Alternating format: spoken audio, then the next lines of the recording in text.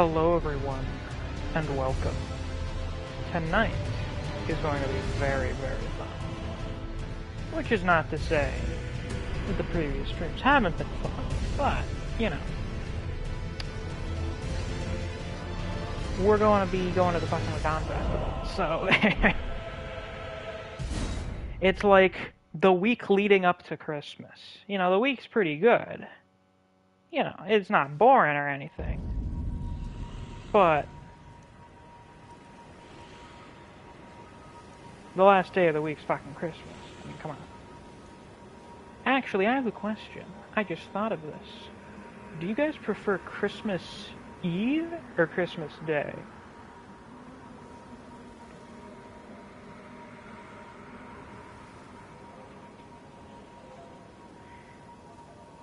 This is an odd question. I have literally never been asked before, because it seems obvious. You know, of fucking course, Christmas Day, that's when I open my presents. But think about all the stuff that people usually do on Christmas Eve. That's usually when you have the big party, you know, the big family gathering, the dinner. Sometimes you get to open a present. Yeah, Christmas Eve has more stuff. Christmas Eve is the vibe. Is that the first Starlight Shard we've gotten? Or did we get one earlier? No, I forgot to get the one in Stormhill. An ephemeral sliver that gives off a pale blue glow.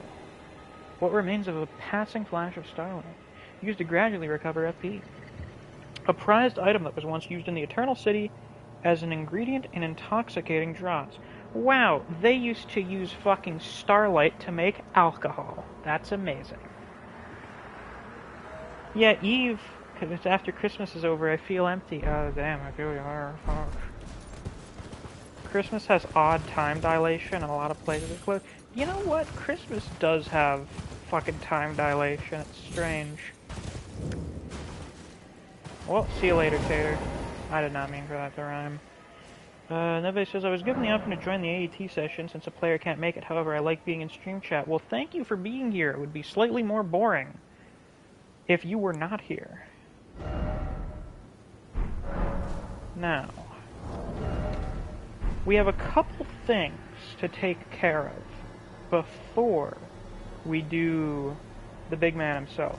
And then, you know, we're going to have the after party after the fact. Clover's taking the spot? Okay, cool. I forgot those guys were there. Honest to God. We have a few things to take care of. Most of it's over here in, like, Dragon Barrow. Hello, Chilled. How you doing? So we got a few things to take care of in, like, this region of Caelid. And then we can do Radon. Oh, right, and we're gonna do Celia Crystal Cave. I want to wait to do that until I can use the Ore Stone Blade? I think that's what it's called. Yeah. So, we'll take care of a few little preliminary things. You know, these will be the appetizers leading up to the main course. And then we have a very disappointing dessert that I've never actually fought before. I've never actually gone and done it myself. Because why the fuck would I? Would have been neat for Wildflower to be in there since they're doing hag stuff, but Radon. Yeah, exactly, Radon. Do I not have any Death Root? I guess not. Something I was just thinking about, because, you know, Christmas analogy and stuff. Liurnia is definitely one of the lower points in the game. Not by any means bad, but it's just kind of that part of the early game that's just there, for me at least. I don't feel like there's any really big standouts there. Like, for Limgrave, you got Agiel, which is not like the craziest fight ever, but it's the first dragon fight in the game. You're fighting a dragon in the middle of a lake. It's cool. Then you have the Margit fight, which is fucking fantastic. And then you have Godric, who's wonderful. He's excellent. Liurnia doesn't really have anything on that level for me. Then you go to Caelid, and it's hell. It's literal hell. But you've got some pretty sick shit in here, notably Radon. Get off the Christmas stuff, we still have to do the Halloween month. That's true. You know what? Think of it this way. Limgrave, it's October.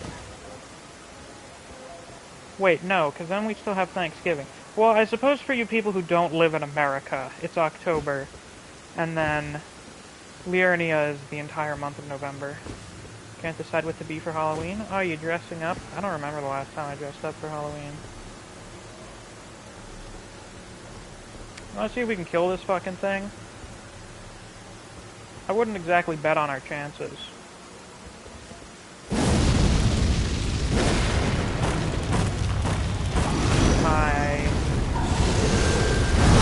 Oh my holy fuck.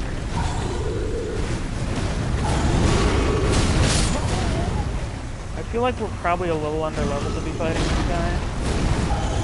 So we'll take a couple more stabs at him to see if I can actually take him on semi-competently. And then, you know, assuming we can't, which I assume we can't. Yeah, we're just gonna move on with our lives.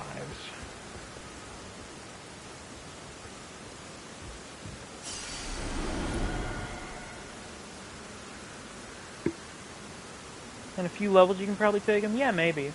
Who knows? Maybe we'll take him on after we're done cleaning up Red Name. I am doing negligible damage. This is not good. And I should say, I generally quite like these gargoyle enemies. I like the movesets a lot, they're neat. They feel very unique for a big gargoyle. Valiant Gargoyle just give them a bad name, because Valiant Gargoyles fucking suck.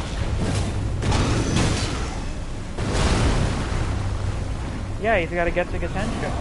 You'll notice that is the Destined Death Tower, because the Blackblade Kindreds are the kindred of Blackblade Malekith. They're his servants, his helpers.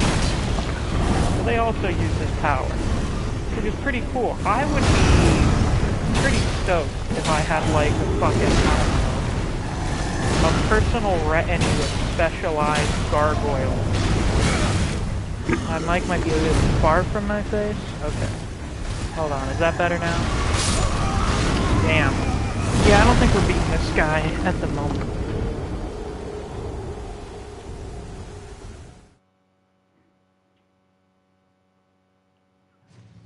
Does my audio quality sound better now? Am I a little clearer? A bit louder?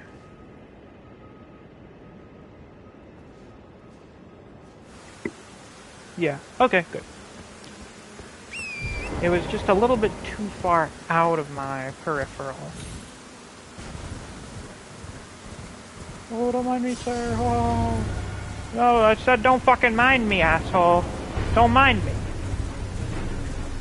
Leave me the fuck alone.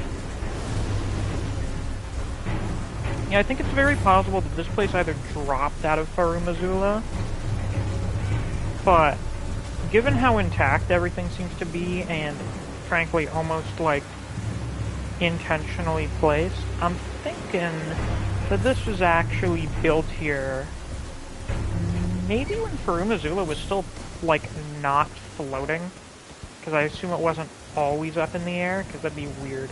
Yeah, the Farum Azulan Embassy. I could, actually, it looks like it would probably fit in right around here, to be honest. Placitus Axe was just like, yoink, scooped it up into the air. That's my shit. I'm taking this outside of time with me. Go fuck yourself. And then this is just kind of what's left. Or alternatively, I think some people believe that, like, Farum Azula doesn't exist anymore in the present time, and this is just, like, the shit that's left of it. And, you know, crumbling Farum Azula is a time-space anomaly. It exists outside of time.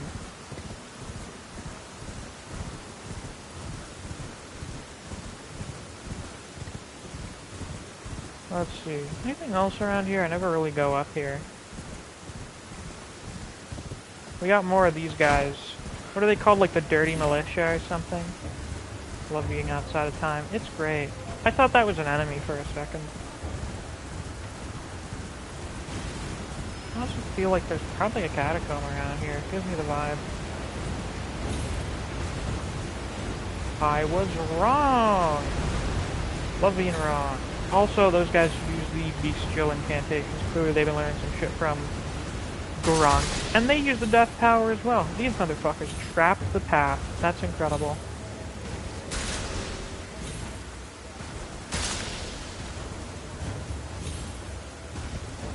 These guys are straight up guerrilla fighters. That's amazing. Now, whenever nighttime hits, there's gonna be a Knight's Cavalry around here. There's Grail. Why don't we go pay Grail a trip? I think he would love that. I think he'd really appreciate it. The Faroum Great Bridge. Yeah, I'm thinking this, like this fucking bridge. This is Faroum Azula style architecture. If it were some cool sword stress, I would totally teach the local kids my wacky techniques. Totally. Totally. If you know some big wacky crazy martial art, you should just teach it to random children. This is definitely not inspired by any particular piece of media. It is kind of annoying that there are two dragons. One's named Grail and one's named Grail. This is a certified Grim moment. Hey man, are you better than X-Zyte? Yeah, so this guy's basically Agil, but somehow less janky. You know why? If you fight him in a straight line. Agil has a tendency to get caught, like, up on the fucking ridge around the lake. And that makes fighting him really janky and annoying at times. Whereas Grail doesn't have that problem. You just fight him.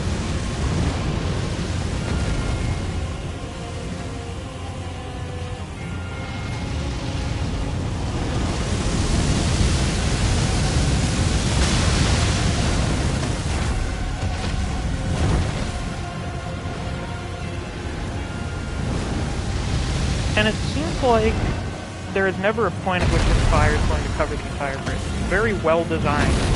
I think they programmed him with this arena specifically in mind, so that it'd be very coherent. I like this fight more than Agil, who is supposed to be like the default for the flying dragon, whereas Grail's just better, not because of any new mechanic or anything, just because of the arena you fight him in. I know it's not. Well, maybe it's a matter of personal taste. I don't know if I'd consider fighting a dragon on a bridge to be as cool as fighting one in the middle of a lake. It's still pretty cool.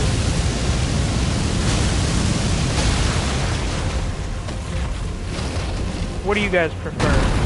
Bridge or lake? Wow, level design is important. Who would have thought? I know, right? I think the bridge fights quite a bit. They are usually really cool. Because there's nowhere to run, you know?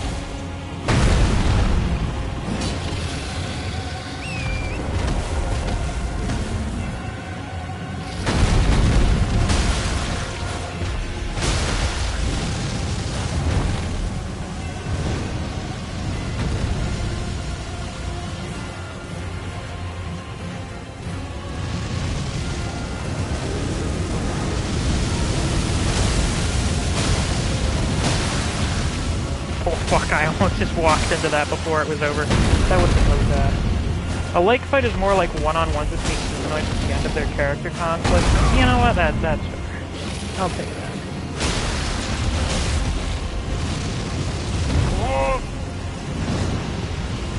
And they weren't kidding when they called this a great bridge. This thing's fucking gigantic.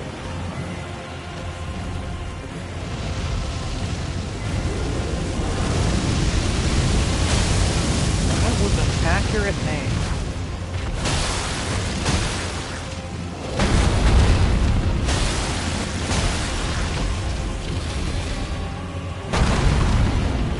And it's not very common in a FromSoft game where you get a frankly kind of lazy reskin that's actually better than the original.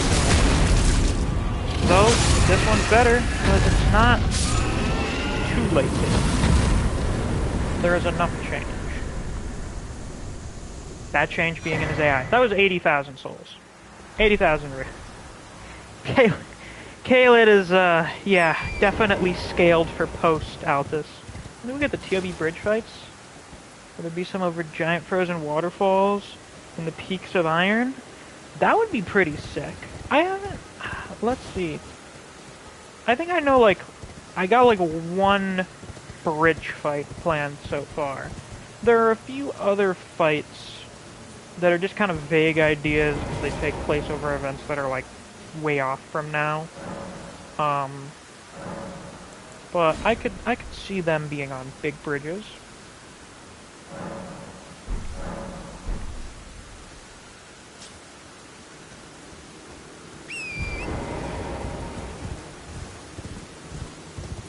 Also, it's interesting that the sky is not red over here in Dragon Barrow. I guess the Scarlet Rot hasn't spread out here quite as badly. Actually, I suppose it hasn't. Like, this here is nowhere near as bad as the rest of Caelid. Like, the rest of Caelid looks like an alien planet. This place just looks like a little fucked. In fact, the alien appearance of Caelid is quite fitting, given, you know, the whole outer god origin of Scarlet Rot.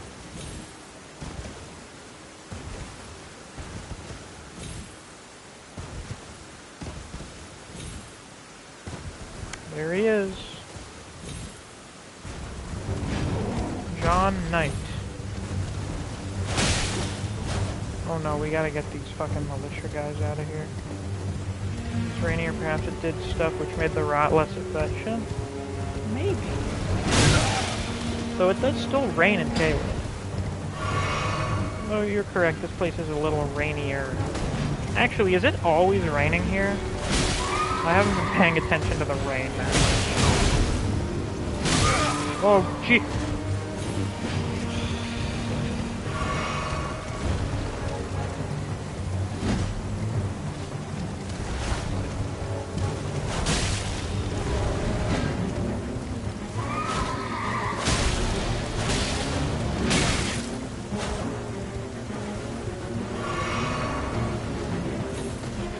Can you just make this guy commit suicide? Can you? Or did that get patched? I thought that got patched.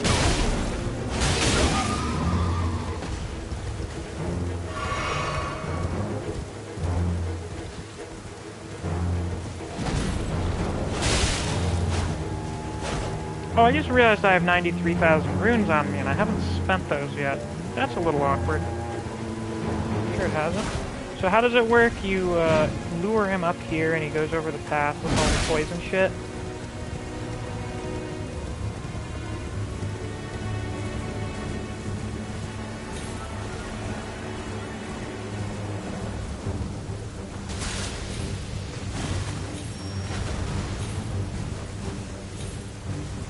Uh-huh, interesting.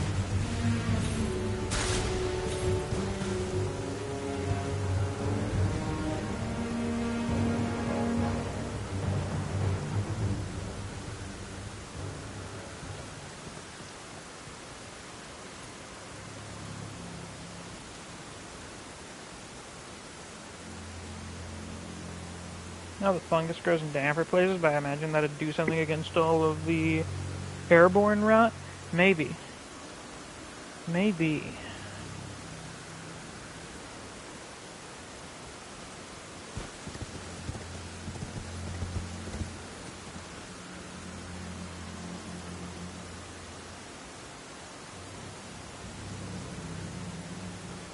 That, of course, being rain. Yeah. Yeah, I gotcha. We broke it again. You silly goose. You fucking idiot.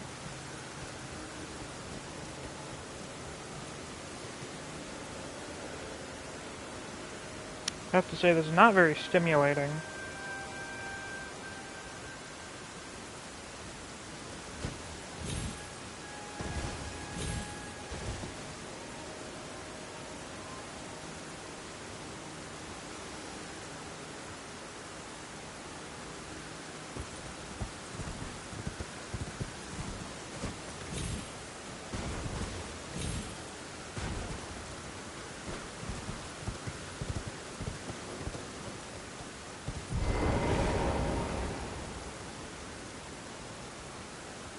I can tell I'm about to make a very bad decision.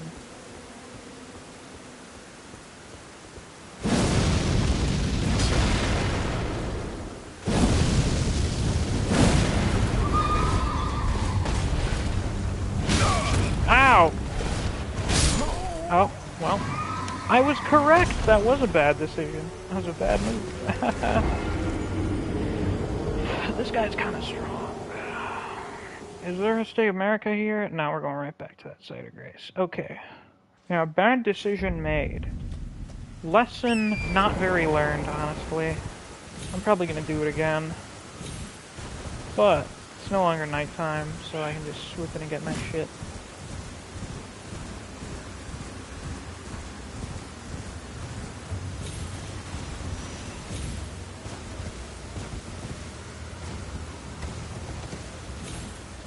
You may be wondering, what's this guy doing here? Why is he here? Presumably Morgott knows about Gronk being here. So, you know, gotta have one of his dudes here checking on shit.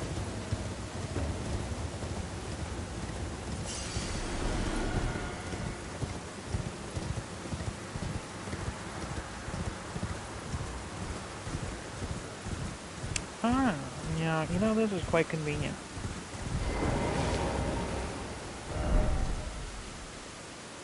Oh, that's awkward. Can we use the ore stone blade? We can! And also I'm gonna dump more strength, because we may want to use the Starscourge swords later, because they're cool. Oh, are you fucking kidding me? Lenez Rise. First off, Spirit Spring.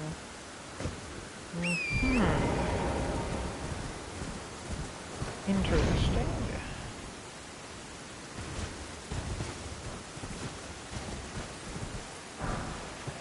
Wait. What if?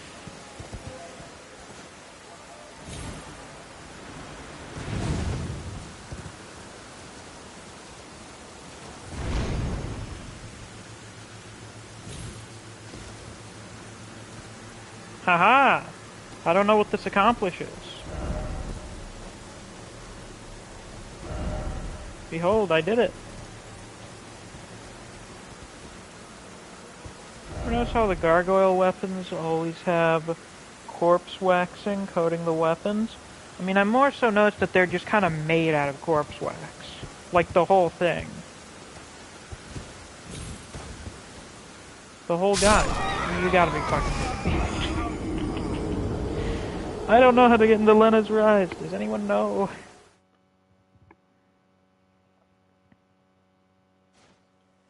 Also, what do we have for Somber Smithing Stone? 1, 2, 3, 4. Fantastic. Corpse Wax Incarnate. They're very quirky like that.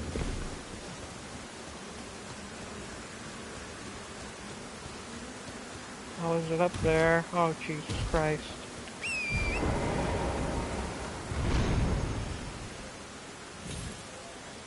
Oh, for God's sake.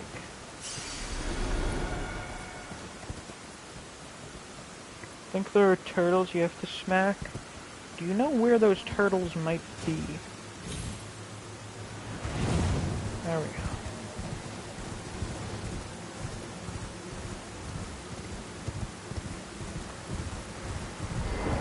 Anyway, let's show off this katana. Gotta jump onto the tallest tower's ledge. How is Elden Ring so far? Well, Elden Ring's been pretty great ever since it came out, so...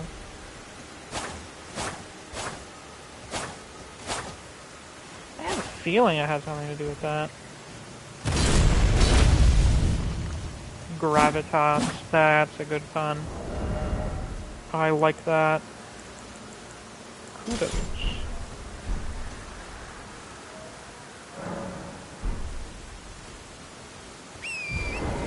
Where is the ledge for the tallest tower?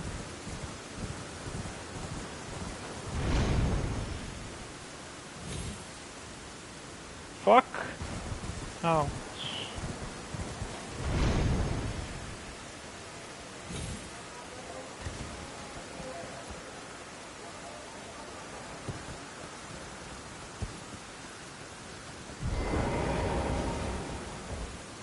Ah! Ah! Oh, I'm not dead.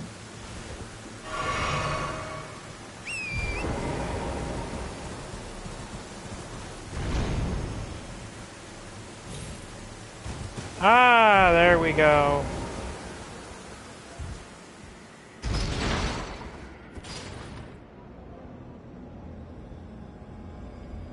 Fantastic.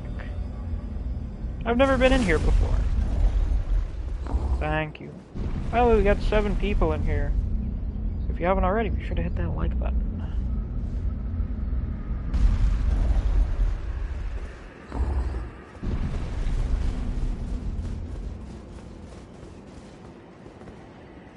Oh, it seems this is the deeper inn, so...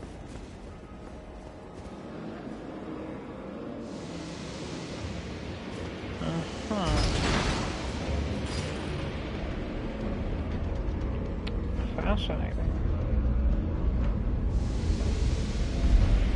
There's one of these in another place over in Liurnia. We'll probably check that out later when we do the Altus stream. Which will probably not be next week, because again, I think I'm going to mostly focus on doing God of War after this stream. Just get it done. What is the funny head clump spit fog? It's like magic gas or something. You know, presumably Lena is that thing. Nest, let there be sleep. Yes, very true. I have to pop out for a bit, but hopefully I'll be back to hop in before it ends. No problem, Gracie. It's good to have you here anytime.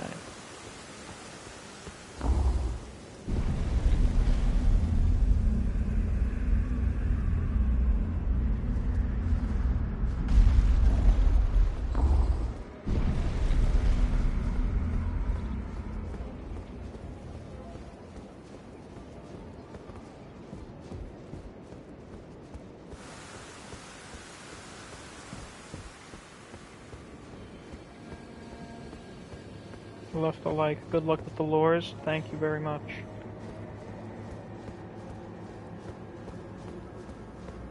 Ah, looks like this is just the scenic route.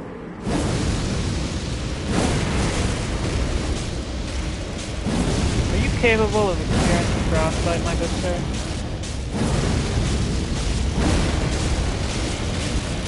Probably not.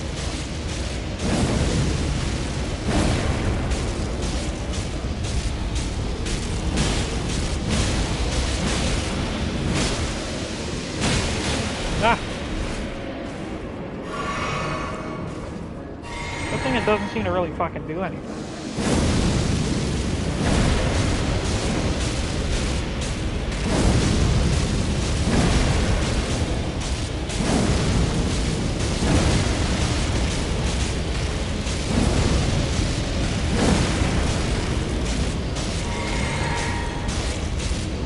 Why do they become these glorified fog machines? They're just so full of magic. Also, it's kind of like becoming stone, I think. It's trying to become like crystal, the wisdom of stone and shit. It's a little silly, can't lie. They're definitely being a bunch of little silly billies.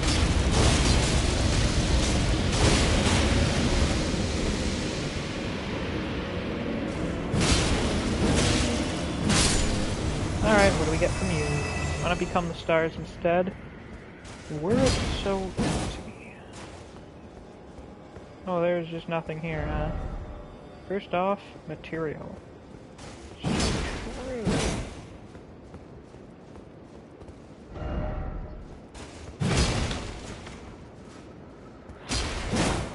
What even is this stuff? Doesn't look like any other crystal I've seen. Kind of looks like the corrupted crystallians, maybe that's what it is. Probably because this is more like a twisted version to a star. Oh yeah, I suppose they are becoming a big rock, and the stars are all big rocks.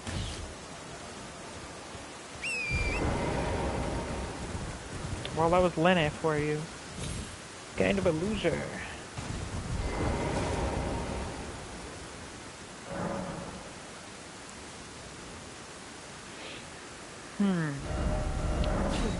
to round table and level up this blade. Corin still isn't gone. Can't believe rot is able to infect even crystallians. God power, am I right, fellas? The rot will affect everything. Everything should be reborn through the scarlet corruption.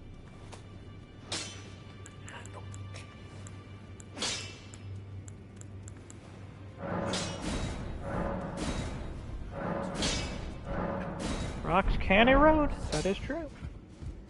That they can. They're very capable of that. Is Nepheli still here?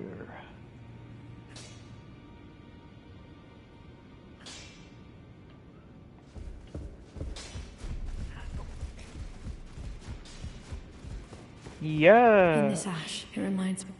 That's great. Alright, I suppose we have a stone sword key we can use here now, can't we?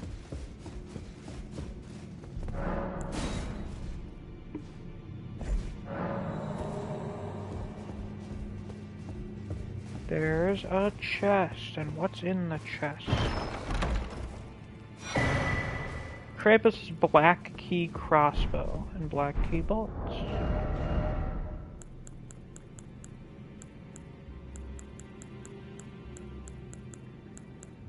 Here it is. Black crossbow featuring a long stock, used for sniping. It has a very long range. Weapon of Krampus, who served the Two Fingers from the shadows of the Round Table as the head confessor. Cool, so he's the guy for that starting class. There is indeed some chests in the hub area. Oh, I'm getting a phone call. Lovely. Just one moment, please.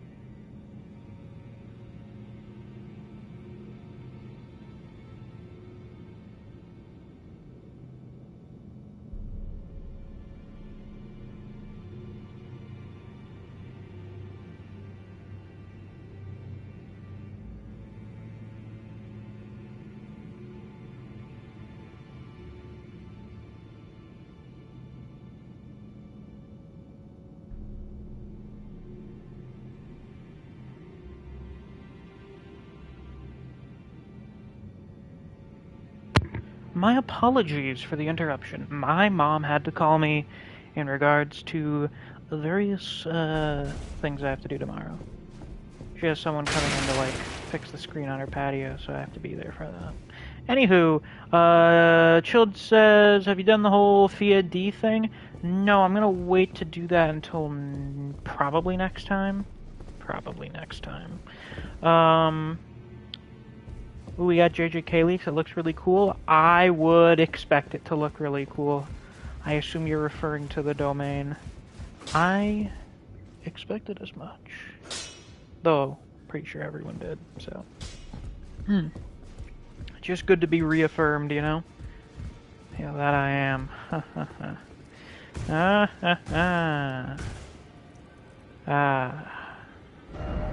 Anywho, back to here. Let us rise. Because I hate myself. Is it nighttime? No.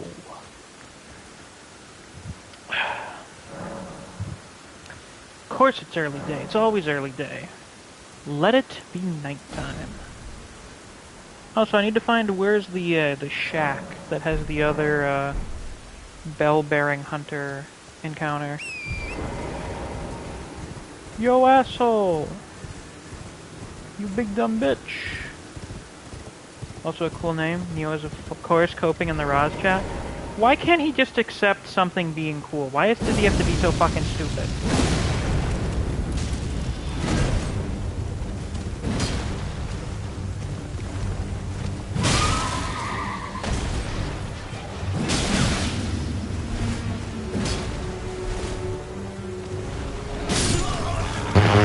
Okay, you know what? I don't think we're beating this guy right now. He's a little bit strong for us at the moment. So we'll just go back about our day.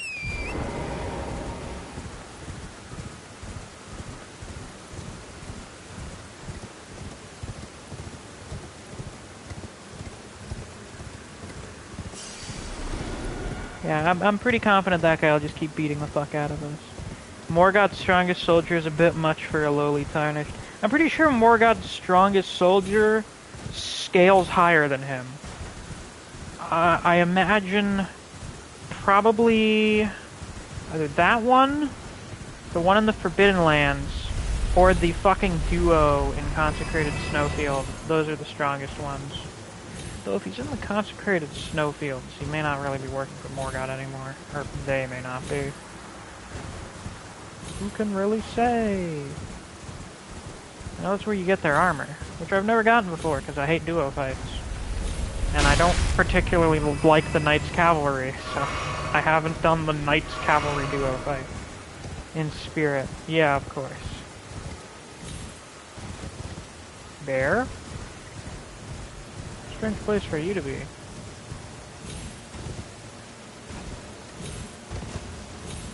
Yeah, I guess it is always raining here. I suppose that's in line with Firmazula always being storming. Literally in a storm.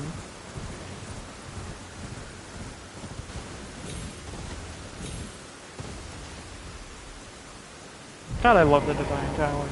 They're great.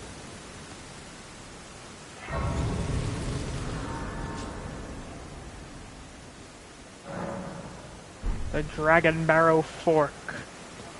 Which way, Western man? Divine Tower? Or Minor Erdtree? We'll do the Minor Erdtree first, I guess. I suppose. There's more here. Well, actually, no. There's kind of more in that direction, but... We got the Corrupted Avatar. Whatever it's called again. This big bitch. Putrid Avatar, that's what it is. Yucky! I forgot how to fight you, my apologies. I had a momentary lapse in judgment.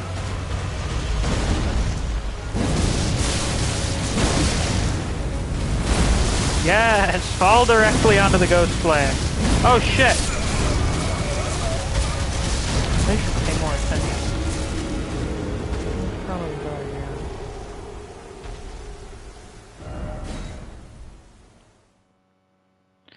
Man, the Radon, the Radon fight's gonna go great. That's gonna go beautifully, I can already tell.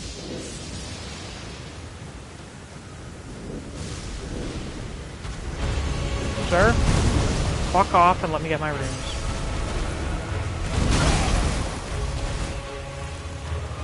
So there's minor Erd tree, but the Erd tree doesn't have greater in front of it. Well, because it doesn't need to have greater, because it's just the Erd tree.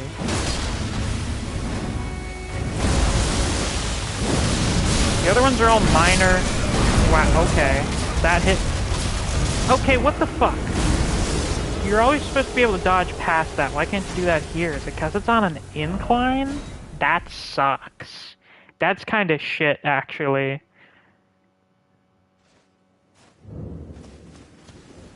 So I gotta fight him down here, do I?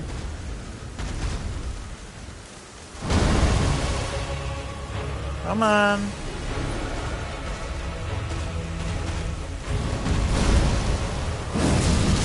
Fire pop on this guy, they'll destroy him. We shall see.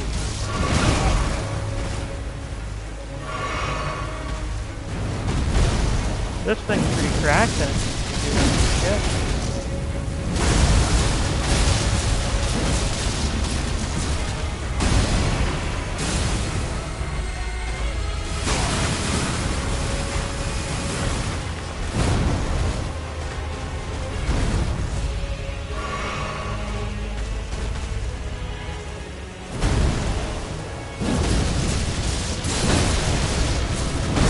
God, this thing's cracked. Like, holy fuck. Same way holy pops absolutely decimate the deathbirds. Love that bullet swarm attack. It looks and sounds so nice. It does. You're correct about this. It is quite aesthetically pleasing. Most of the grace stuff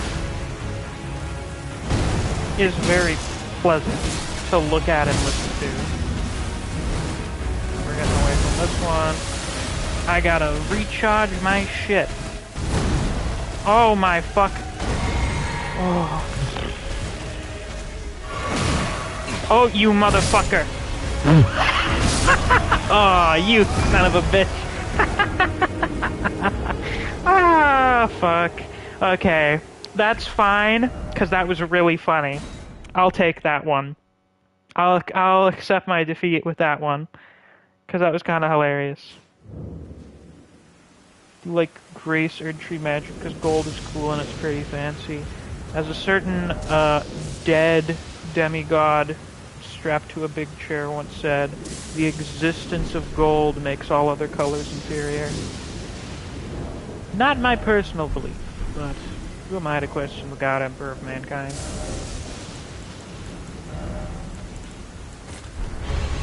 Let's see how good these things are.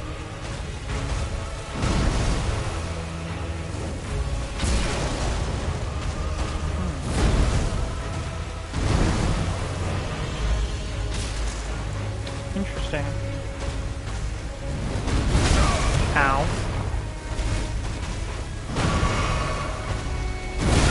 Ouch. I've now been thrown off my game. This is bad. This is actually very bad. Oh, fuck you.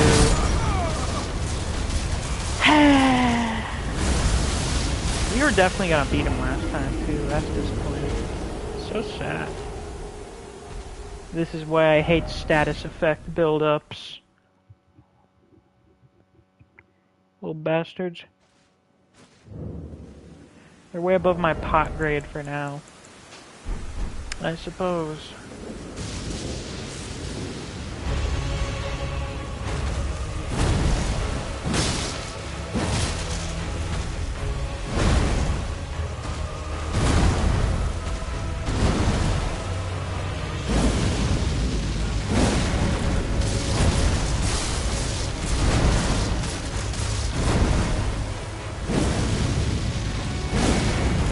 Has minus 100 fire resistance. Does that apply to Ghost Flame? Out of curiosity. You motherfucker. starting to sound like an Indian phone scam.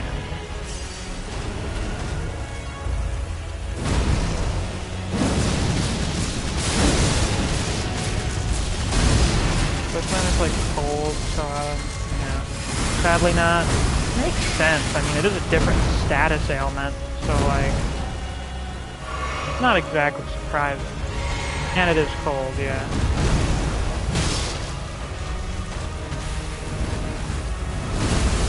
By the way, cold fire? Oh, cool as fuck.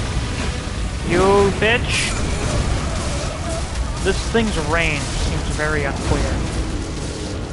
This one's considered as magic, not fire. Also frostbite, yeah.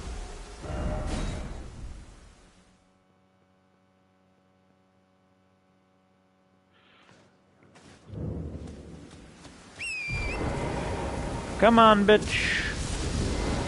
Let's dance.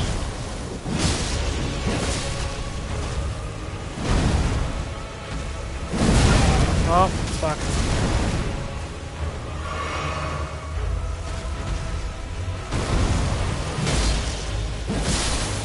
This thing just got an empty chest cavity.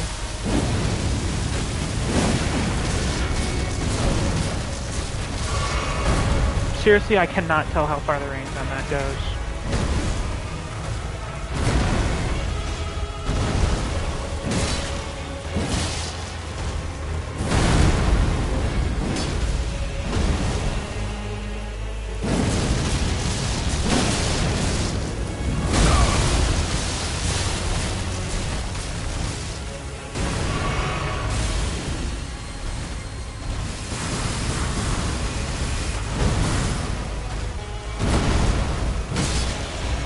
It's because the range grows.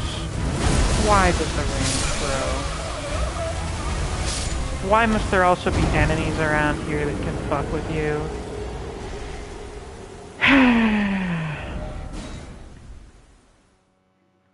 Not a great start to things. Well, I suppose this isn't the start to things. Start to things is more so Grail. It's a shitty, part of the first step. I don't know. Love enemies near strong opponents. I don't. More like the midway. I suppose. Get over here, you big fucking bitch. Oh my god. Just being over here fucks up my timings. That's incredible.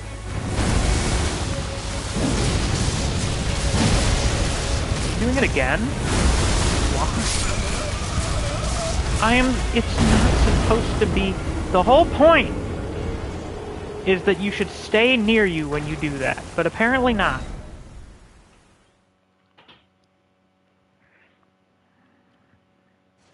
Okay, I guess.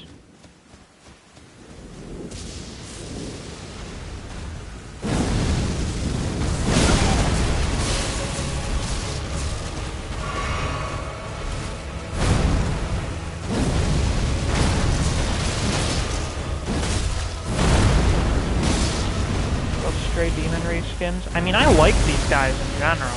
It's just the fucking Scarlet Rot variants of everything are obnoxious. Because Scarlet Rot is obnoxious. Which is fine, given it's supposed to be like the worst thing ever in lore. Though it's funny how Miyazaki talked about it even like before release. They do move more like the Stray Demon. Yeah, because they've got more of the magic shit that Stray Demon has.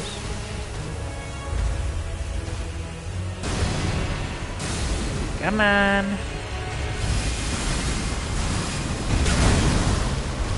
I did that. I'm not sure which of those things damaged me there. Though I feel like both of them should have done more damage. Bro. Ever noticed that moveset and animation similarity? Well, I mean, I believe during the playthrough I mentioned how, oh, they're Asylum Demons. Like, this was the asset reuse for them. Interesting how even after being corrupted, they still have access to the Earth Tree magic. Yeah, I suppose that is interesting. Okay, but you were asleep? You know what? You probably were, yeah. I don't think you were there for the Liurnia stream. At least not the first one. Whichever one that was. I think it was the first one. Probably. Oh God. Oh Jesus.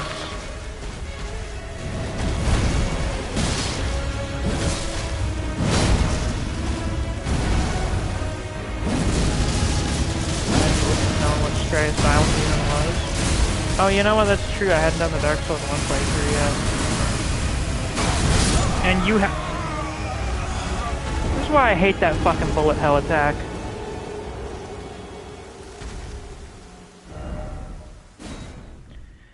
Frankly, arguably, we are wasting time against this thing because I don't need to beat it, but you know, it's the semi-completionist playthrough. You know what? Fuck this shit. We've met the requirements. Get up! Off your ass! And smack that guy. Smack his bitch ass. How are you already half dead? What the fuck? What the actual shit?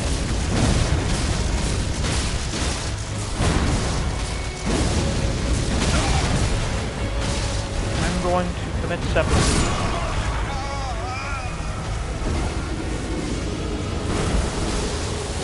Should I mention I haven't actually fought this one prior to right now? Because I haven't.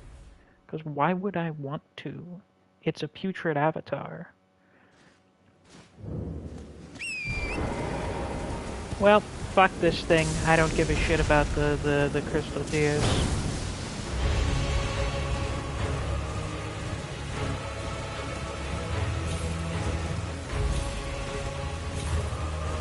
We're also gonna switch to this. So we're gonna be needing that bleed buildup soon. More like put mid avatar. So it's not even mid, it's kind of shit, really.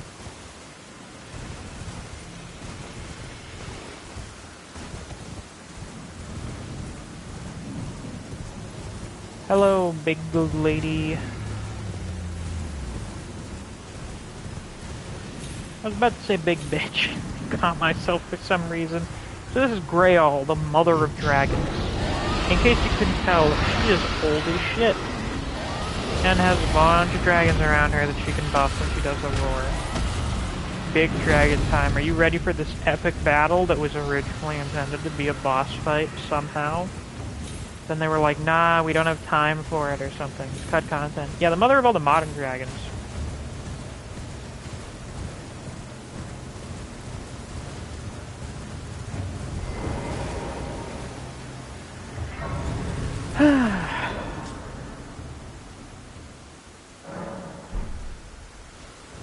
Any armor that fits this vibe better, other than this.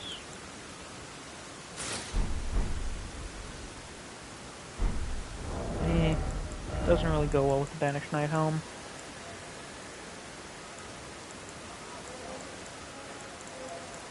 Suppose our options are limited. Oh, that's good, actually. I dig that. Not even time for it. Any device trying to run her would explode unless she was some static boss. I've seen people make her work. Or they took, like, her model and just fucking slapped the Agile AI on it. I don't think she does any fire attacks, because that would actually destroy any fucking operating system the fight was on. Yeah, like Lola, yeah. And she was losing her fucking shit. Let's see this unique heavy attack. Oh, it is Ichimonji. That's cool. I like that. I like that a lot.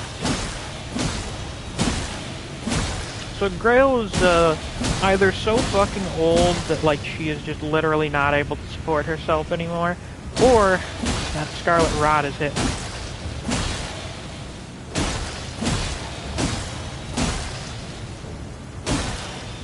And I guess Grail has been here for so long that they've named this place after her and her dragons.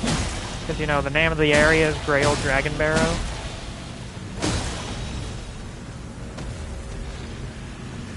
the buckler shield so you can truly LARP Sekiro. Genius idea.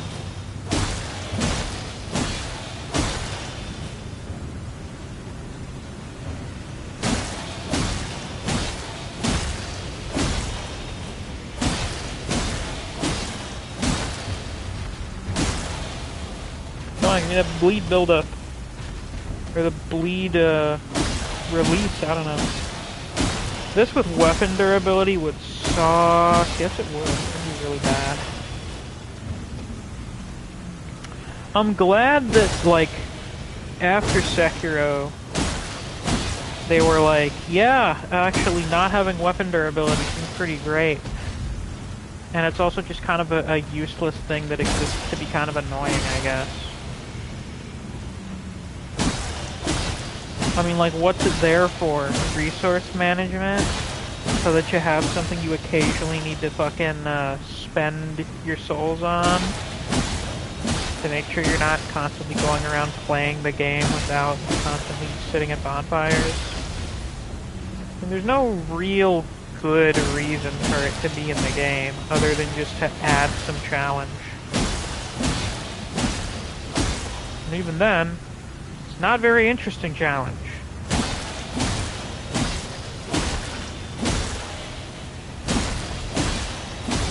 Sekiro runs out of weapon durability on the Mortal Blade. That would be a little awkward.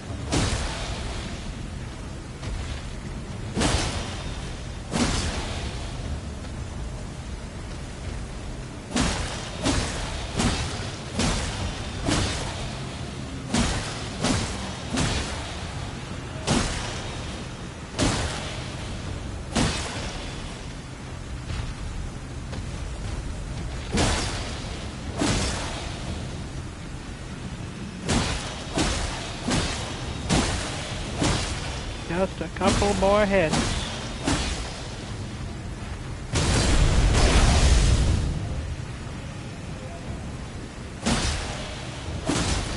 There you go. Nice finisher. So killing her gives us what, 35,000? 50,000. But then we get more from all the other ones that just die for some reason.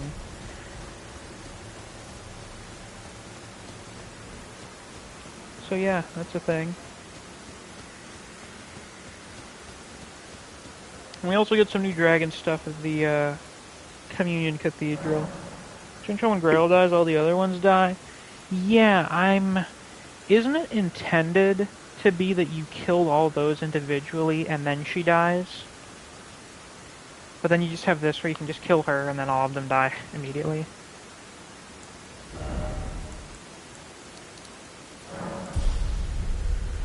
So there's not, like, really any good reason to do it that way.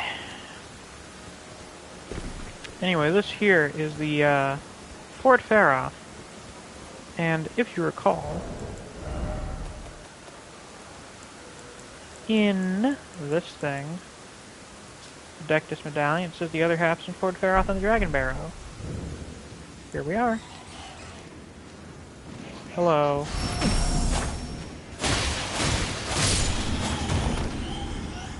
This place is mildly unpleasant.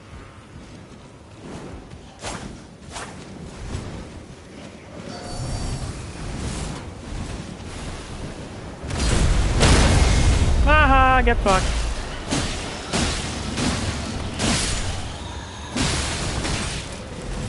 Gravity absolutely bitch slaps flying enemies.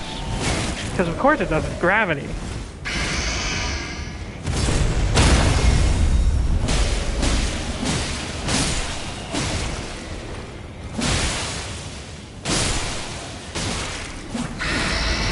Ah, shit. Oh well.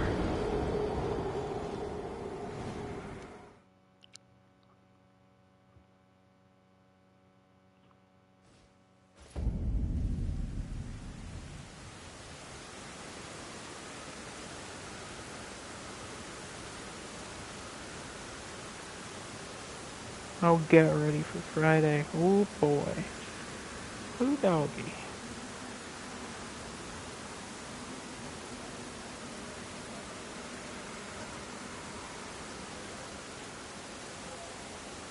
That garage door opened so many times in like the last 20 minutes. The modern dragons are weird because they predate most of the Erd Tree, because even the Frost Dragons were around before the Erd Tree, as the Frost Dragons used to fight the giants over the land. Ignore my poor explanation, I'm tired, but yeah, they're still really old. No, that's not a poor explanation, that gets the point across pretty well. It just goes to show how ancient the ancient dragons are.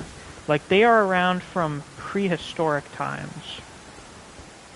The timeline difference between like Elden Ring and Dark Souls is quite different, because the world of Dark Souls had been around for like the Age of Fire had been going on for like a few thousand years. It had been a few thousand years since Gwyn and the other lords had overthrown the ancient dragons.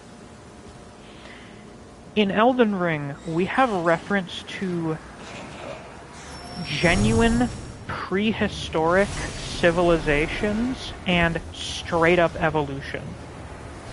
This place has millions of years of history. Like, the ancient dragons weren't ruling shit thousands of years ago. They were ruling shit millions of years ago.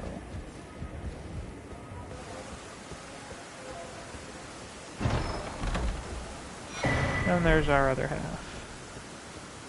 Now, I do believe there is a talisman around here somewhere. Certain Radigan-related talisman. We have some guys here that, yeah, I got nothing for that one. Fortunately, I do not... Oh, is it in here? Ouch. What do I get in there, though? 9 bitch. Oh, apparently not.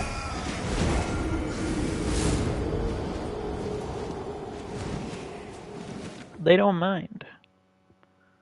That is good to know, I suppose. Do you think dragons existed at some point in our history?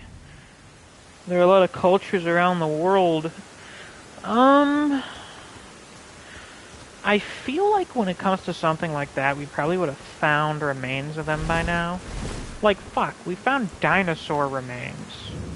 You'd have think we'd have found dragon remains by now. Unless you want to suppose that dragons are just, like, the last dinosaurs or something. Which I could maybe buy. Fuck you.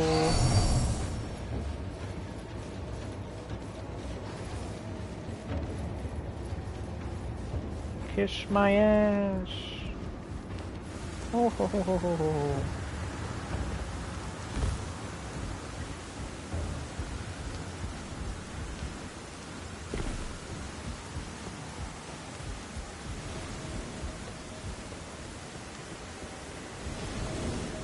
I believe in here is where I need to go. I like to think Ancient Dragon Grandsax was the closest thing to a second Dragon Lord because he's absolutely massive and giant.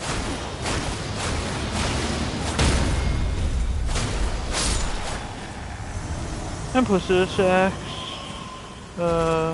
went MIA to wait for his lord. Yeah, I mean, considering his attack on Leyndell was what started the war with the Ancient Dragons, you could basically consider him to be the leader of the Ancient Dragons at that time. Wow. These guys are tanky as fuck.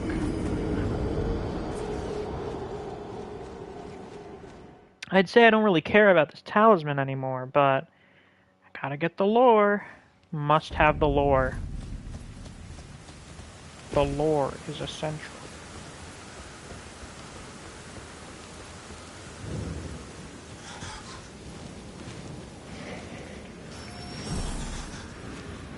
Oh yeah, do we have any kind of lore explanation as to what the deal is with these siren ladies? I know we've translated their song. Yeah, these guys are quite tanky. They're thick boys. The finest representatives of the Red Mane Army. It's a good week to be reading Jump. That is good to hear.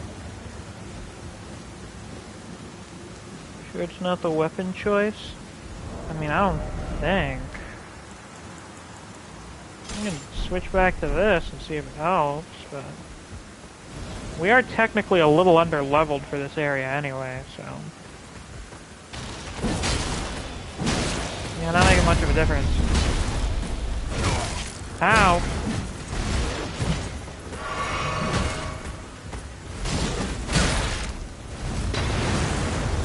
Fucking dick.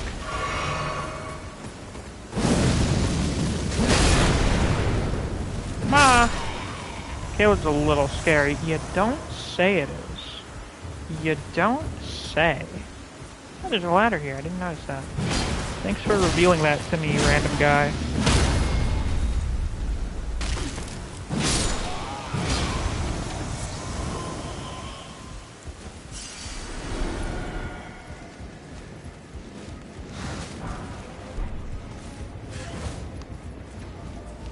Come on. Wow, that's a lot of fucking damage for a rat. Oh!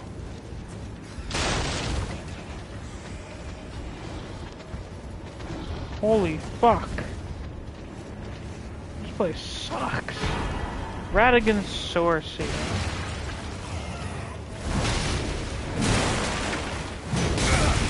Ow. Do you fucking mind?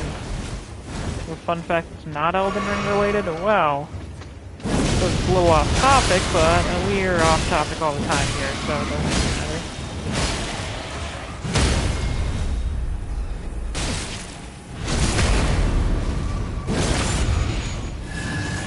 I mean, what's the point of a stream if you're not constantly getting off topic?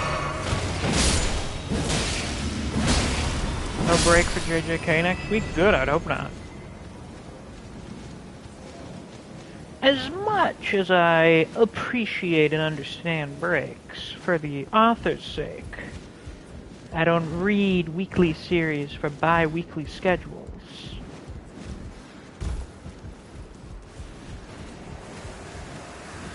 You know, Gege's gotten his mandated monthly break, so I don't expect one for like at least another 3 weeks, maybe. I know back during the Kashimo fight, he was taking a break like every other week, but I don't expect that to be too common. Bitch. World War II people turned rat corpses into bombs and threw them into the enemy's sides. So that people would pick up the rat corpses to put them into a furnace and explode? Why were they throwing them in the furnace? To incinerate them? Generally speaking, I wouldn't think to throw a rat carcass into a fucking furnace.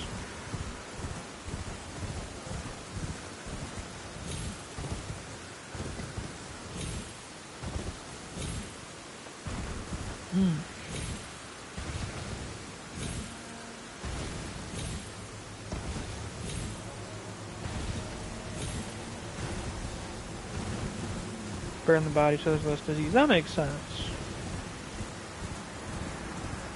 So were they like filling them with gunpowder or oil to make them blow up or what?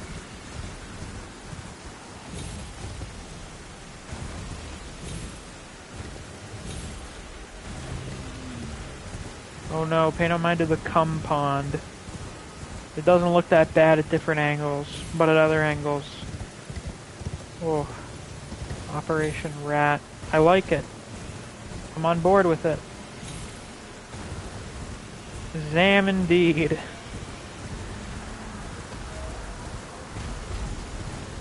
Basically just sticking a small bit of dynamite inside of it.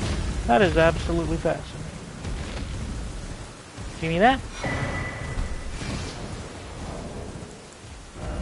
Operation Rat Bomber. Dragon Barrow. The dragons that escaped the Scarlet Rot made a nest of the plateau to Caelid's north. Thus it was named Dragon Barrow, and none dare to enter. So I think another reason Caelid's maybe always been fucked. Dragons used to live everywhere here. That would explain a lot.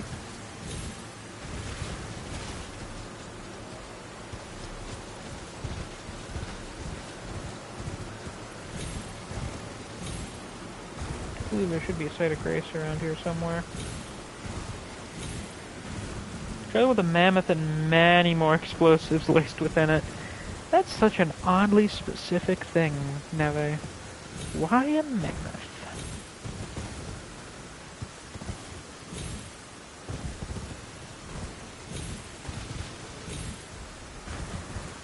Holds rats with malicious intent. My favorite. Few things more terrifying than that.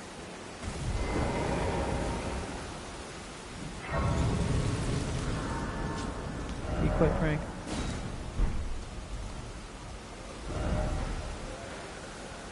Where is it?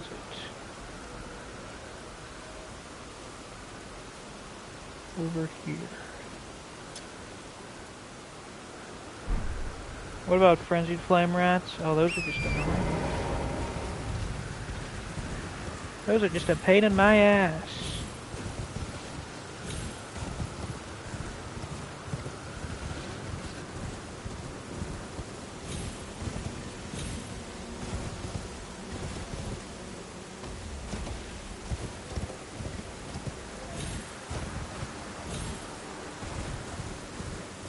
Frenzied flame birds. Alright, now you're getting too crazy. They should throw mammoths at the Erd tree. That wouldn't really work. It seems like the Flame of Ruin's the only thing gonna do that. Forgot whales become natural bombs when they die because they get gassy. Oh yeah, that's why exploding whales are a thing. Washed up, beached whales fucking blowing up. Celia Everger. So, this person presumably got thrown in here by the management in Celia. I wonder why. What could have prompted such a punishment? Oh, you bitch.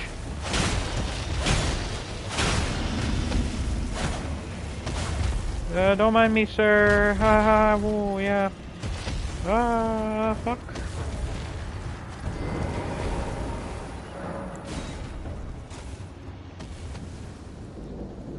Now this person, they're a bit of a heavy hitter. They do some big damage and they like knocking you over. So they may prove to be mildly problematic for us. This is Battle Meg Hughes.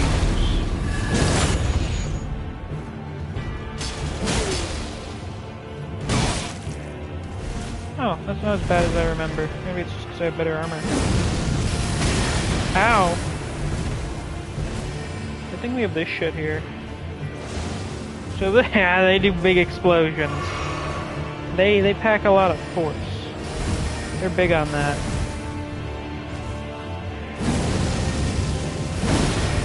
Remember that a president in Africa was nearly killed by an explosive parrot? What the fuck? Rebels taped dynamite to a flock of trained parrots? That is absolutely insane. The CIA could only dream. The CIA has fucking heart attack guns and shit, okay? CIA is fine.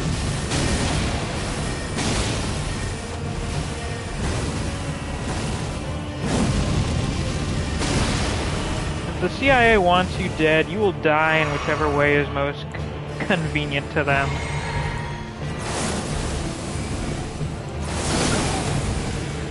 Just low budget Mei bird strike. You know, I suppose that's actually not a bad comparison.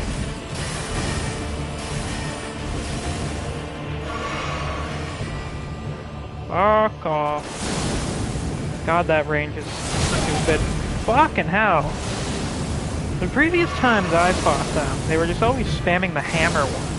You gonna keep going?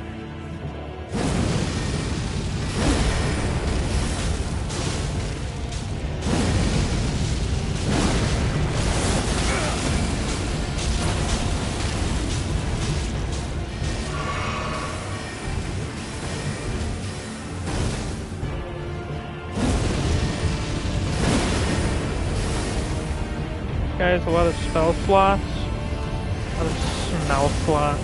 Okay, but the typo is funny. There's the hammer. Didn't get to see it in action, though. That'll make Yu-Gi-Ohs. Well, isn't that convenient? Not a lot of people will just get killed by you and then just let you use them as a summon. Fairly uncommon. Griever really enjoyed the Berserker Bowl until Koga. I know, Sun Eater. I watched the stream. It's thwarted because one dynamite had an early explosion around 60 feet above its house, so he thought the sun was falling on him. Jesus Christ. That must have been fucking terrifying. What is down over here? My curiosity has been piqued.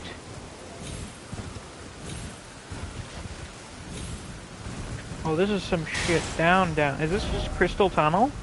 Oh, I think it is. I think that's a sign. I think that's a sign for us. It means it's time to do Zelia Crystal Tunnel. Not to jinx myself. In fact, actually... There we go. Knock on wood. No, don't get ahead of yourself yet. Not time for Radon. Yeah, time to do the last thing I wanted to do before Radon. And then we can do... The slumber party hasn't started yet. We're still at dinner.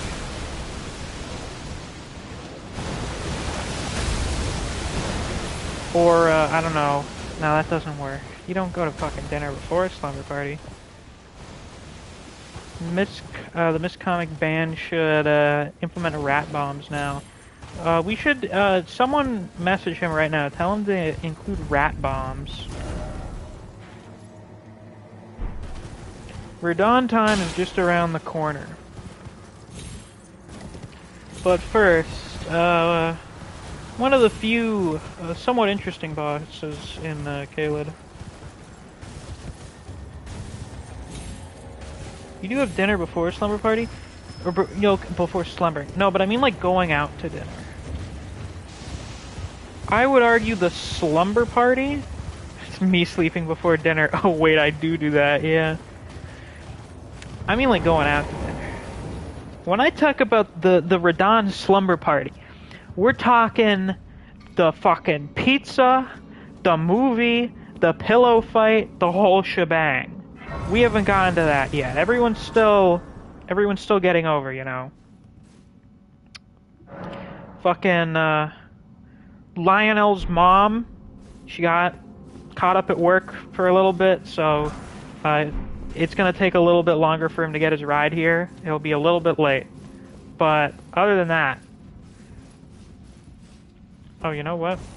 I should just use a little bit of runes and spend this. I do like how going to Caelid early is just like, hey, you want to be mildly over-leveled by the time you get to Altus? Do you want to be disgustingly over-leveled by the time you do Lanedell? I need just a little bit more. Because, I mean, shit. I fought Morgott around, like, what? Level 60-something? I beat him second try.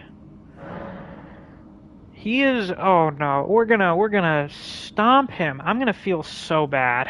I'm gonna feel terrible.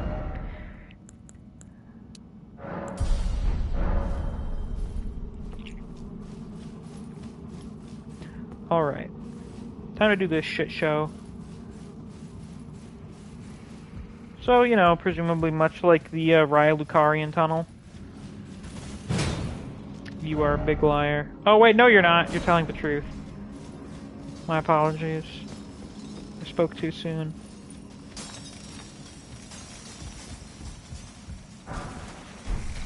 This is just where the Sellians go to get their shit for making magic stats.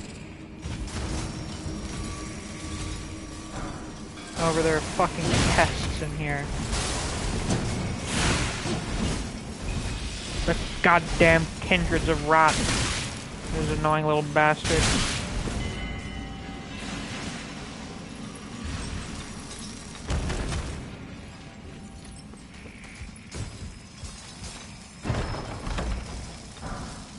Gravity Stone fans, Gravity Stone chunks. Nice. I think they may be trying to tell us what to use on the boss here. I haven't been able to see it much in action, but, you know, gravity stuff do be quite effective against the star spawn things. Should we just call them star spawn now?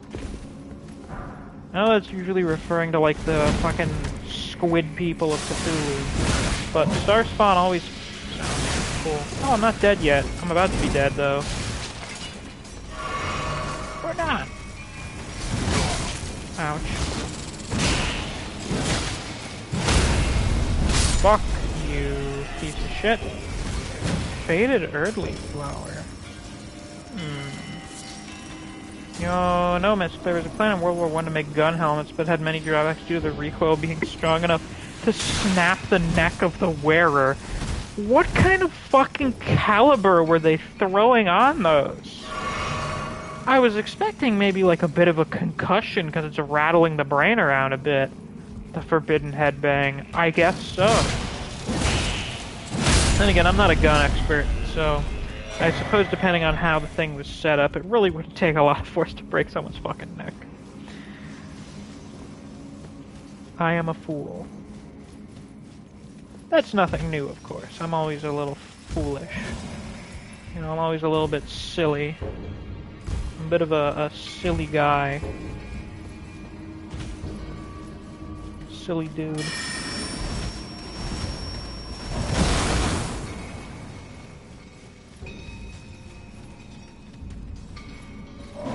You know what I should probably do right now, so I don't forget to do it before walking into the boss? Oh, I forgot you got fucking poise for days, my man. Nice. Very good. Oh yes, very good.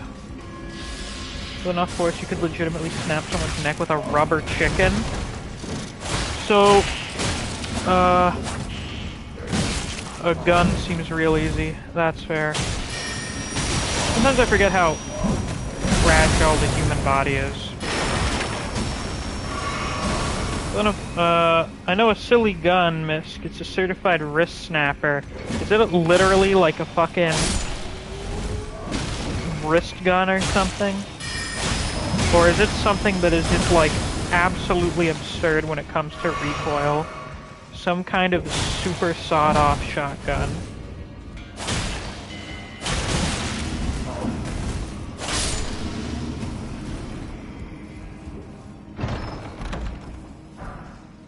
Rock Blaster. What a silly spell name. I love it. Thrust staff into ground to emit a massive shockwave. One of the glintstone sorceries of the Academy of Rai Lucaria. An enhanced version of the Glintstone Miner's Stone Digger sorcery. You mean nerf the last solution? What the fuck are you talking about? What absolutely deranged device are you speaking of at this moment? I must know.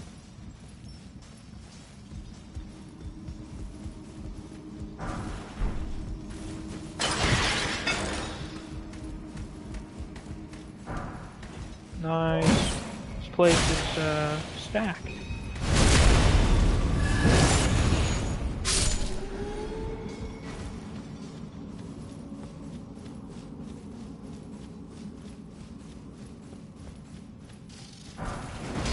What are you guys worshipping? Show me.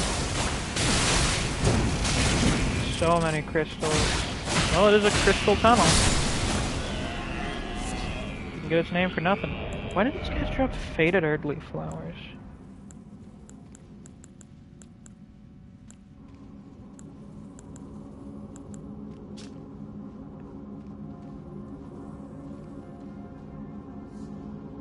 Faded to a pale scarlet found blooming in rotten lands. Presumably it's the power of the scarlet rot overcoming the power of the greater will.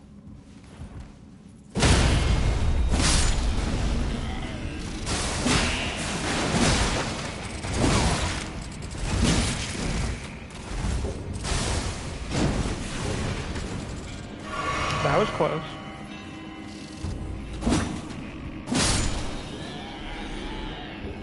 Nerf tried to release a toy gun that had the same impact as a hunting shotgun? You don't see it, but I'm doing like a blank stare into my television right now. The commercial had an old man pointed at kids, so people joked it was the last solution. Oh my god. called the Triple Action Thunder. It's a 50 BMG hand cannon. It's got such insane recoil it snaps wrists, and you have to load it like an actual cannon. Jesus Christ.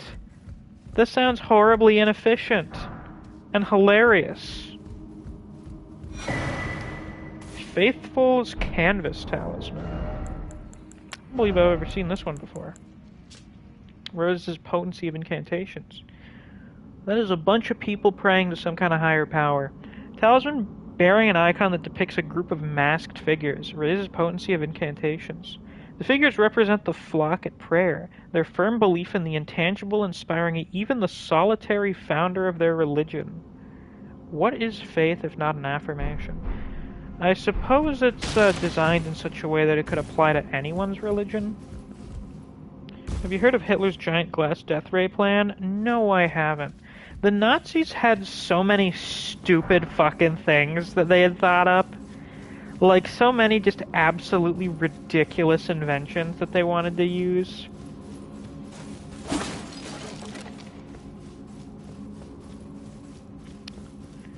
Yeah, provide some schematic details to this giant glass death ray.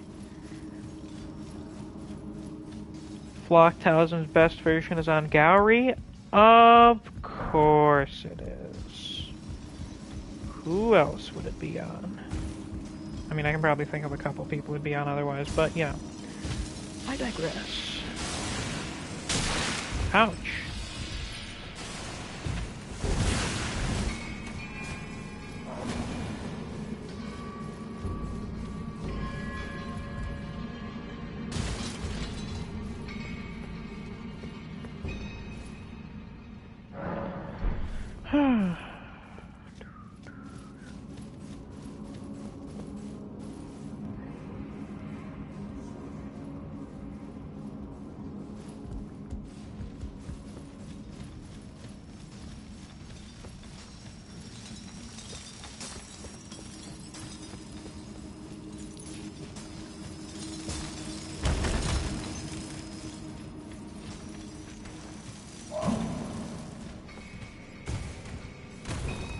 Do not hit me. Don't do it.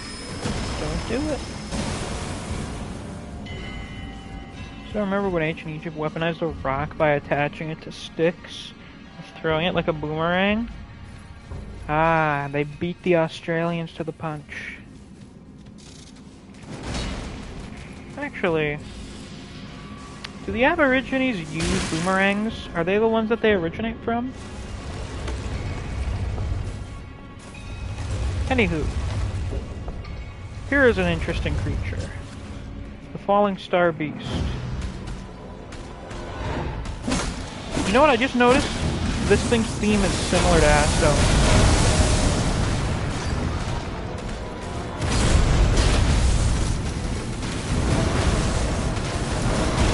I like the borderline fruitiness of the way it flips its head back for those moves.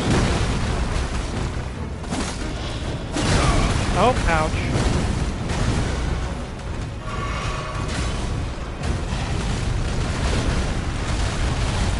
This thing is pretty neat. I also like its design. It is so strange. It's like a big bull scarab thing. I feel like I can truly say I've never seen anything like it. It made you make dex saves. That it does. Not very good at doing that last one. Not very good at all.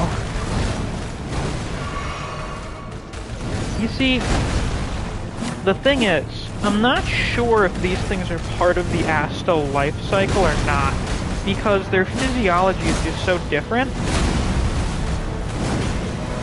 Like, they have this whole... Obviously, their body type is quite different.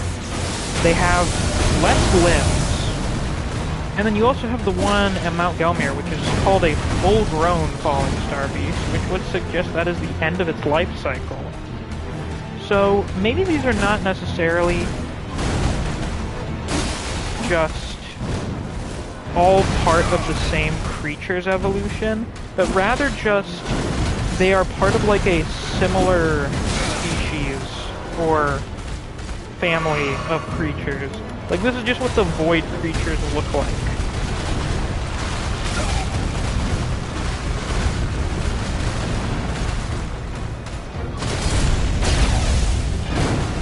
I don't know how I didn't get hit by that. Not gonna question it. I remember back when this guy seemed so hard. How nice clicking noises it makes. Oh, gives a 6. I need a 5. I don't have any fucking Somber Smithing Stone 5s. I need those. Where are they? Maybe it's like a full-grown caterpillar before it sheds its rocks and turns into a dangling astel. That is still a possibility. There's some different species on each that change even their DNA to be a different species. Interesting. Yeah, these guys are the caterpillars, while astel and the malformed stars are butterflies. I can see that as well.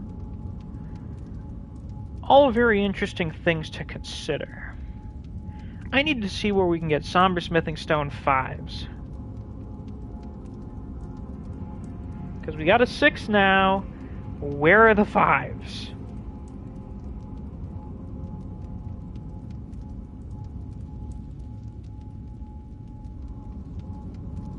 Huh.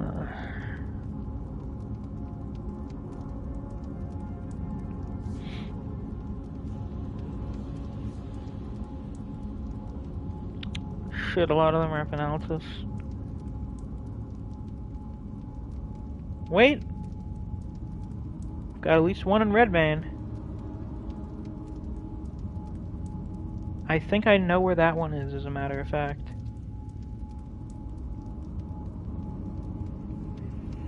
You know the Japanese once launched over 9,300 balloons that would drop bombs on America? That is incredible. That is fucking amazing. And stupid in an amazing way.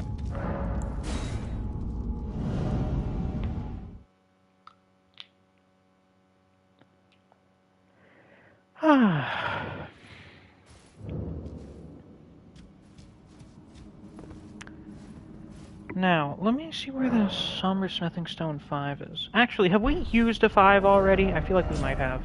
This is a 4. This is a 4. Iron Fang's only a +2. I don't think there's anything we would have used it on.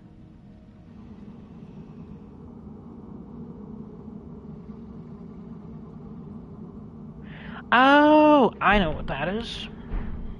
I believe I know what that is. How many Stone Sword keys do we have? 1. Do we need 2?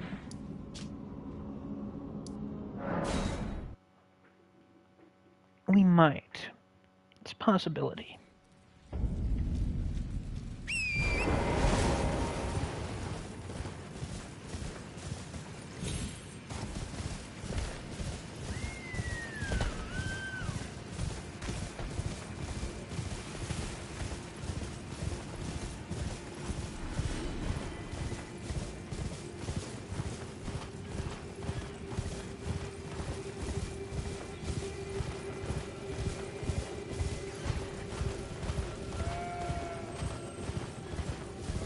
Still interesting to consider how these, like, normal wildlife got down here.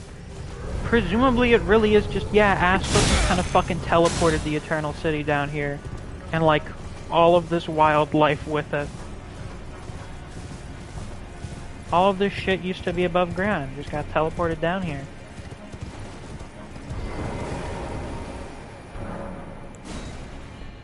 Fuck.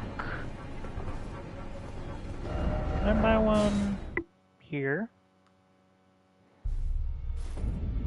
Maybe, perhaps, possibly.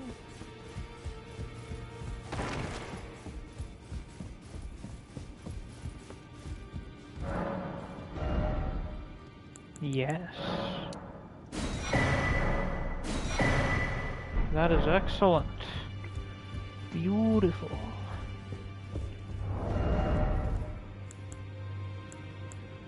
Alright, yeah, of course. Fuck the katana meta. Instead, use this thing that's just broken. Trade one popular broken weapon for a niche broken weapon. Aren't I so based?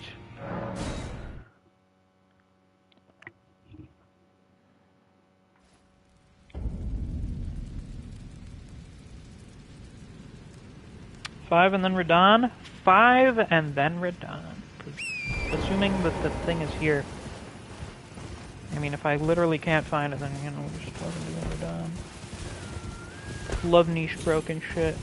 Yeah, it makes you feel special, you know?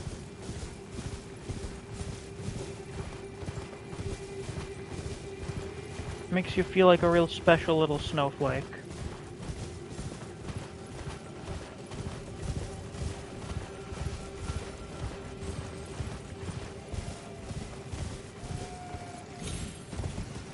Alright, I should mention, next stream, like the next Elden Ring stream, before we do Altus, we'll be doing Nokron.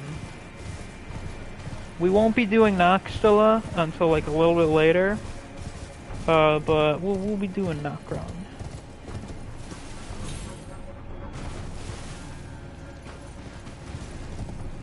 Just making sure it's not around here and I'm just a real silly goose.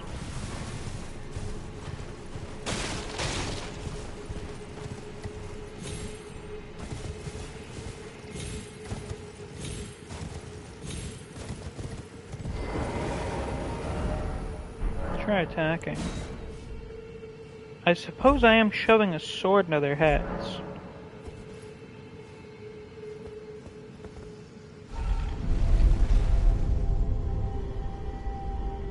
Oh, this would definitely be terrifying in real life.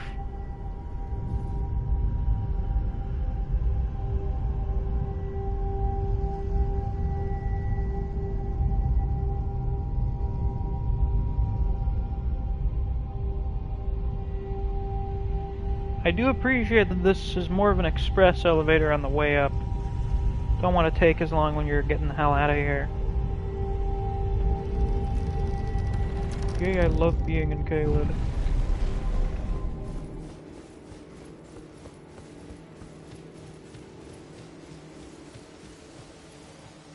Okay, it should be around here somewhere, apparently.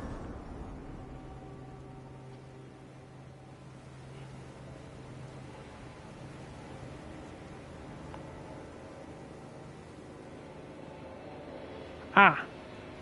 It's behind the arcane sphere of faces. I guess that's the name of the big rock guys. The big face fellows. An arcane sphere of faces.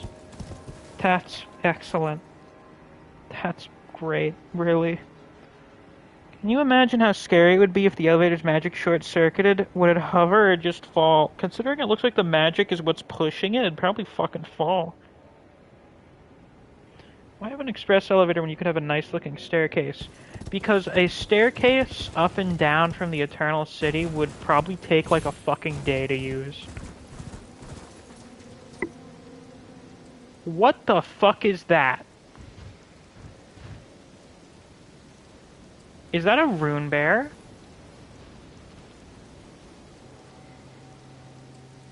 Why does it look so huge? Like, why does it look bigger than normal rune bears, which are already fucking gigantic?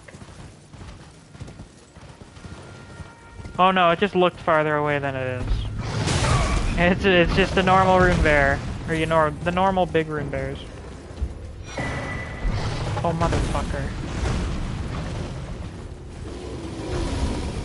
Did I go the other way? I think I go the other way. Is there another way? There is! Gaha! 1,300-meter walk up a mountain only takes like an hour and a half. I feel like that's a little bit more than 1,300 meters.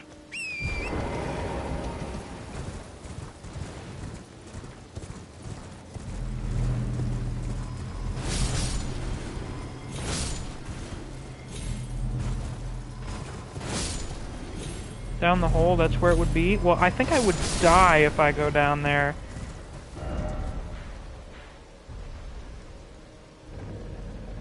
That did not look like a survivable fall. Oh! I'm heading to the Great Jar. Okay, fine. That did not look like I would live from doing that. That looks like it will kill me.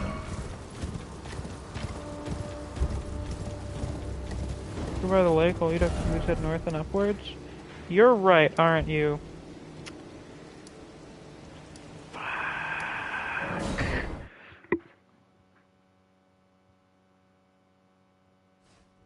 Well, at least we unlocked that elevator.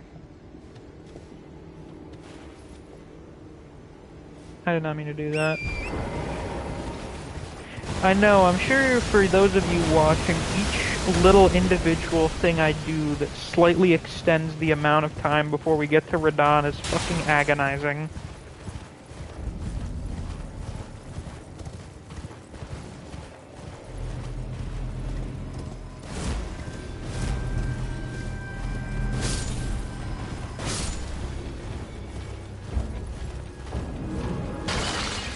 There we go.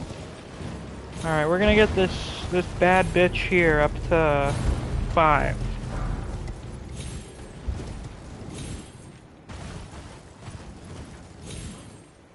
The funny ball, indeed. This shall be our demigod slayer. I suppose we haven't technically killed any demigods yet. Oh right, I can get it to 6. I forgot. We're gonna get this thing to 6.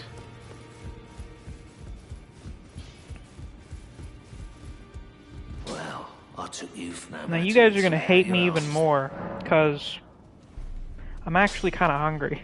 So I think I'm gonna go like heat up a Hot Pocket or something before we do this. Cause the way I plan on doing this, we may be here for a little while. Radon's slumber party may be a real all-night affair. Probably not, really, just the beginning part's gonna be a little longer.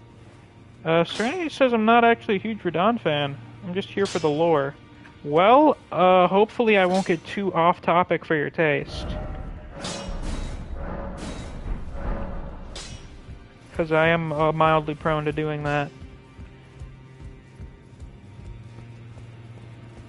But just you folks wait. In fact, here, I'm gonna fucking tease you even more.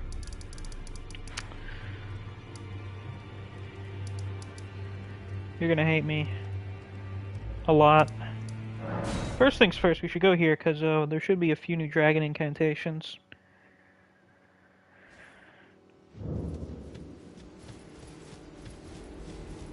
At least one, there may be 2. Yeah, Grail's of Roar. Is there nothing for Grail? Sucks to be Grail. Superior Incantation of Dragon Communion. Channels the power of Grail the Elder Dragon. An incantation of legendary status. Transforms caster into a dragon to emit a terrible roar, reducing the attack power and defense of nearby enemies. Grail was the mother of all dragons, dwarfing all who stood before her like a looming mountain. That's very accurate. I think Grand Sax is the only dragon that's bigger than her. Like, the only one.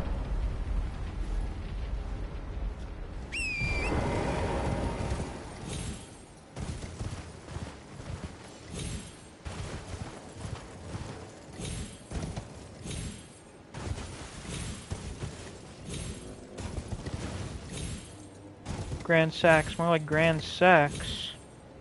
If I'm not wrong, Eleanor uses Grail's Roar in Agile's Flame. Interesting. I've never actually fought her before, so I did not know that.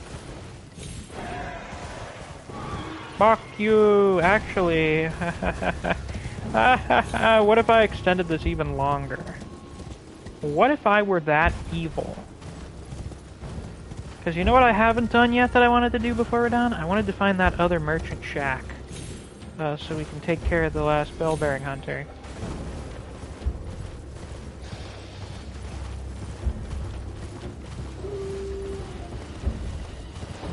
You're a DM, so that tracked. You know what, yeah, that's fair. That's a fair point. As a DM, it is in fact my job to just absolutely fucking torture my players. Just drag things out to be as painful as possible. Some Dragon Barrow top left on the hill near the Divine Tower. Thank you. Top left. Like right around here? Oh, I see it. Right around there. I had a feeling I was missing something.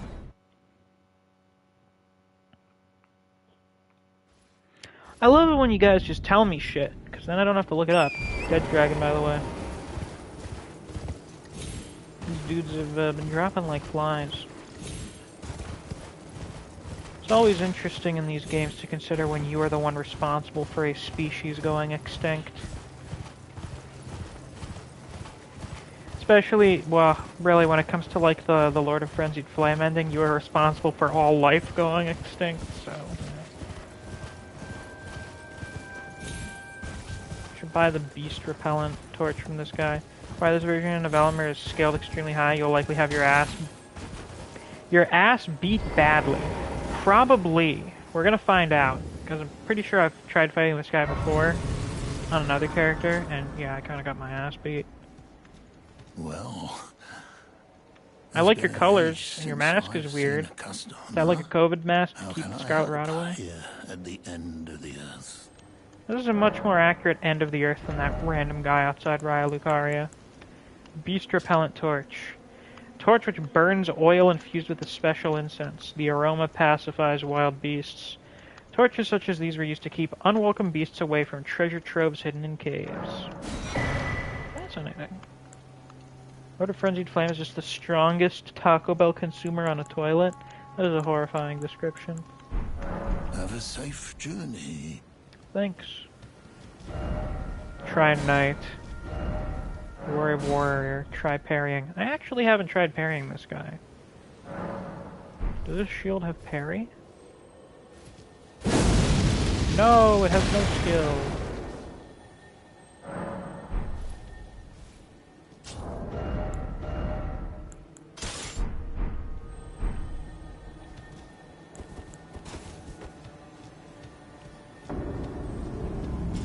Sup?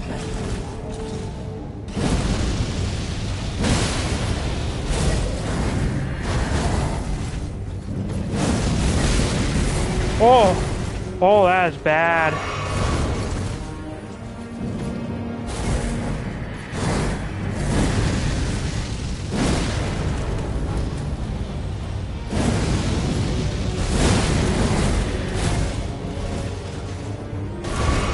Oh, fuck, he covered so much ground with that. My god. His range is just fucking ridiculous.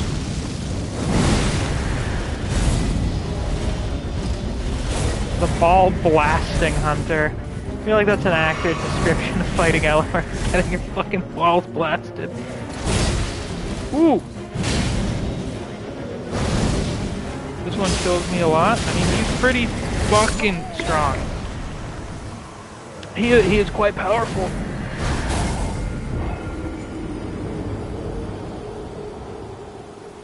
You know what? Considering how excited you guys are for Radon, I think I'll break my rule for this one.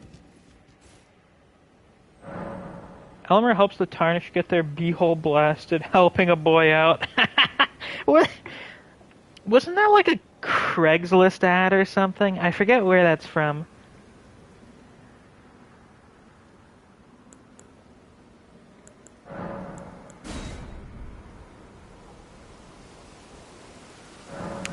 Yeah, that's the type of thing someone would post an ad for on Craigslist. Help a man out. Fucking blast my butthole. Oh, can I not summon out here? Oh, I guess I can. Well, I have to do this the normal way. Ouch. Fuck. God damn.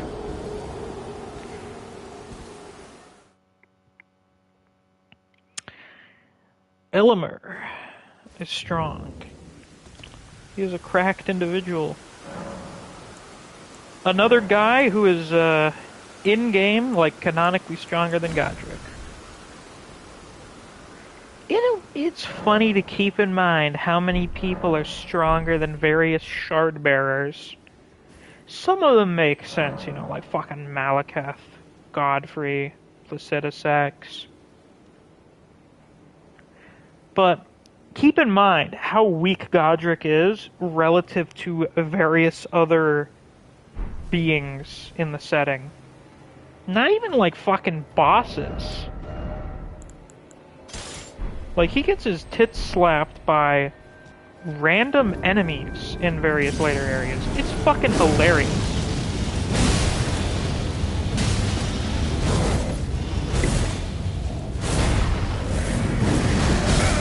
Oh, fuck.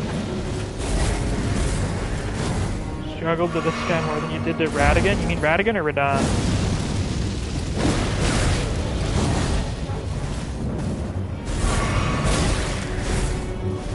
Oh, that would have been bad. That's also bad, though. Okay, yeah, we're not beating this guy anytime soon. He's a little too cracked. He's too strong. Who is this boss? This is, the Bell-Bearing Hunter. Seemingly invader projections of a guy called Elemer of the Briar, who just seems to really like stealing shit from merchants. Because he's kind of a dick. Oh, you mean Radigan. This Elemer was harder than the final boss. Good God. Yeah, I feel I would have been more pissed if I died by falling off here. But alas, I did not. We'll be back for this guy later, I guess. In the meantime, time to get right up to the starting line for tonight's main event. Now, if we came here either without doing Ranni's questline or before getting up to the Altus Plateau, there would be fucking catapults and shit everywhere. There'd be soldiers out here fighting us. But now this place has been absolutely wrecked because Blythe has been through here. Blythe is pretty cracked. The guy is really goddamn strong. You can tell why he's an Empyrean's shadow. He just washed the defenders of Redmane Castle. Now, does this take me inside?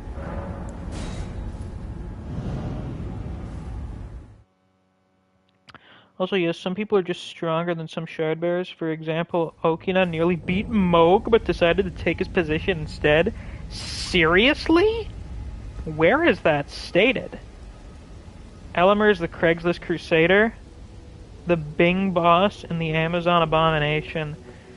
No, you know what he is?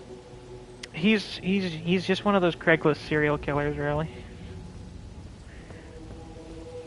They're like, yeah, I'd like to buy this from you, and then when you go, you either tell them your address, or you go to, like, their house to give them whatever they're buying, they just fucking gut you with a box cutter or something. Anyway, that aside, I love my Gregorian chants. And I know you do too. This is quite the decorations for the place. Can you tell these guys are really proud of being strong soldiers? Being powerful warriors?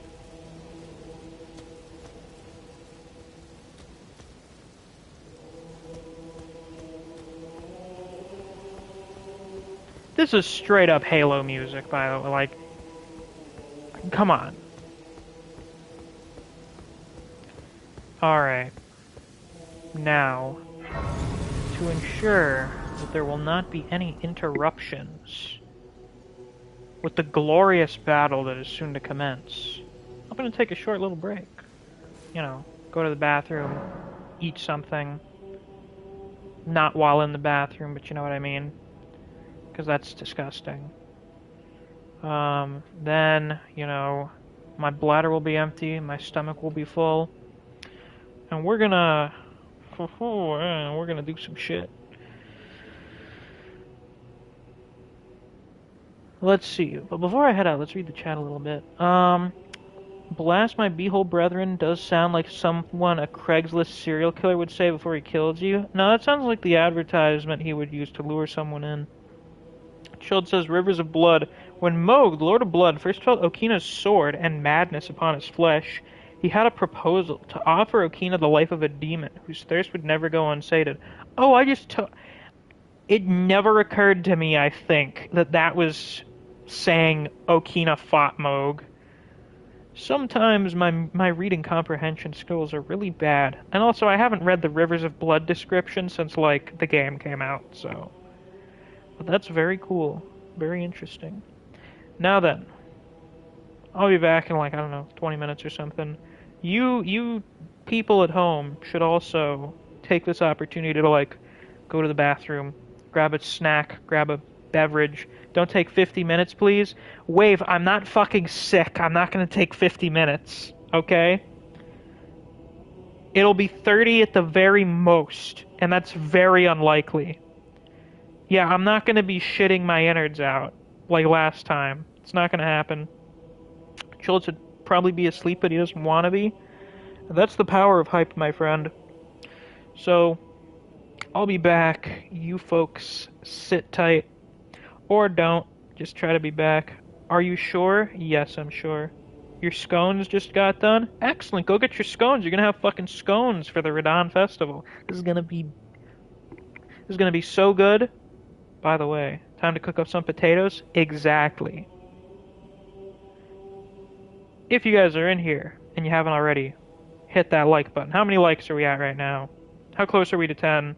We are at exactly 10. Beautiful. Let's see if we can hit 15. I'd like to hit 15. Don't eat old pizza. I'm not going to eat old pizza. We are going to face off against the mightiest demigod of the Shattering. So I will be back in just a little bit.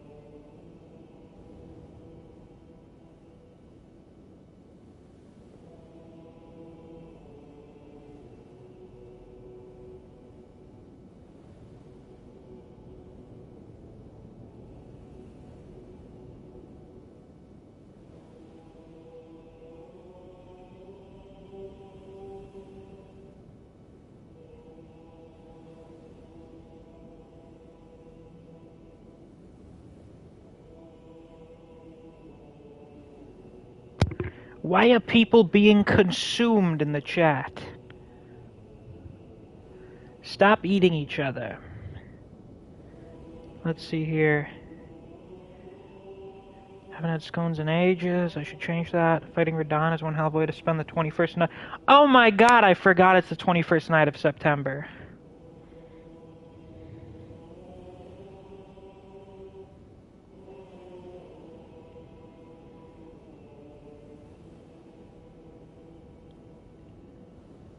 Totally slipped my mind. Again.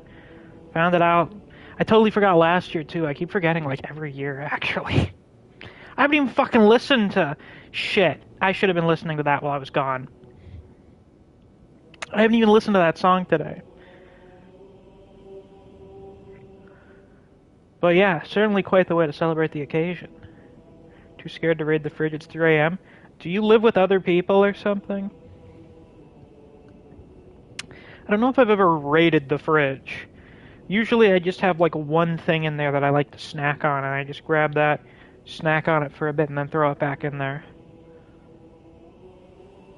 Air frying some french fries? That sounds lovely. Eat your drywall. Do it now. I'll eat my own skin at this rate. Wow. Oddly fitting for the game being played. True. Yummy skin. Crappy found out. Scatter!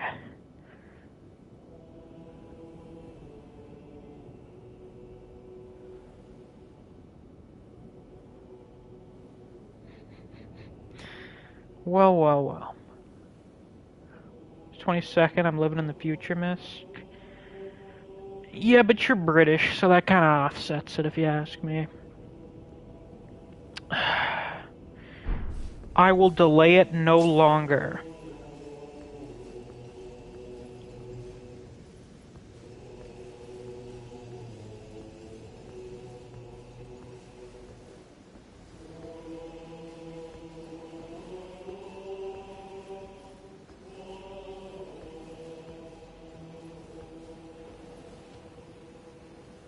Actually, maybe I'll delay it a little longer because it looks cooler at night.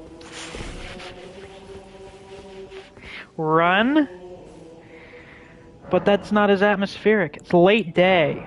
What if it was nighttime, though?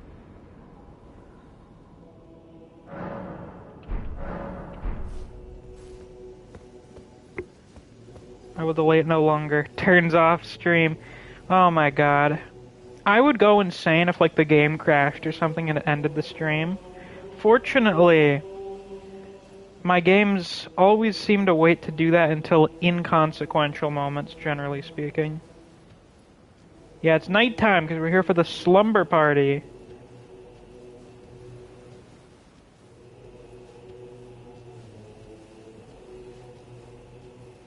Oh, nice. We got a good steak burning here. That's very nice. Hey, Blythe. Hello, Alexander. Champions! Welcome! The stars have aligned!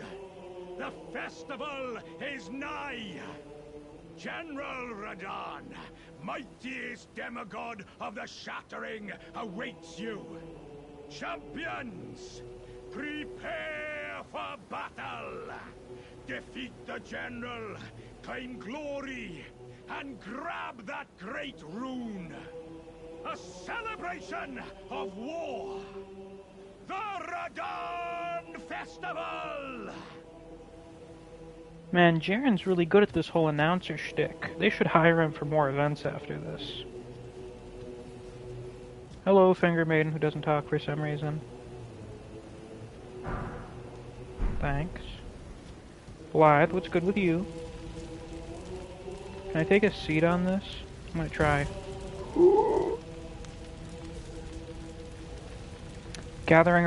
We gather around this burning at the stake to just chill and hang out with our friends. God, this shit is so fucking good. Thought you'd just drop in and see what it's all about? Oh, you are in for quite the show.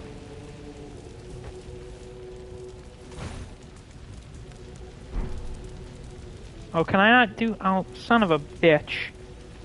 Well, god damn it. You are here. You are in for a show. You are in for quite the event tonight. Ah, there you are. Took your sweet time. The plays are all made up. I'm waiting for the curtain. Let's give them a show to remember, eh? Just don't you go dying on me. For Ronnie's sake, too. I will definitely die at least a couple times. Once more into the fray together, eh? We gather around this Might even be burning, fun. this festive burning at the stake. The voices are corny. I like them. I mean, Blythe's voice doesn't quite fit, but there's a charm to the voice acting for FromSoft characters. Unless it's the Sekiro English dub, apparently a lot of people didn't really like that. Should be kind of growly. A little. Once more into the fray. Okay, that's all this dialogue. Let's go talk to Alexander. Ah, you came. How delightful. Indeed, I thought I might find you here. By the by, do you know for whom this festival is being held? Yeah, I'm aware. Well, it is none other than General Radahn himself. To think, I could face a great champion of the Shattering, a demigod in the flesh. Oh, gosh. In truth, I quiver at the thought. Such is his frightful repute. But the fear simply assures me the ordeal is worth undertaking. That's a good Be sure mindset, to I get a guess. good vantage, my friend. I, Iron Fist Alexander, do hereby vow to unflinchingly brave this ordeal. That is outstanding. That is fantastic. Be sure to get a good... I have to say, I absolutely adore the Radahn Festival. They have never done build up to a boss fight quite like this before.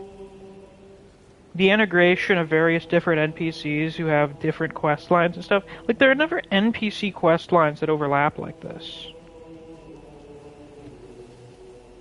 Yeah, shame you can't talk to Lionel and Tragoth. I need to figure out where I can get their armor. I don't think I've ever figured that out. We got Okina, we got Lionel, we got Tragoth, we got whatever her name is. We got a whole shitload of people here. Let's go talk to Jaren. You're over here, I believe. No, actually, I think it's in there, the Somber Smithing Stone. 12 people in here. If you just hopped in and you haven't already hit that like button, you know what time it is. You know what's about to happen. Jaren joins the fight during phase 2. Are you not able to summon him earlier? I thought you can join him. You could summon him right from the beginning. Are you good and prepared, young chum? The festival begins. And the added detail of patch is going, oh hell no, and running is absolutely great. Oh, it is. I'm as ready as I'll ever be. What about you guys? Are you ready? Or not yet? Are you not quite prepared? I kind of need to hear it. Or, read it. Tell me, are you ready?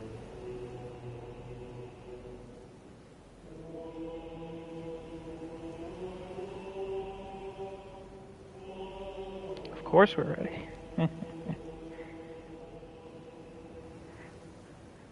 Neve is ready, Serenity's ready. Who else is ready? Chilled's ready. Chilled's very ready.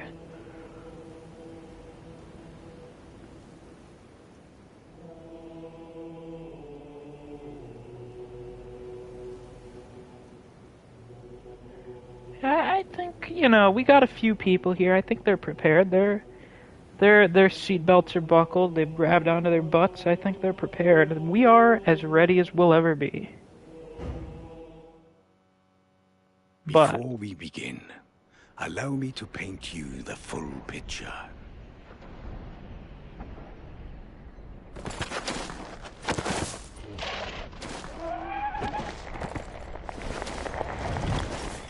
No boss has ever gotten a hype speech before their fight.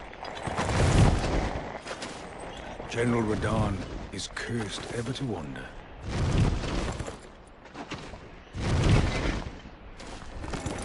What a big lad. Inside By Melania's scarlet rot, his wits are long gone.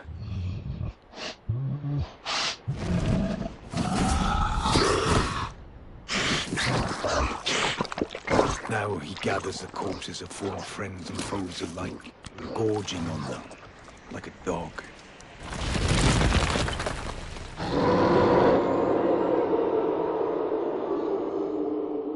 My controller vibrates so hard at that Howling at the sky.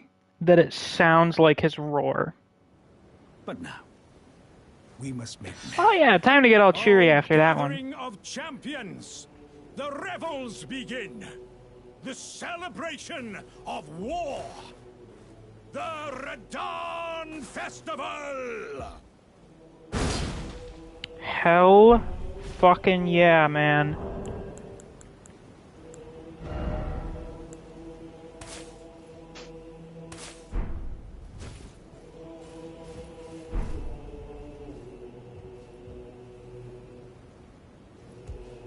You will find the field of battle past the church ahead, upon the shore under the fort.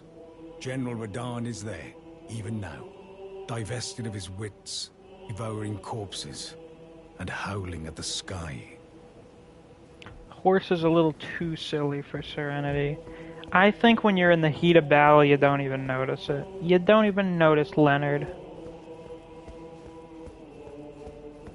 We have to ask Playfree if Radahn would reach the peak tier on his D&D bosses tier list, or just his general standards for bosses,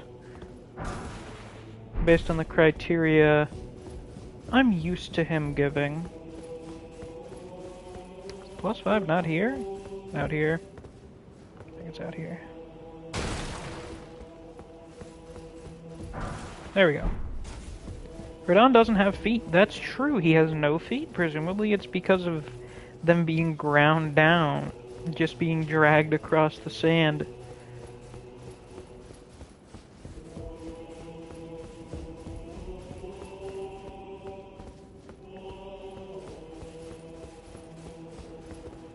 I don't know why this door exists. It doesn't make sense. How did you die?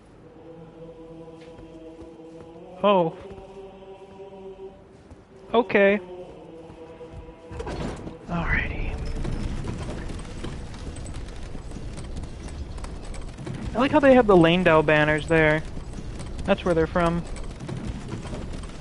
I have to wonder, how often do they do this festival? Do they do it once a year, I imagine? Seems like kind of a once a year thing. I also like how it just feels like a fucking in-universe raid boss. Where they're like, yeah, you're fighting this guy so you can get crazy loot from him.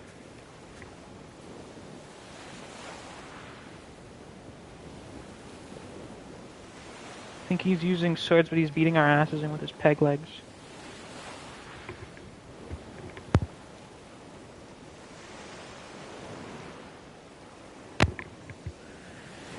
Yeah. So I should probably mention that thing I'm doing for this. Jaren isn't even like an announcer, a guy who's part of the Redmanes. He's a witch hunter. But he decided to just drop the witch hunting cause, because putting Radahn to rest is more important. True. Oh, by the way, I should mention, just the inclusion of the little church there is interesting. I don't know if any of the other castles have that. I suppose it's part of Radahn's dedication to his job. You know, that even the fortress of the mighty warriors of Radahn has a little tiny chapel in it. Anywho, that special thing I was going to do for this that may make it take a little bit longer.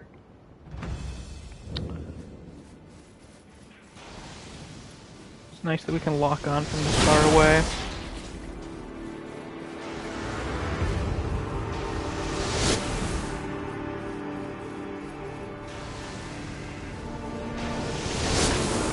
Whew, I thought I was too early there.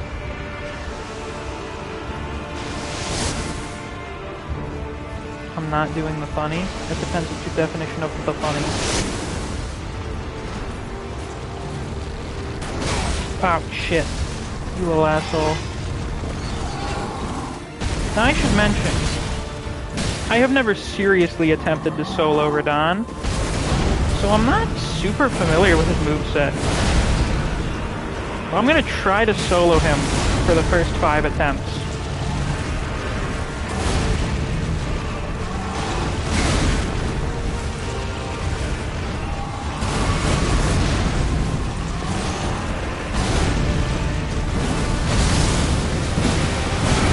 Ooh, that did so much damage. Oh, he's just eating it. I think we're also slightly over leveled for him. Like just a little bit.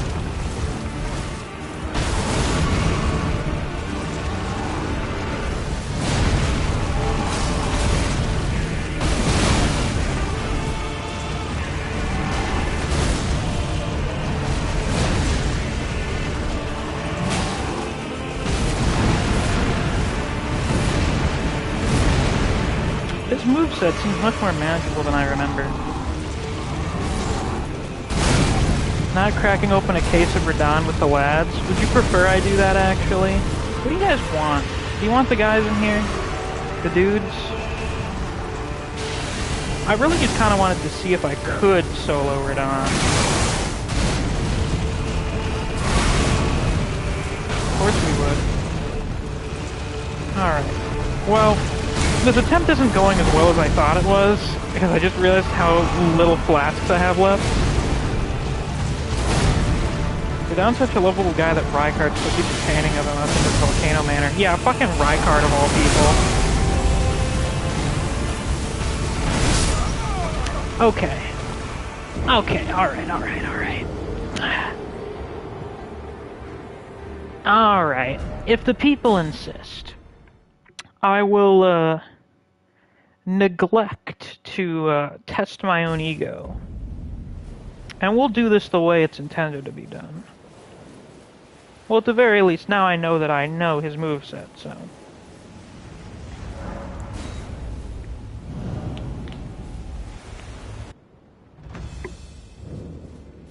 The Wailing Dunes. What a fucking great name for an area. Wailing is such a great word. It's so powerful. Not crying, not weeping, wailing, screaming. There's my man.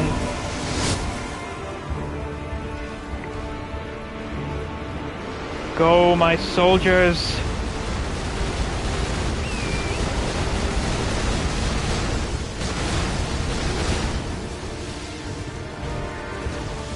Oh shit. Live patches. Patches, do you even know what you're getting into? Why is your summon sign even here now that I think about it?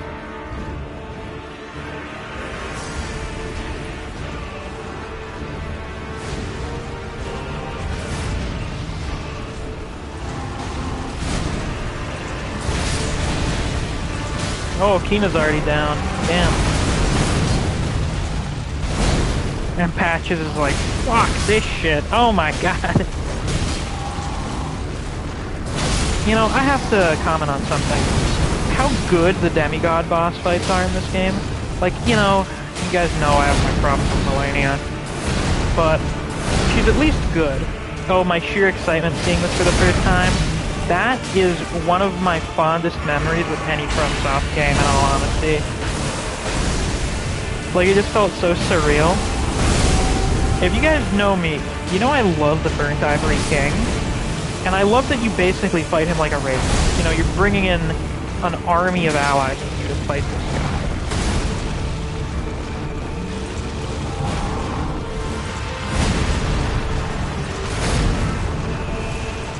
With this, it's even better, because it's not a bunch of, you know, same-looking knights.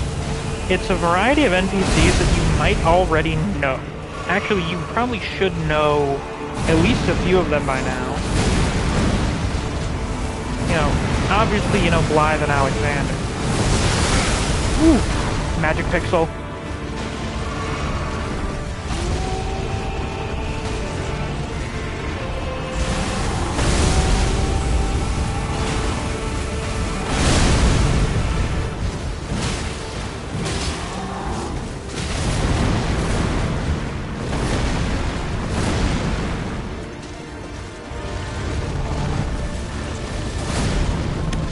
something of note that I wanted to bring up is how, in this game, FromSoft finally succeeded in making all of the big important bosses at least good. Because if you go back, all the way back to like Demon's Souls, a lot of the big culmination bosses, if you want to call them that, the big area bosses, so that would be the best way to put it, are usually a bit of a mixed bag, to put it lightly. Like, go back to Demon's Souls. How many of the archdemons would you say are actually good bosses? Like, Storm King's kind of a cool spectacle, but it's incredibly simple. Old Monk is incredibly inconsistent when you play online. Ah, shit, here it comes. I really don't mind that I'm probably not gonna win this one. Because, I mean, yeah. Because this fight's fucking great. It's just so goddamn cool. And there are the boulders, the meteors. I adore the Phase 2 OST for this fight. It is so good.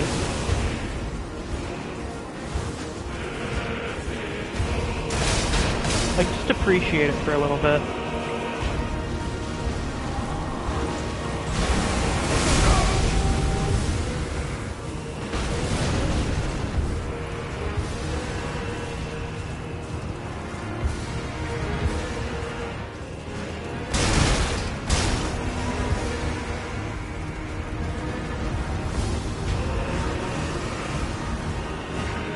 Grand is a great word for describing this OST.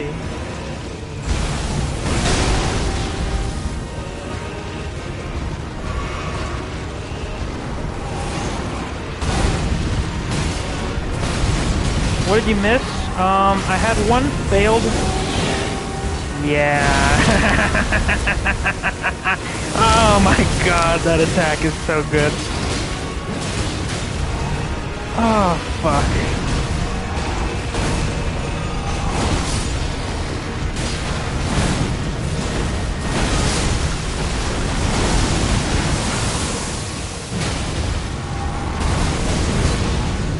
What was I talking about? Can you imagine Radahn sitting at a desk learning magic? Fuck no.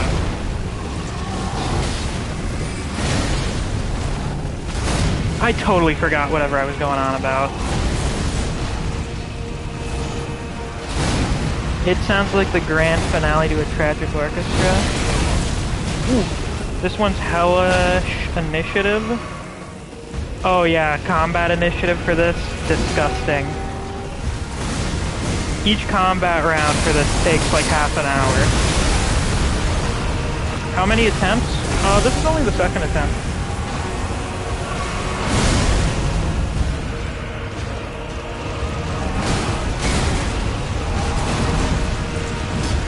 Remember how big he was as a baby? He was probably a big kid.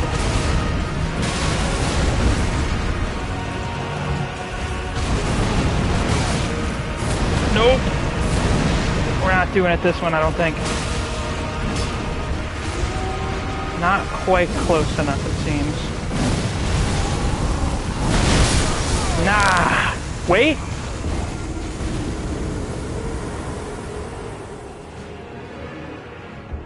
I don't think it's gonna count. I don't think it's gonna count. It didn't finish. And you know what? I'm not mad one bit. I'm not fucking mad at all. God, this fight's so good.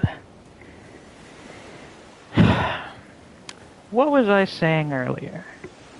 Killed each other in an epic duel. Indeed, indeed. You go back to Demon's Souls. The archdemons are a mixed bag. Storm King, great spectacle, but not much else.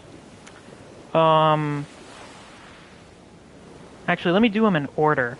Dragon God, fucking cancerous. Just god-awful. Whoever thought that thing was a good idea, I hope they're no longer in the industry. It was probably Miyazaki himself.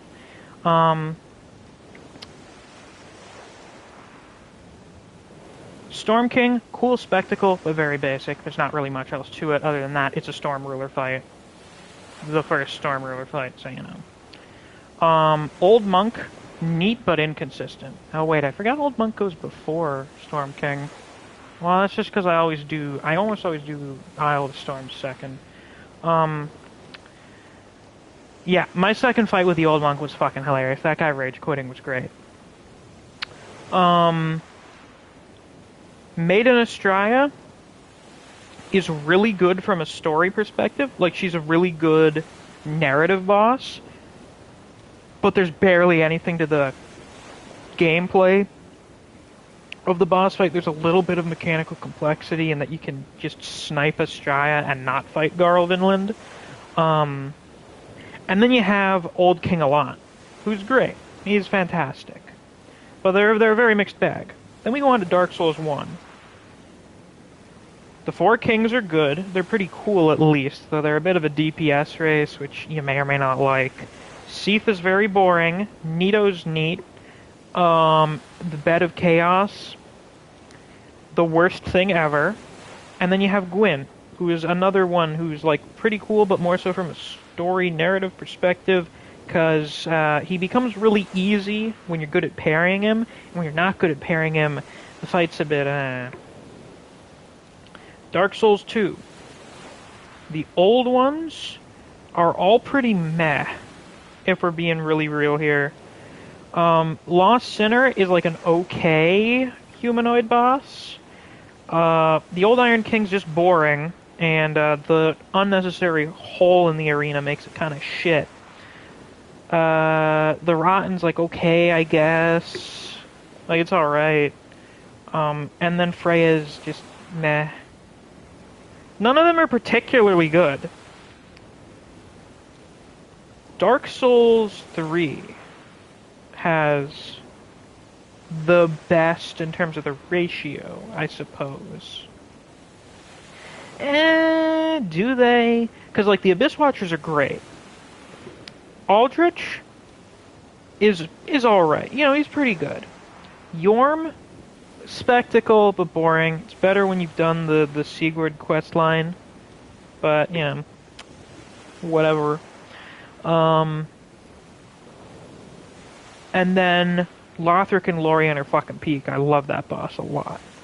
So they're kind of like half of them are great, one's like pretty decent, and then one of them is not great. Not very good.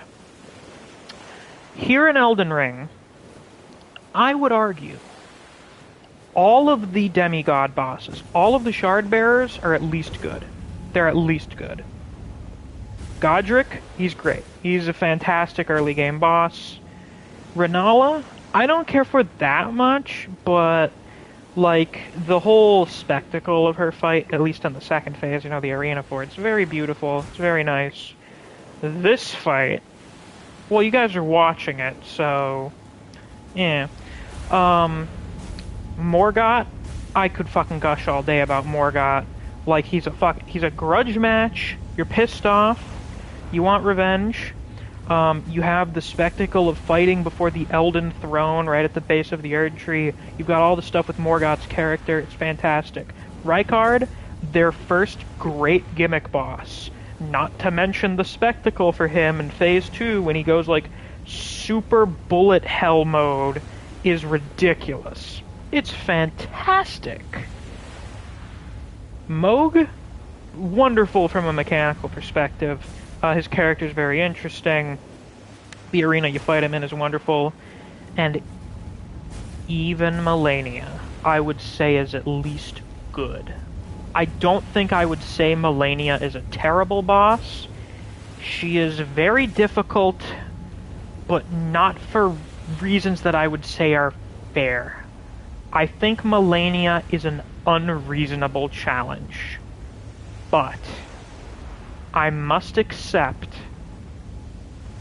that from a mechanical perspective, she is at least good. Waterfall Dance, is a bit much. Waterfall dances is very much a little bit much. But the build up to her fight, the aesthetics of the fight, the music for the fight, her character, for people that have tried to... Yeah, if it wasn't for Waterfall, she would be peak. She would be the best boss in the game. She'd be one of the best FromSoft bosses ever. For people that have mastered Waterfall, they already think this in a very large part. There are a lot of people that love the Malenia fight. For me personally, it's a fight that could have been one of the best, but they got too overzealous with trying to make it difficult as opposed to making it fair. But even then, I think it is still at least a good boss. Not a great boss, not an amazing boss, but a good boss. Moog not being immune to bleed is silly. Well, he's still got blood, he's still alive. And I feel like the Formless Mother is the type who doesn't really care where the blood flows from so long as it does. Skill ceiling's too high with Malenia, that's why I prefer Malekith. Me too.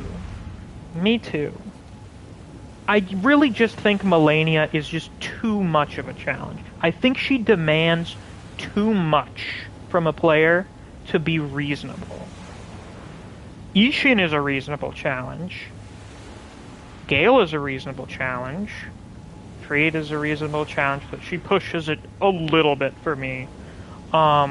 Nameless King's a reasonable challenge. Midir's a reasonable challenge. Orphan of Cause is reasonable, though again, kinda pushes it. Same with Ludwig. I think Ludwig's a little bit more reasonable. Lawrence is a really challenging boss that I think is fucking shit, just because of those hitboxes are so fucking bad, and his phase 2 is just really annoying. Please add a Sekiro mod for Elden Ring and I'll play non-stop. I'm pretty sure someone's already made that. Pretty sure that's a thing that someone has made. I don't know if they've released it to the public. I don't know if it's just something they play around with on their own. But, man, they really fucking, like, knocked it out of the park, for the most part, when it comes to the really big, important bosses in this game. And I'm just really happy about that. That just makes me feel good.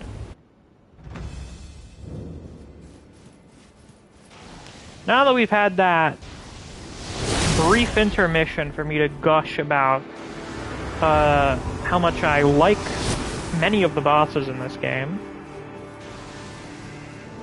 because we need a bit of a counter-narrative to how Elden Ring has bad game design, or bad boss design. I don't think it has bad boss design, I just think they were kind of going for a bit of a different approach than with Dark Souls. Someone made a very long video essay about it, how, with Elden Ring they were trying to do a lot more, like, spectacle fights and stuff. In case you couldn't fucking tell. I mean, like, look at this shit. Look how cinematic this boss is.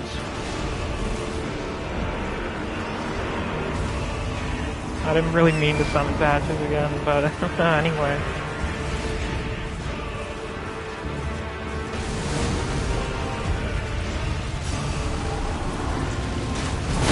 Oh, shit! Oh, that was awkward.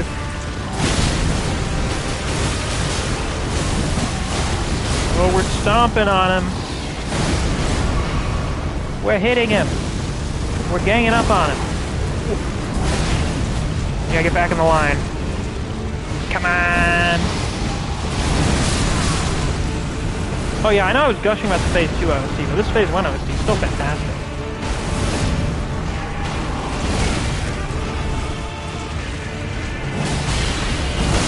Oh, shit!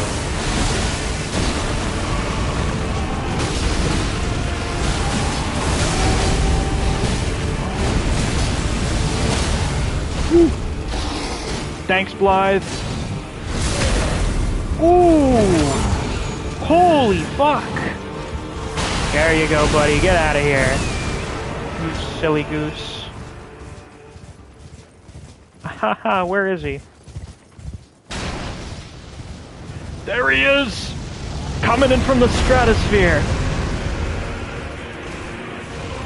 Also, whoever was like, yeah, Radahn should do his stage 2 entrance from fucking orbit. Don't think I've ever seen Radahn staggered. You probably haven't seen that because, at least in my playthrough, I was being incredibly passive when fighting him. I was being a bitch. But not anymore. No longer. Come on, Jaren, we can take him.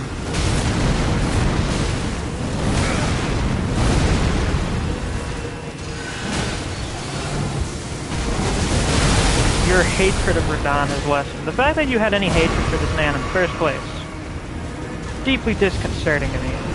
Morgoth's personally my favorite boss, but he suffers from being killed usually too quickly. I agree. Morgoth's probably my favorite boss in the game. Do it! Yeah! Fuck, that's so goddamn cool. I mean, Jesus Christ, man. I started saying Christ like that. I'm trying to over-remember this. I should stop doing that. Christ. Dodge the gravity.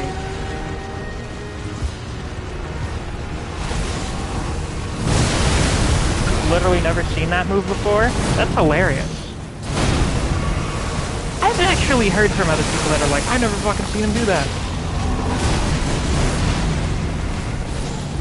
For me, I think he did it in my first real run against him. Oh my god, it happened again! But he died! How is this gonna affect the cutscene? I have questions. Well, Blythe helped out. Oh my god, it's fucking up. It's going insane.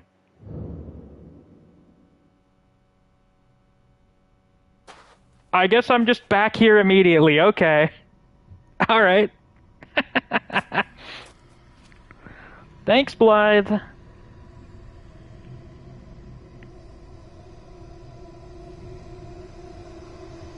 My love for Radahn will not allow me to continue without him. Very true, that must be the case. Starscourge Lizzie. Uh-oh, the Queen has made her re-entrance. She has entered the atmosphere. Oh, it appears she struck the surface.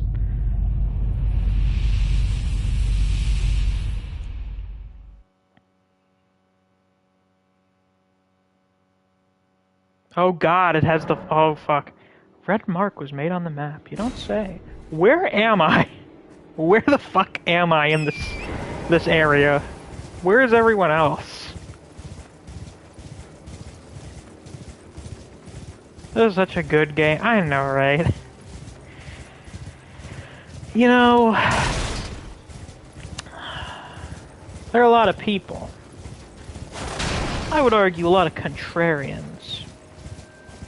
Who waited until a little while after this game came out. And they were like, oh, it's not really that good. It's, you know, it's alright. It's not the most mind-blowing experience I've ever had playing the game. Boy, shut the fuck up. This game is fucking outstanding. What's up, Blythe? I hope you didn't notice me dying. You were the one that managed to kill Ronnie's brother. I feel like this fact doesn't get focused on enough. It's just like, oh yeah, we're gonna go kill Ronnie's brother. I don't think the fact that he's Ronnie's brother gets brought up fucking once. I don't think that gets brought up a single time in this whole ordeal. Ah, good. I was waiting for you. I am sorry about that. Very sick. The clash is shared by Radahn and you. And did you see that afterwards? A falling star right before our eyes. Indeed. I can't fathom how Radahn was holding back something of that scale. He was a living legend if ever I saw one. Totally. The path has now been cleared.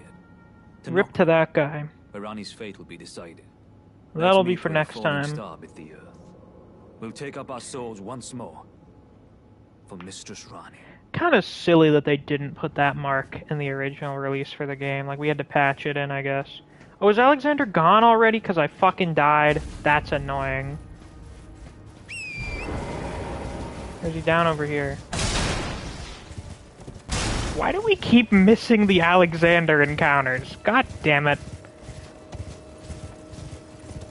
Well, he's gonna shove all these... Oh, wait, no, there he is. There he is. Hey, Alexander. I had a feeling we couldn't miss this one. You gonna go to the catacombs? Fuck no, that's hell. Ah, hello there. It was a battle marvelously fought. You are well and truly a champion, friend. You're pretty cool I, too, man. on the other hand, am nothing but a crock. Nonsense, One nonsense. hit was all it took to crack me, and for my insides to come Yeah, spilling fuck out. those catacombs, they After suck. that, I hid like a coward, and as such, I can hardly stand to face one I such remember as you. loading up the fort and being like, what the fuck is happening? I imagine you were... died there more than anywhere in the game combined. Yeah, that place is god-awful. That place is fucking abysmal. But don't you think I've given up just yet. As luck would have it, there's a veritable mountain of warriors' bodies. Get that right gun here. away from Alex, please. If I Don't can worry. just squeeze this bunch I down practice beside good me, trigger discipline I'll with be a this mighty thing. warrior again in no time. Yeah, but I can just squeeze all these dead The guys bodies down found here inside of are me. exceedingly fine. Yeah, Who they're could very expect any fine. less Oh, from the very Jesus. warriors who fought Ooh. in the Shattering, the greatest of all wars. Just you wait and see, friend. I'll grow even stronger. It's cool lore-wise, Just but you wait absolute hell. when next we Whoever meet. decided to bury people from opposing armies in the same tomb was an idiot. They were very dumb.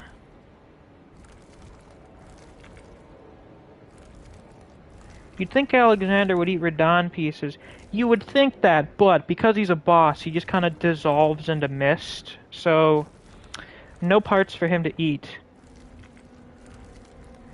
The bodies found here are... Who could expect any... Just you wait. Also, I don't know if I would want to eat a guy who was, like, afflicted with scarlet rot. It's theorized that he does, actually. I mean, that would probably explain why he's so fucking good against the fire giant. That would explain that. Because of one of the shards it gives you? Oh, I didn't notice that. Well, we'll have to take a look at that later. We'll have to see that. Oh, now we're here. Jaren. Yeah, he goes full training arc, and he goes full sicko mode for the fire giant fight. Man's cracked. Can't be helped. Before we do this... we're gonna level up, obviously. Before we do any of that, we're gonna go back to the round table.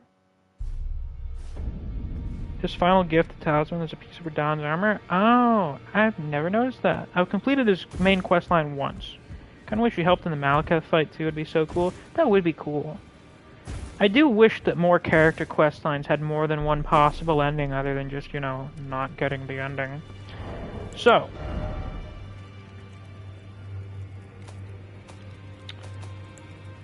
Remembrance of the Starscourge. First off, how fucking sick of an epithet is Starscourge? The Scourge of the Stars.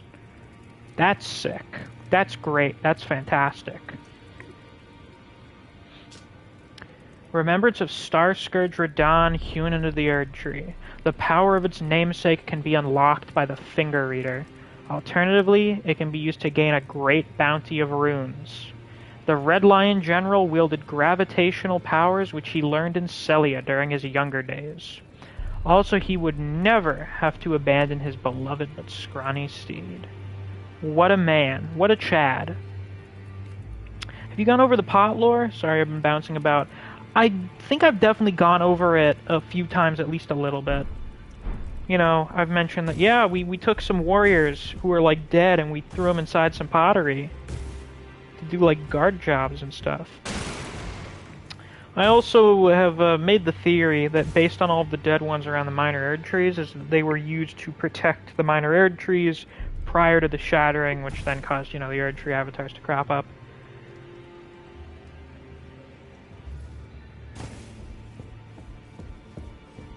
He should really be at the end of game and then be like, there's no one stronger than you, we shall fight.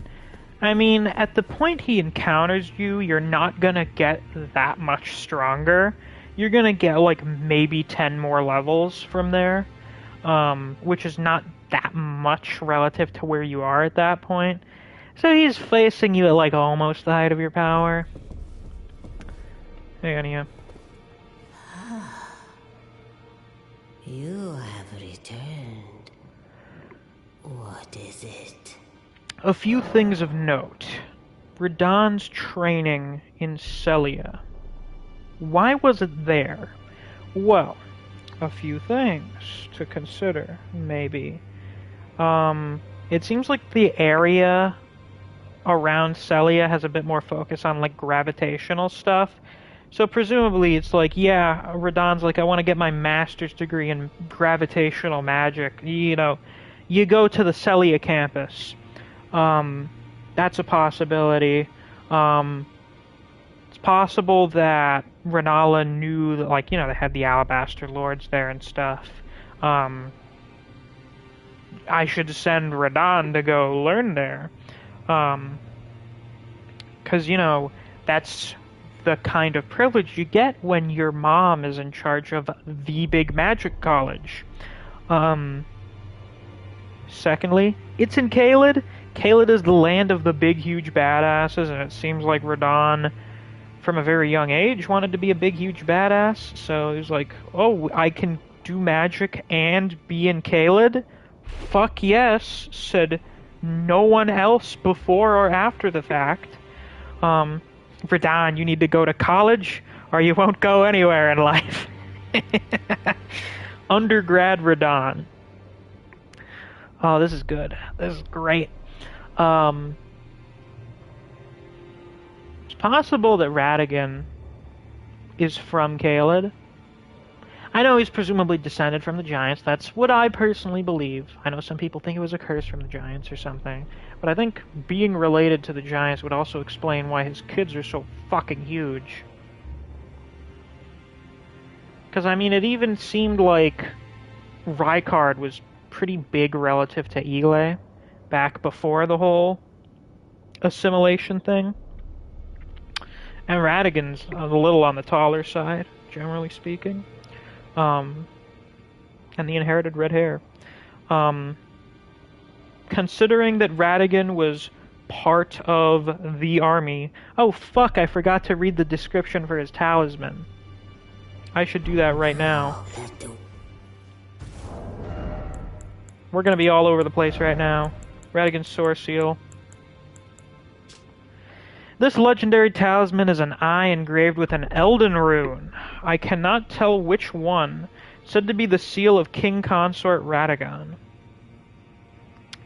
Greatly raises vigor, endurance, strength, and dexterity, but also increases damage taken by a similar measure.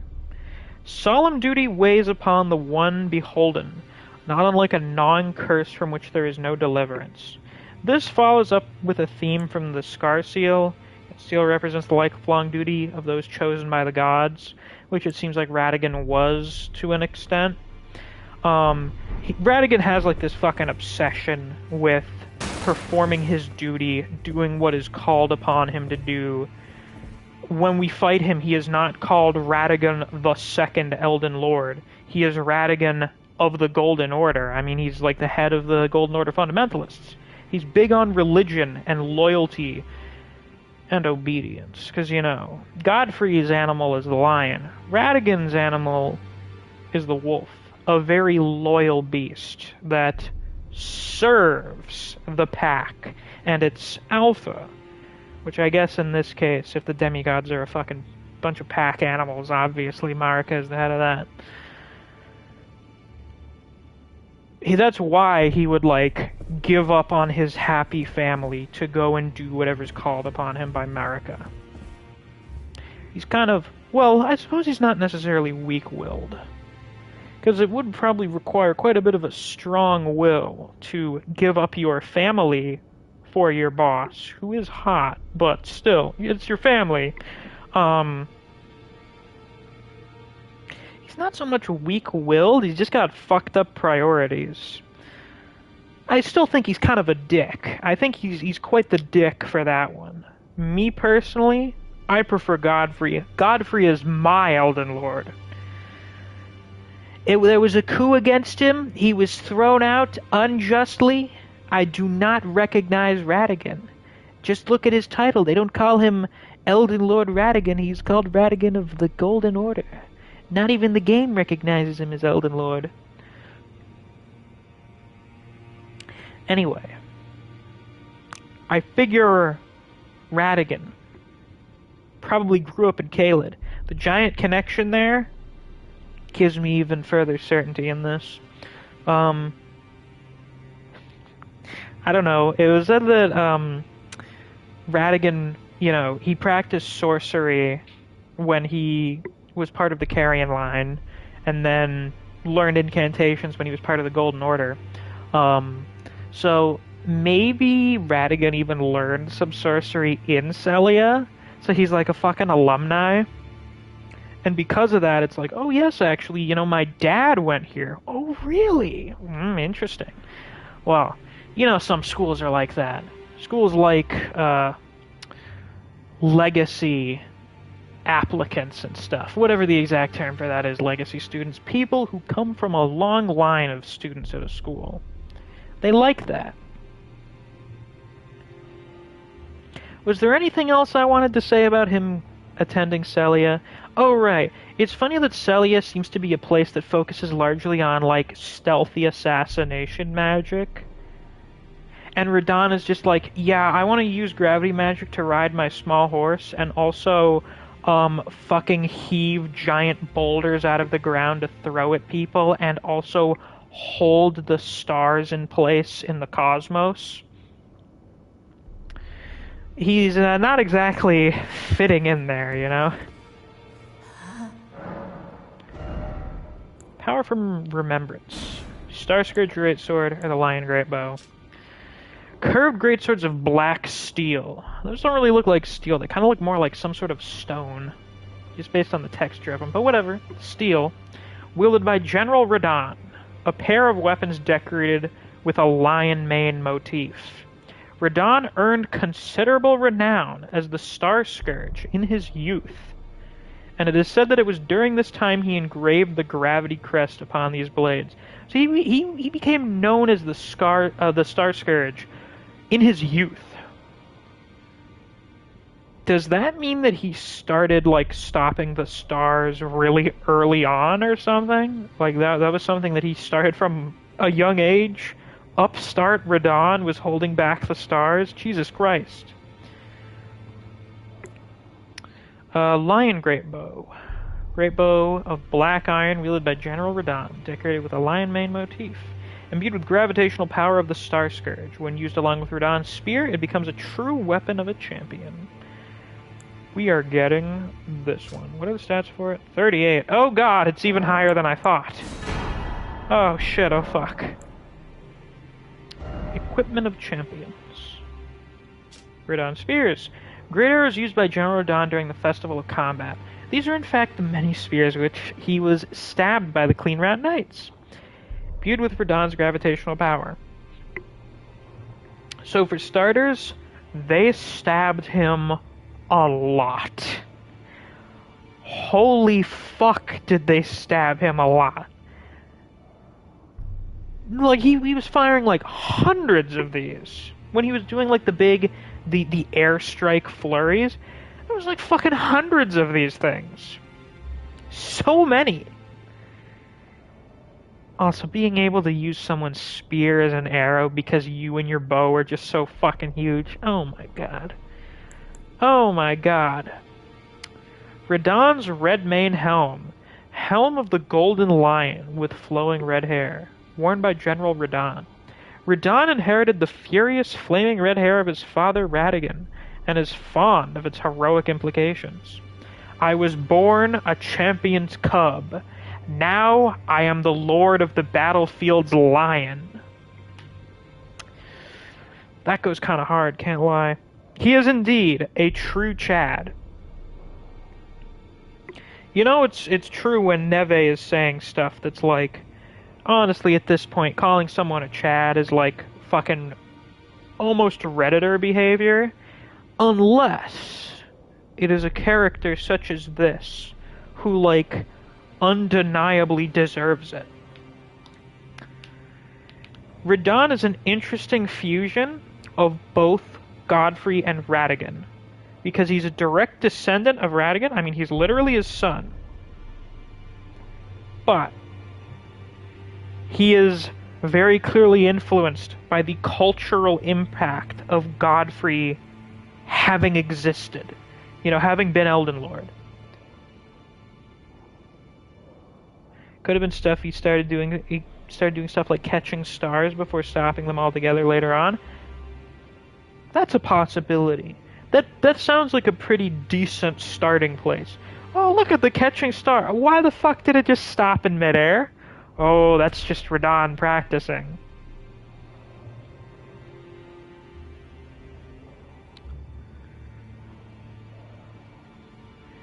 I really like that Radahn is clearly like a Godfrey fanboy. He bedecks himself in the imagery of Sarash. I am the lord of the battlefield's lion. I am Godfrey's lion. But proudly displays the defining characteristic of his relation to his father, Radagon. He's a cool guy. I like him a lot. I've misplaced my glasses and cannot find them without my glasses. That's unfortunate. That sounds quite annoying. Radahn's lion armor. Armor depicting the golden lion, worn by General Radahn. The golden lion is said to symbolize Godfrey, the first Elden Lord, and his beast regent Sarash. From his youngest years, Radahn was naturally captivated by the Lord of the Battlefield. So yeah, he's a fanboy. Gotta love him. Got to love him. Guess you'll just be blind till they appear. That's unfortunate. What is our strength at now? I think we're like fucking 10 off or something. Oh, only 9 off. Yay! Wonderful! There's an interesting disconnect between Godfrey and the Golden Order. Yeah, Godfrey doesn't use any incantations. He doesn't give a shit about the religion or anything.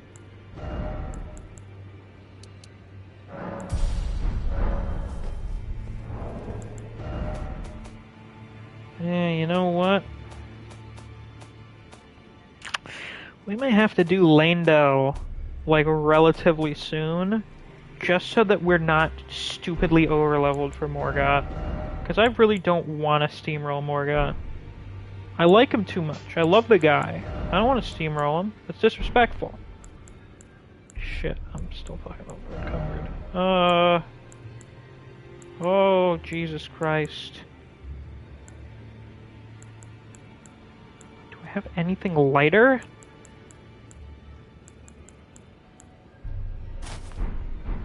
Oh, hell yeah, man. Oh, fuck yeah. Hold on. The Griever visage makes its appearance. Can't even two-hand him? It's not gonna let me right now, you know. Feel really bad for Morgott. At least you lift the curse on him. Yeah, that is true. That is a very important thing to consider. Keep forgetting that Redmane Castle's down here.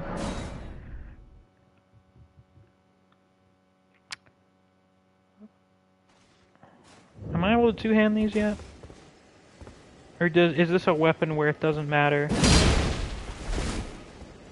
Would my UI please appear?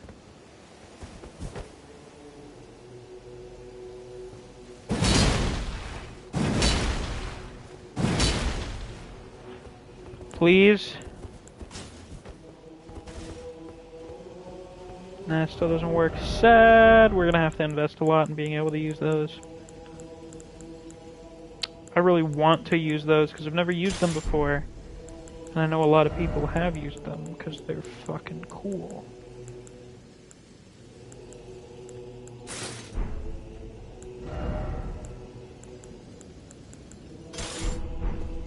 Gotta go talk to Jaren. Also, I might as well use this. Do not believe that is enough. Definitely not enough. I think we have a fuckload of everything, really. Jeez. Jesus. Now, would someone perhaps care to tell me where around here this godforsaken Crucible Knight Leonine Misbegotten duo is? Because I gotta fight him. Will they show up here after I interact with Jaren?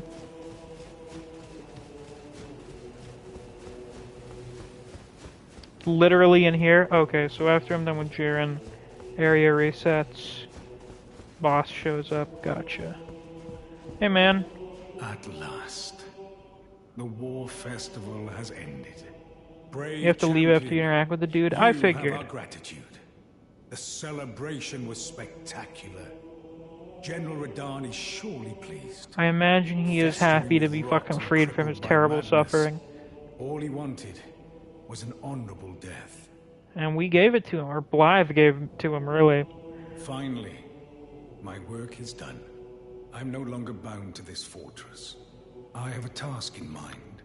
Old business, you could say. You wouldn't understand. You would. May we meet again, if the fates deign it. Brave I wonder if the fates are a thing in this universe. You know, like the Sisters of Fate. It's time I went on my way. May we meet again, if the fates deign it. Brave champion. Like if some people believe that there are people that weave the stars and shit. So now I reset this, yes.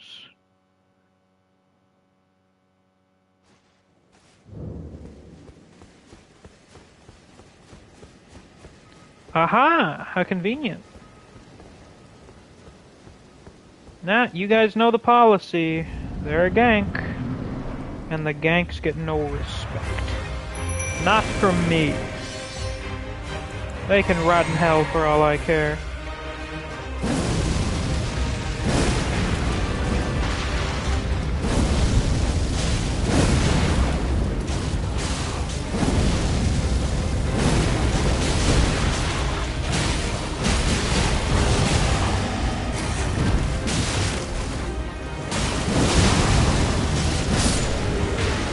Fuck you. Now you! Let's fucking tango. You are an actual good boss enemy.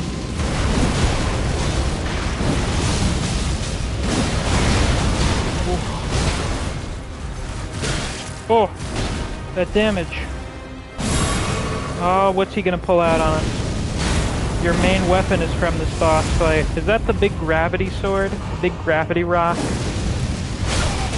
The rock of gravity detection? Or rather, gravity enhancement. I can't necessarily say gravity production, because gravity's fucking everywhere.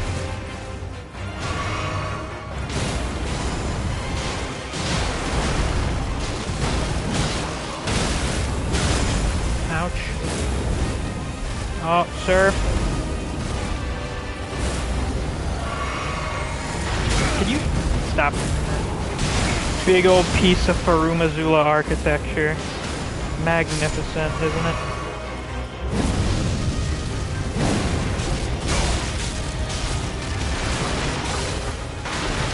Yes. Eat it, bitch. Oh. Oh. Yeah, do the dive bomb. Be gone, bitch.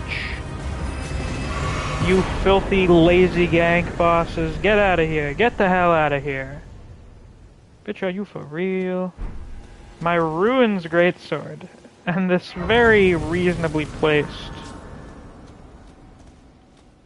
Site of Grace.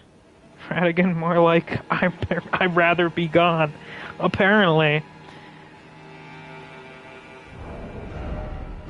Now, this thing. 50 strength. Yeah, that sounds about right. Oh, my int strength build. I'm glad this game has made that into something of an actual thing. Originally rubble from a ruin which fell from the sky, this surviving fragment was honed into a weapon, one of the legendary armaments. The ruin it came from crumbled when struck by a meteorite. As such, this weapon harbors its destructive power. So a meteorite hit Farumazula somehow, and it just kind of fell down around here, maybe? Probably fell around here, perhaps. And someone was like, I should make this into a sword, quote unquote. It's really more of a giant club. It's far too thick, too heavy, and too dull to be considered a sword.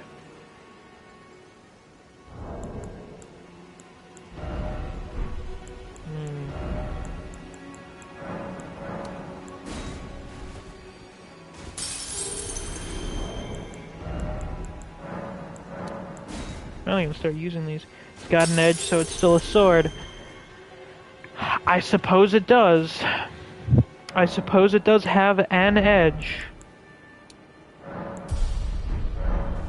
I have any strength boosting talismans? Are those a thing?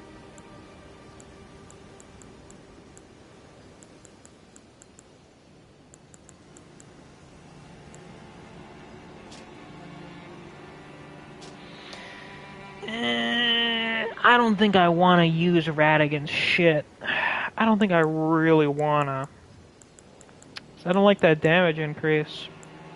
I do not like it one bit. Say the line, tennis track, what's with all the racket? Starscourge heirloom. I'm not familiar with this. Do we get that from Alexander later, or is that around here? Gives us plus 5 strength. That is exactly what I need. Where is it? Fort Gale. Where the hell is that? I've never been to this place. How have I never been to this place?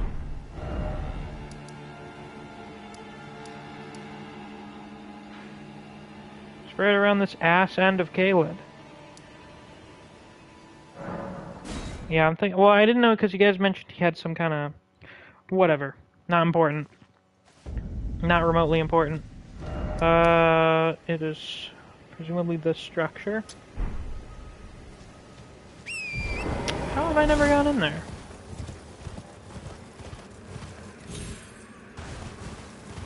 So, since it's not even 11:30 yet, why don't we throw ourselves at Elimer for a bit? See if we can beat him. We have 14 people in here. Hello everyone. If you haven't already, be sure to leave a like on the stream. Let's see if we can hit 15 likes.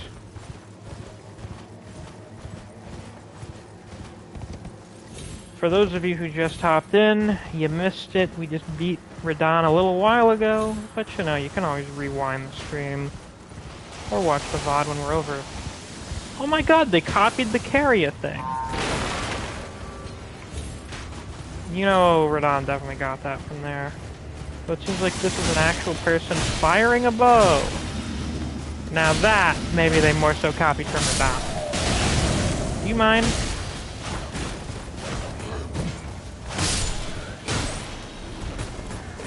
Yeah, so this is a first for me. I've never been in this fort. Ow. I'm gonna die. I'm getting my ass beat. I'm gonna fucking jump. A man with a trumpet is beating the shit out of me.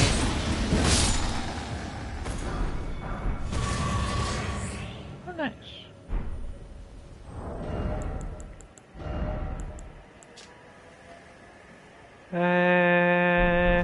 Not really much about that. They have never stopped fighting. Unending conflict.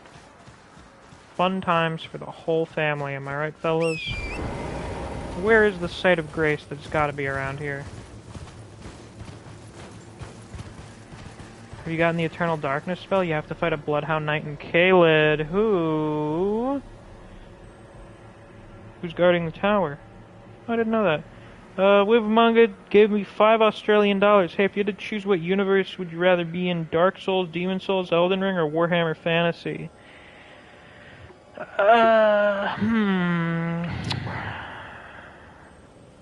Frankly, Elden Ring.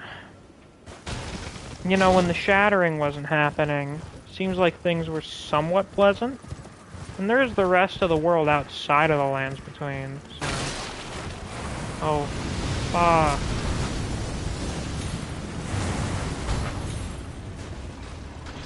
Give me items? Fuck you, I guess. Bruh. I just bred so fucking hard, I can't believe it. Did they just kill each other? Killed something.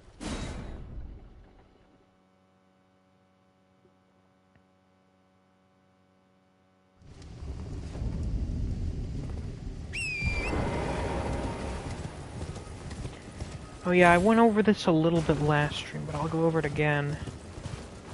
You either want Demon Souls or Elden Ring, because Demon Souls is a normal world 90% of the time. Yeah, exactly. I went over this a little bit at the end of last stream, but the contention of who is really the strongest demigod. Is it? Nice, Flame Garret and Strength. Is it Radahn or Malenia? The two strongest, I would say. In terms of lore, certainly the scale of Radahn's feats holding back the stars and shit. In terms of actual in-game, it seems more so like it's Malenia and then Mohg. You know. How the fuck do I get in here? Back door? Looking like a backdoor entrance.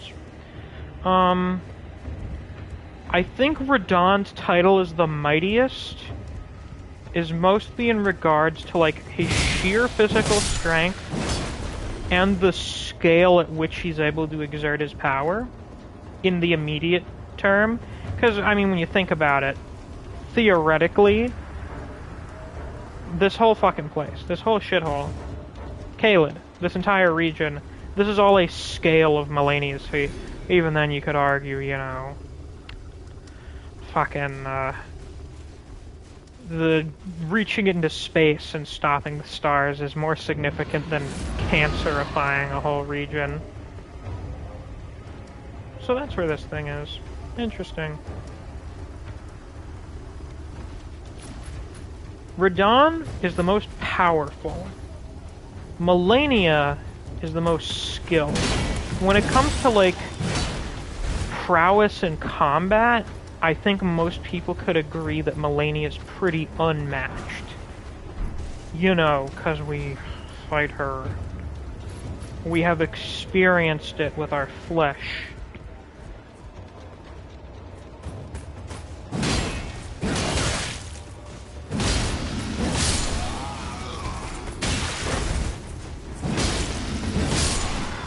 So there you go. Which one's the strongest? I don't know, technically Malenia, I guess. They're really strong for different reasons, okay? Yeah, Radahn's raw power, Malenia's prowess. And then Mohg's got blood shit. Mohg's cracked. Convene the Festival of War. Honor General Radahn with a warrior's glory. It's in your safe hands, Sir Jaren. So, these guys hired Jaren.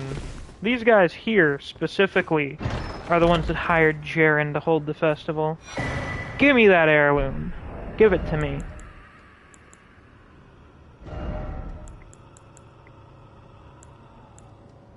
Starscourge heirloom. Raises strength. A talisman engraved with the scene from a heroic tale. Raises strength. The mightiest hero of the demigods confronted the falling stars alone, and thus did he crush them, his conquest sealing the very fate of the stars. So these goddamn falling star beasts, these Astals, kept on crashing down to Earth, and Radahn was like, hello. No. And then he just stopped them from doing that. This is the man protecting us from interstellar threats. And then we killed him. But that was because he was going insane. Actually, he's not going insane. He was insane.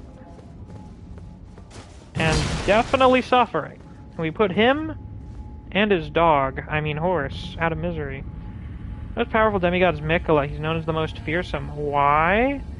Because everyone around him is immediately charmed. No one would want to raise their hand to Miquella and his intelligence. Very true.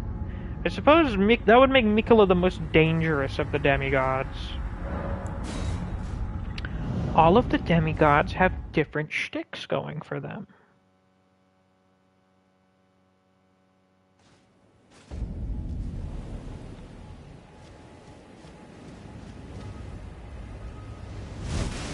Oh, that's neat. It takes you right here to Red Man. I like that. Never noticed that before.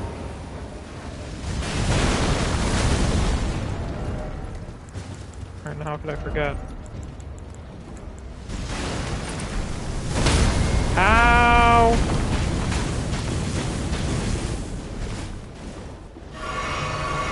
You'll survive that somehow, you fucking idiot. You goddamn mook.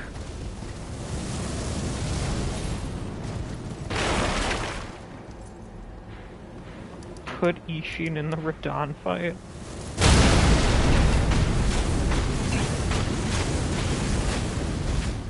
He's gonna love it. He would adore the Radahn Festival. He would love that. My god. That man would have a fucking blast. He'd have the fucking time of his life. God bless Ishin.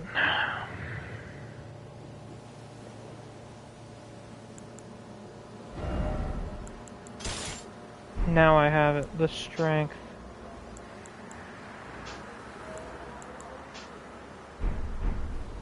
No pants. I can't do that.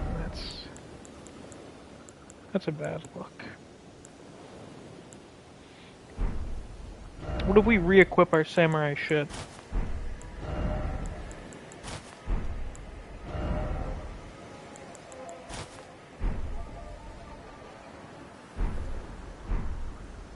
Yeah, the helmet still kinda works with this. Yeah, but it doesn't get the plume.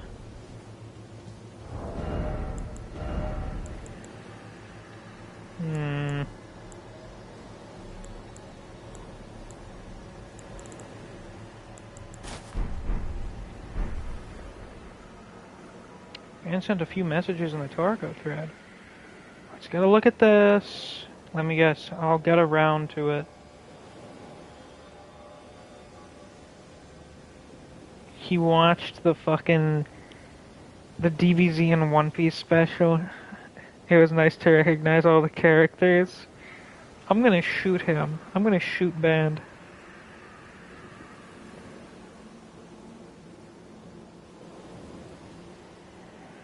Oh my god.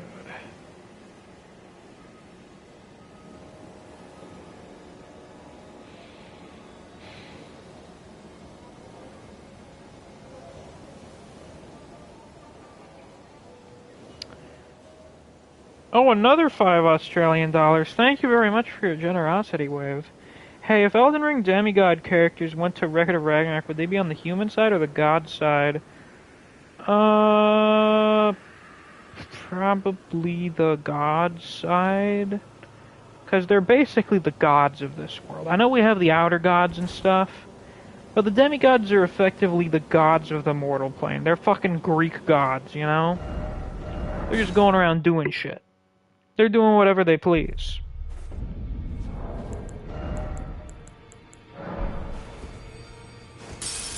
They are godlike beings.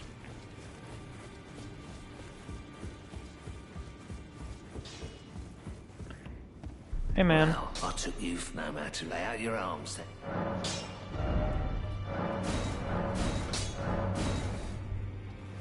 We can get much, much higher.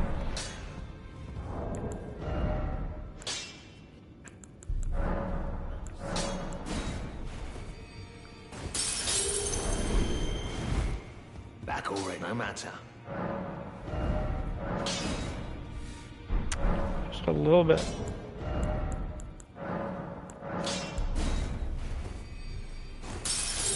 Okay, that was a bit more than a little bit, but still.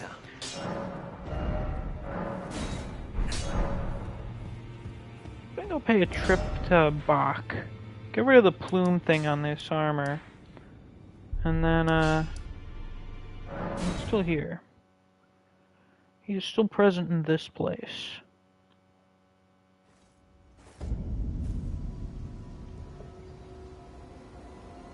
You get to give a how-to speech about how to get away with murder? What is the context of that? Bok, ready to make a jump. Get rid of the plume thing on here. Oh, going so soon? Please do be safe on your journeys. I'll be back. Time for me to experiment with these a little bit, because I've never used them.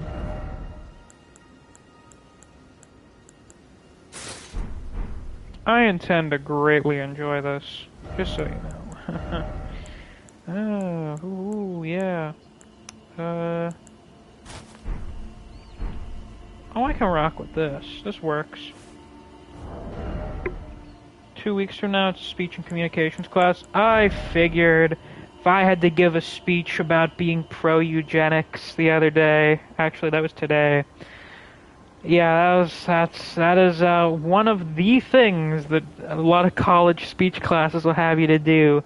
I need you to deliver a speech about this horrible thing in favor of a horrendous thing. It'll be 10% of your grade for this semester.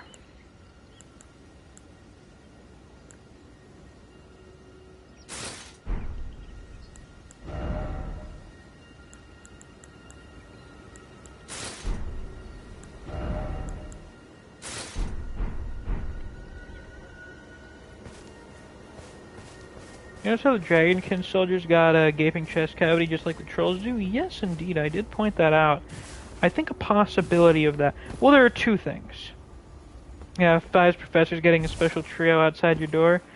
Did you forget that they fucking died because their generator didn't work or something?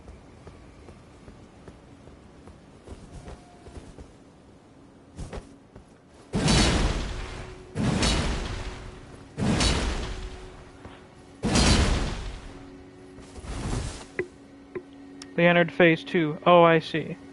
Did they combine into like a Megazord or something? Or do they just have a bunch of snakes pop out of their body? 2 health bars. I see, I gotcha. I love how chipped these are. I love when the weapons look used. They look old, they look like they've seen countless battles. These do not look like they're made of steel. They look like they're made of fucking obsidian.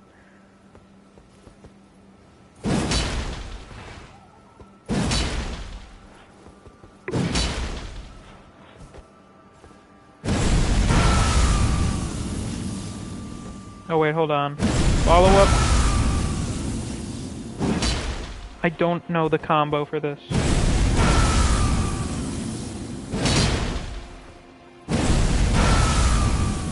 Okay, it's just you hit it twice. Gotcha. It's not the head of the school wave, it's the individual professor. Some professors are kinda whack, you know? They're a little kooky.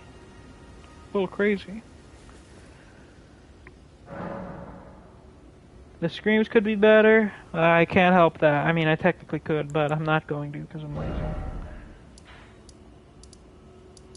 We have 2 people we have grudges against.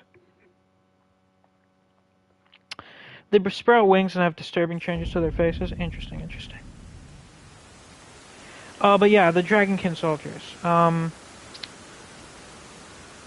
I brought that up when we were in Shifra River a few streams ago. Either because they're immortal, they don't need to eat anything, so the Nox were just like, yeah, just fucking remove their stomachs.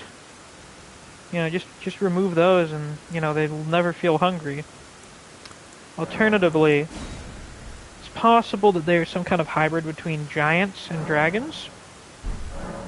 And, you know, Even the Nox are like, I don't fucking want anything to do with that gross belly face.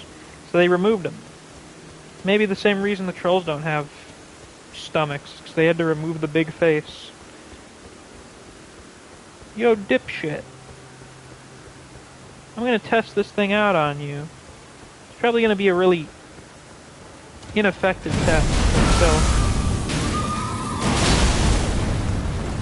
Oh, I thought I was about to die there.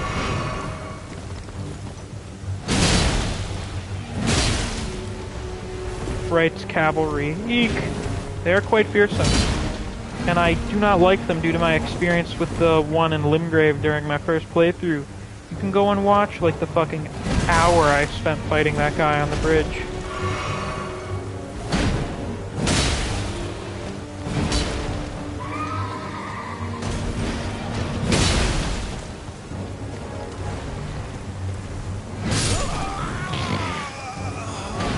Lol. Lamau, even. I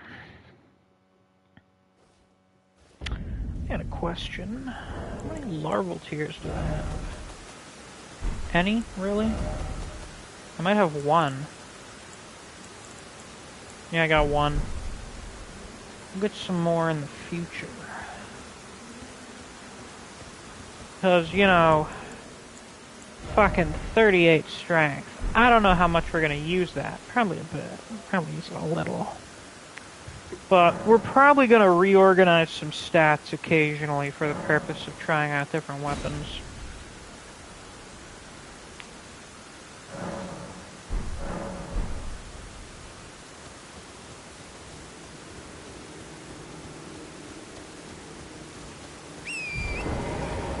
Yeah, good thing Renala exists. Good thing this isn't Dark Souls 1, or Demon Souls, or Bloodborne, in which respecking is not a thing, technically. Even though people used a lot to do that. You fucking asshole. I hate you, you bastard.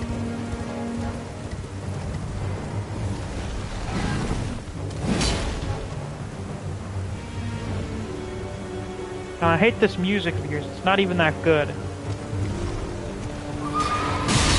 Level drain is kind of fucked. Definitely some old AD&D shit.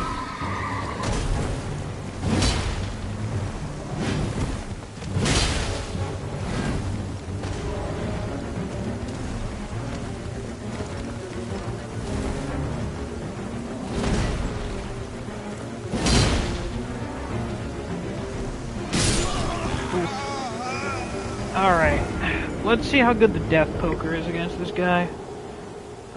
Wave sent me another 2 Australian dollars. Wave was really liking sending me money tonight. Not complaining. Have you ever watched Overlord? I tried getting into it. I watched like the first few episodes, and it just really didn't hook me. So I guess I've watched a little bit of it, yeah.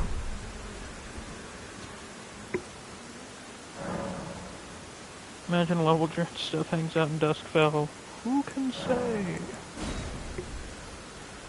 It says they really should have added respecking in DS1, but no, it's a remaster. Oh, right, of course. You see, we can't fix many of the problems in the game, otherwise people would bitch about it not being like the original.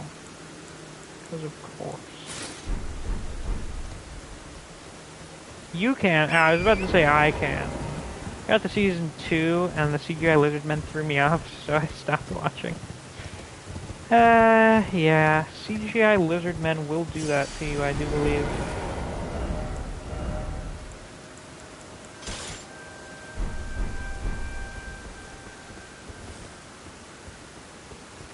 Haha, yo, dumbass. Haha, yeah.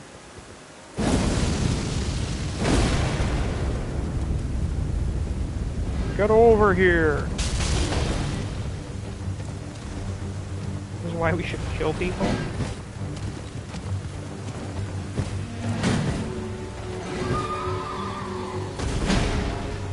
I feel like that is not specifically the reason to kill people.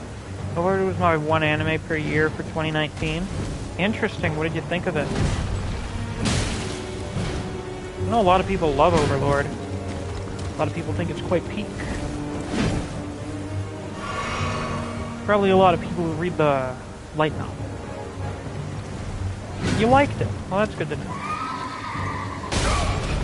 I wasn't sure if it'd be your thing or not, given what little I know about it.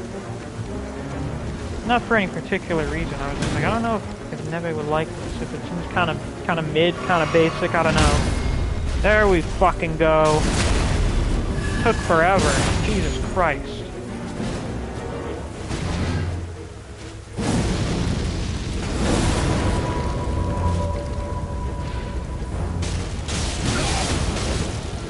And all for naught.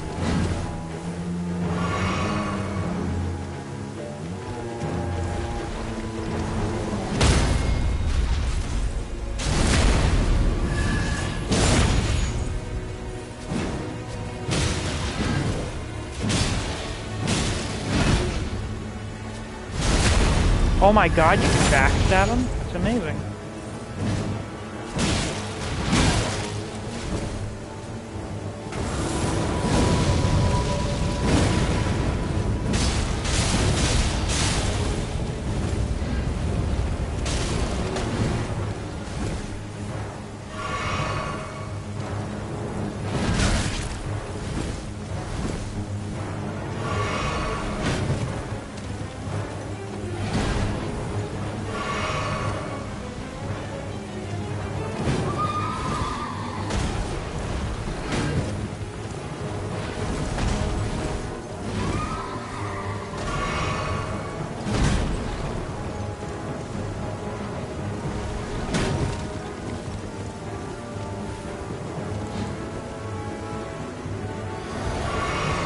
I just want to get one more parry.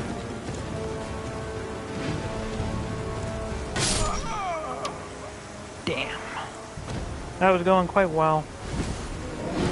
Hunter x Hunter in 2021 was nice, and Sangatsu for this year. Whoa! And yeah, I was supposed to watch more yesterday. Whoopsies. Happens to the best of us. You know, we have a little oopsie daisy from time to time.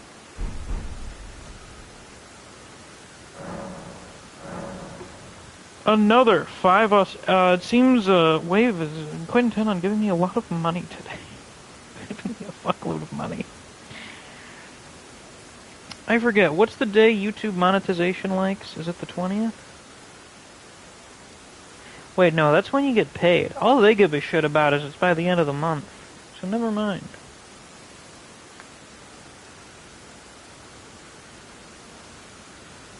Just like action anime, I'm a basic bitch. One of my favorite series is Black Clover, for God's sake. Black Clover has its moments. I wouldn't say it ever gets, like, really peak or anything, but, you know, it's a decent series. Yeah, Wave, did you get your paycheck recently or something? Feeling particularly generous? You're just like, fuck it, money. Here's money, miss. Do you like money? I do like money. Thank you for asking me. It has heart. It, you know, Black Clover, it's got a little heart to it. It's got a smidgen of heart. You can tell Tabata likes writing it. He likes what he does.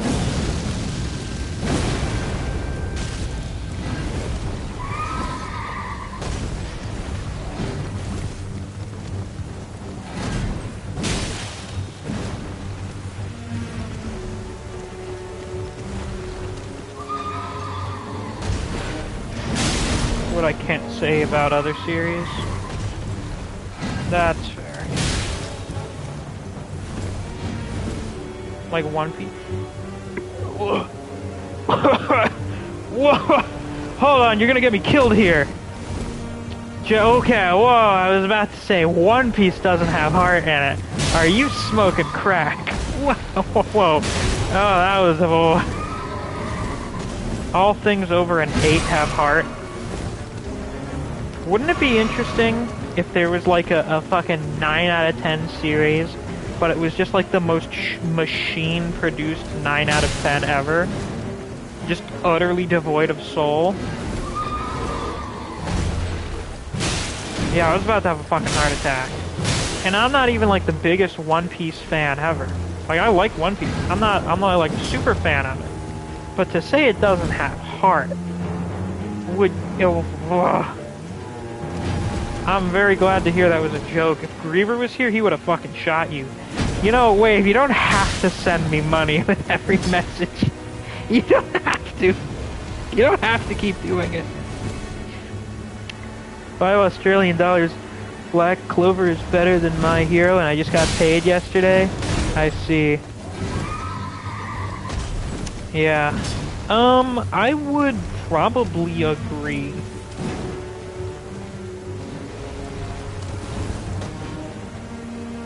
I don't think Black Clover wastes potential for various things like My Hero does.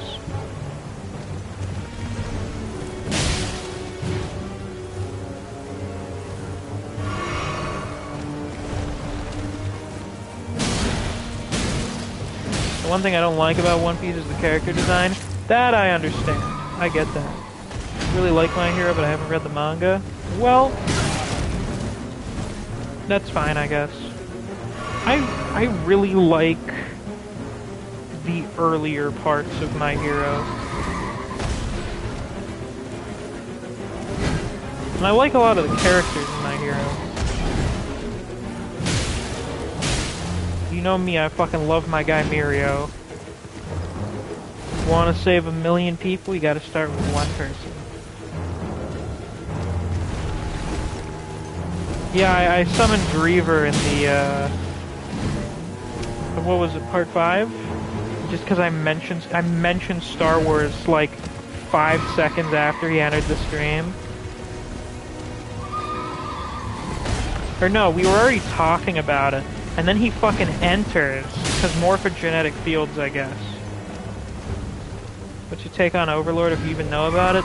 I tried to get into it and I couldn't, thus I do not have a take on it. By the way, just because I can't get into a series doesn't mean I think it's bad. It's just, it didn't really do anything to draw me in personally, so I assume it's just kind of not my thing.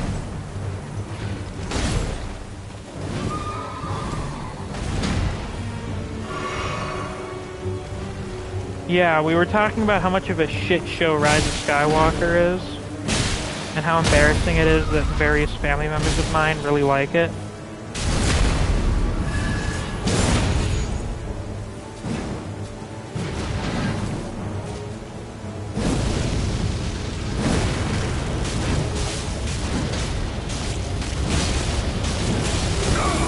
Ouch.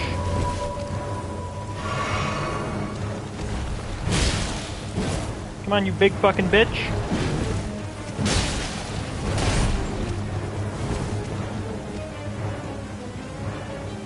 Somehow, Palpatine returns, the dead speak in Fortnite. I suppose I'll have to listen to September afterwards, because then it'll be like, do you remember the 21st night of September? Yes, I do. I was playing Elden Ring, and I received many Australian dollars.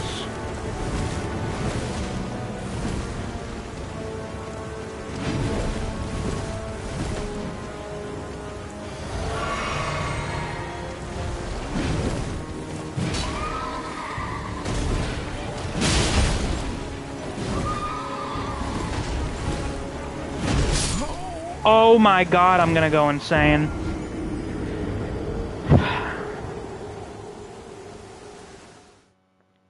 I might, yeah. Uh-oh, my cat wants to come in. He knows. Hey, man. How you doing, buddy? Another $2 Australian. Sekiro really did the horse boss well. Oh, it did. It did. Clone Wars best Star... The Clone Wars best Star Wars. It's up there. It's like top 3. Top 2. Like, KOTOR is one of the only things I'd say is better than it. Type of guy to say series is mid just to piss people off. I'm a nefarious man. You're a very nefarious individual, I must say. How you doing, Marbles? Can I help you? You just gonna sit right down here in my lap? Okay, no problem. You just relax right there. You got anything to say to the audience?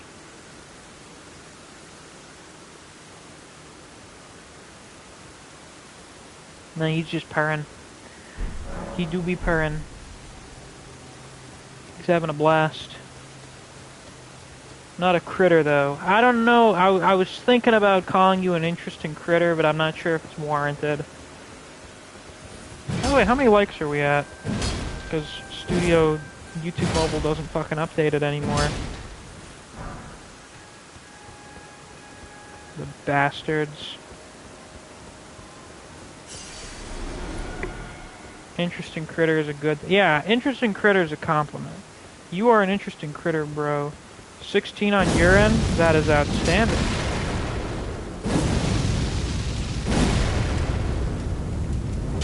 Come on, bitch. Oh, God. Bad start. Hold on.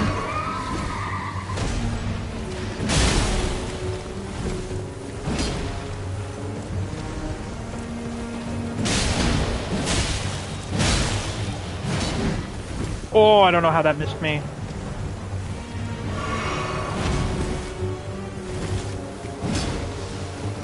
Please kill yourself.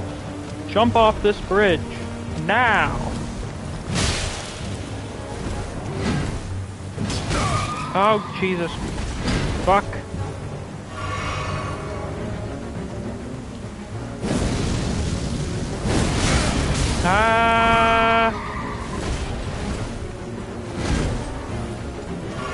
I like our conversation about parent disappointment during a DS2 stream. Oh, I remember that. That was great. That was a weirdly enjoyable conversation. It was really enjoyable in a strange way, talking about how we assume our parents are disappointed in us.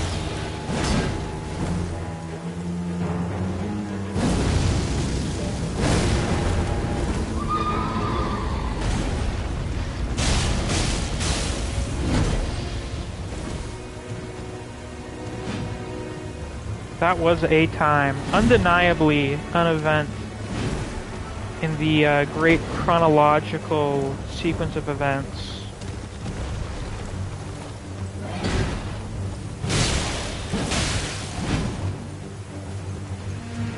The great chronology. It's relatable, that's why. Yeah. You know what else is probably relatable? In the past, I was like... didn't know how I felt about going away for college and stuff. Because, you know, it's a big deal. Like, I'm gonna be fucking away from everything that I know. I'm gonna be in a completely new environment, surrounded by people that I'm not familiar with, places I've never been to. And I really had a lot of reservations about that, especially since, like, my dad's probably gonna be moving, my mom wants to be fucking out of this place as soon as she can be. I don't know where I'm gonna have to, like, call home in like a year. Maybe a little bit more than a year.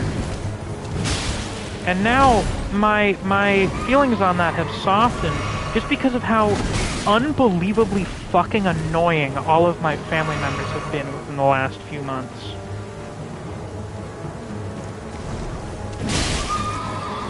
Like, I really just want to be left the fuck alone.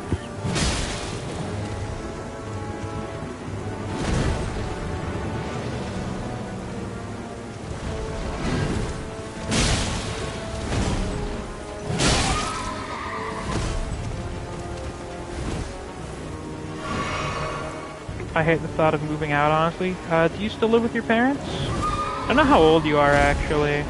Well, you're still in college. So I imagine you're like... Well, I think I had always figured you were like in your 20s.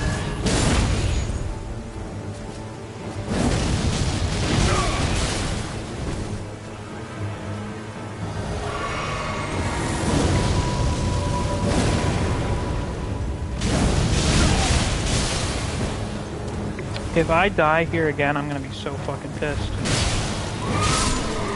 Fuck you.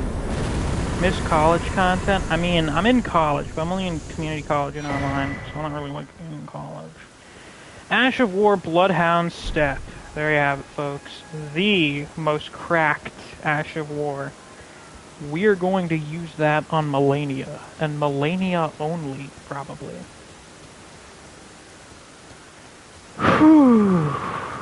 Well, that was a bit of an ordeal. Not too unenjoyable, though. Can't wait to move the fuck out of this place, but it's also my in-laws, so I guess it's a bit different. Oh, yeah, that's a little different. Wave says, last super chat of the stream, why is this horse rider on the same level as the Blade of Mikulamisk? They're not up there, but they're quite strong. That was more attempts than Radahn, I think. It's quite funny. And that's a bit humorous, you know? Something about that fact is fairly comedic.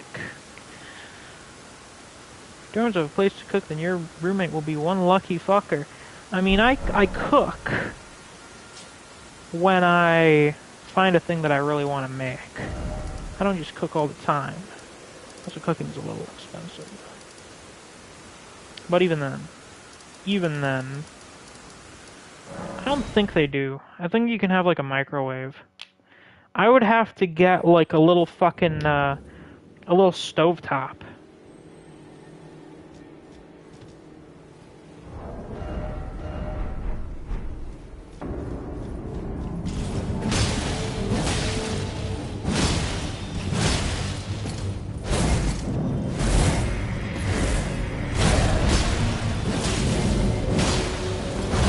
Ah, shit. Oh, that's... What could have been worse, I guess. Oh, fucker.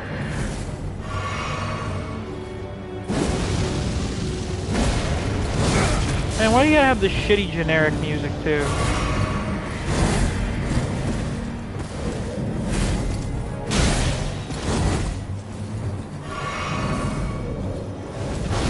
You're kind of a spooky bitch, but still. Have something a little more stand out. Does he have his own music in Shaded Castle, or does he not?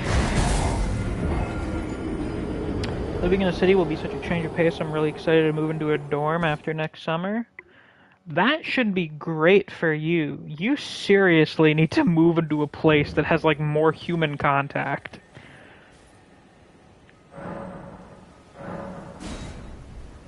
We're not until morning. God damn it. Why am I clicking this again? I keep thinking I'm hitting past time, but I'm already on past time. I'm mildly tired. Wait. Marbles is in that pose where if I poke him, he'll say something. Hey. Hi. Yeah, what's up? For some reason, whenever he's sitting around kneading the bed, if you just fucking poke him, he starts meowing. I do not suggest ever moving in with your in-laws, especially if they are a narcissist and have paranoid schizophrenia that they refuse to treat.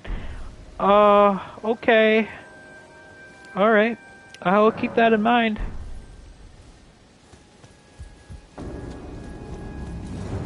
Love him so much, oh my god. He's my guy, I love this fucker. My dude. Had him from fucking kindergarten. Actually, was it kindergarten or the end of preschool? I think it was kindergarten. Sorry I overshare when I'm tired. It's no biggie. Yeah, I believe it was kindergarten. That was when we acquired marbles.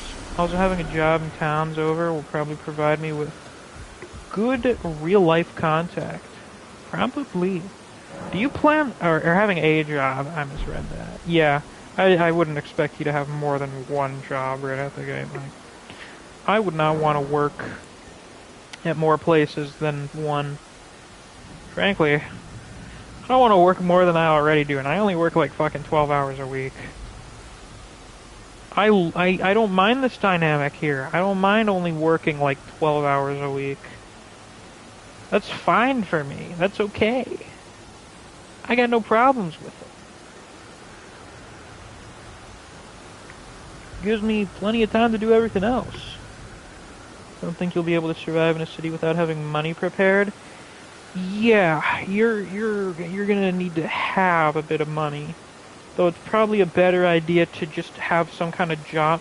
You will need to find a place that you can afford with however much you are making. I do not think it's a good idea to live somewhere based off of what you have saved up. Because eventually that's going to run out.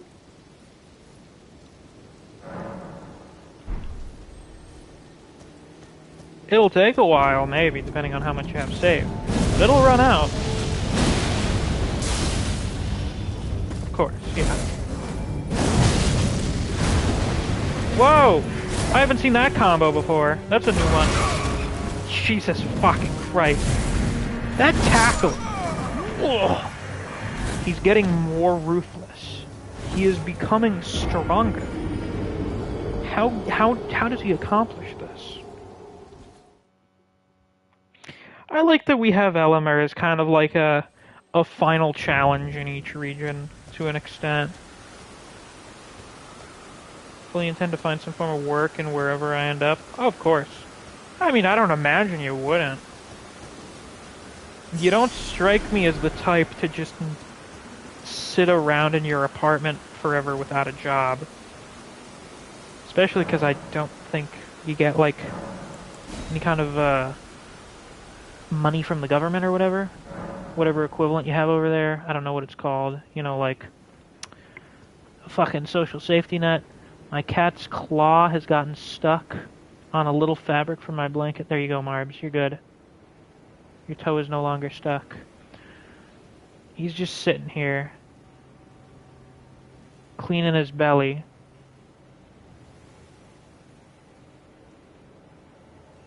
What an incredible specimen you are. You get disability living allowance, but you wouldn't be able to get through life with just that. Of course, of course. I mean, that's, as far as I'm aware, that does not really give you a lot of money. That gives you theoretically enough to not starve to death, I guess. Well, I'm pretty sure disability payment, they're probably under the assumption that you're with someone who supports you, right? Wow! You're 21 and you still don't know what you want to do, but your workouts have been doing you good. That's good. Gracie says my friend in the UK has a disability thing and only gets like $400 a month. Yeah, you're not living off of that. That is just, here's money for food, I guess. Oh, it's right over the fire.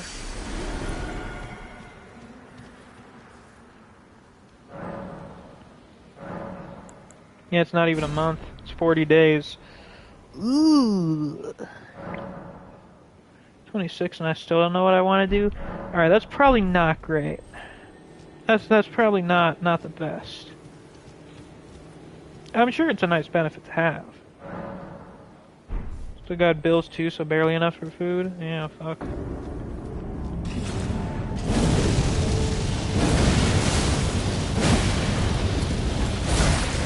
Delays! Oh! These fucking delayed attacks, you son of a bitch! Don't you dare!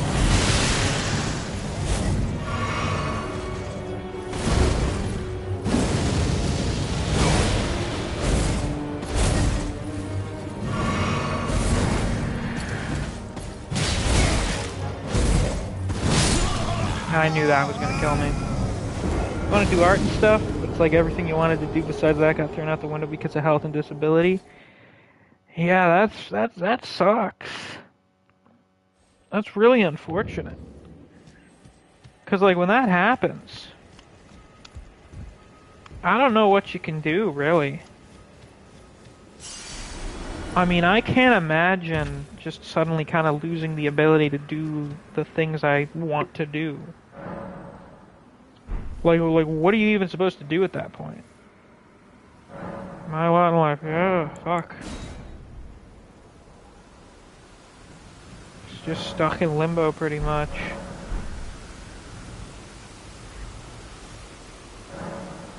Did all of these problems just, like, fucking appear out of nowhere? What caused them?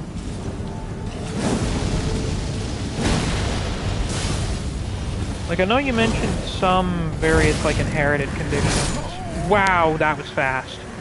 Path of the Housewife.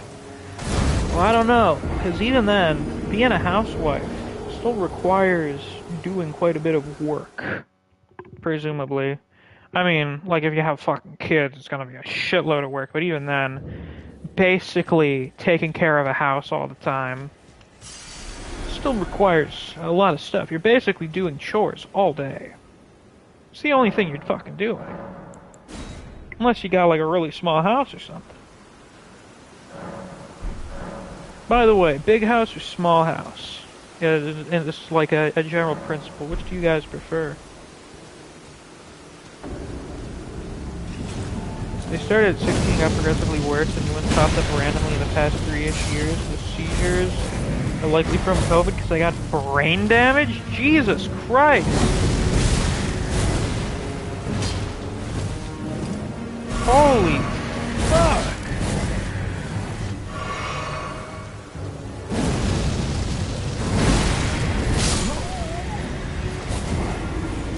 I mean no disrespect when I say you are probably the most unfortunate person I've ever met in my life.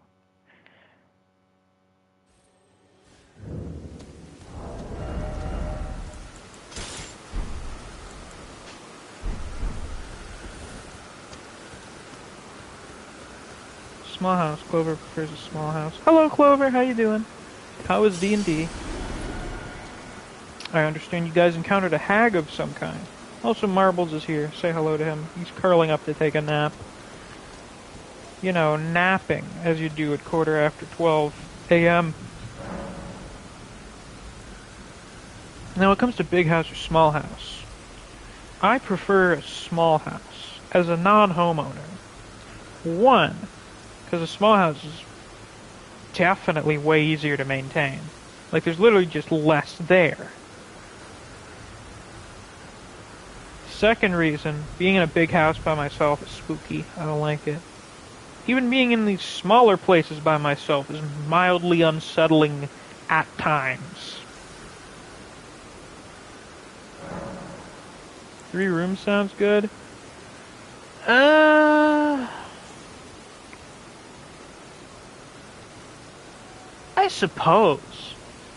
suppose I really only need 3 rooms. A kitchen, a bedroom, and a bathroom. Because if it's basically just me and maybe one other person, presumably, you know, partner, if I'm hanging out, I'm just gonna hang out in my fucking room. That's what I do all the time. I have, like, my dining room. Oh, 3 bedrooms. Oh, never mind. Well, still, you've gotten me onto an idea here. The 3-bedroom apartment, or not the 3-bedroom, the 3-room apartment, also known as the New York apartment. If I'm not really fucking having people over and stuff, I'm basically just staying in my room. What do I need a living room for? I got my bedroom. I got my whole shit in there. If you want, your kitchen you could perhaps convert into a kitchen dining room, which is what most kitchens are anyway, really. For a lot of people, your dining room is just part of your living room. Well, I factor in you as a potential person living with, yes. I take that into consideration, yeah.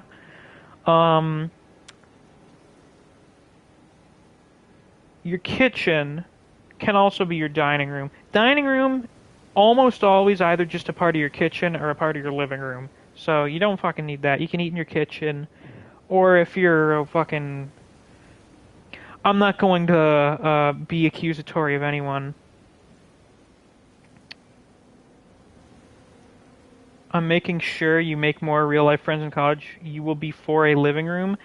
I'm talking about where I live. If we're talking the bare minimum of my absolute needs for a place to live, if I'm on a budget, and I'm like, okay, 3 rooms, kitchen, bedroom, bathroom.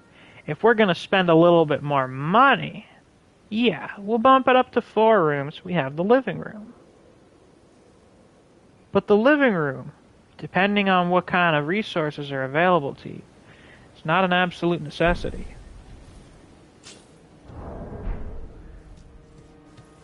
Let's try this bitch again.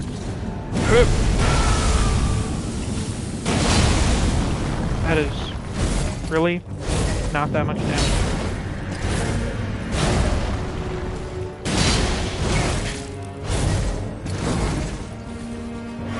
I like the little bit of yellow on his, like, shoulders. I dig it.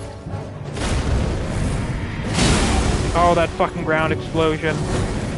God damn you and your rare follow-ups. These are not as useful as the poker. I'm sorry.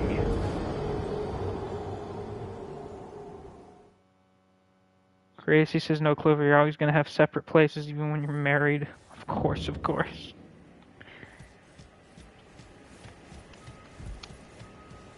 Guha, pitiful. I'm trying my best. You know what I need to do? As always, we abandon strategy, we abandon really attempting to learn a fight. You know what we do? We just spam a single attack type.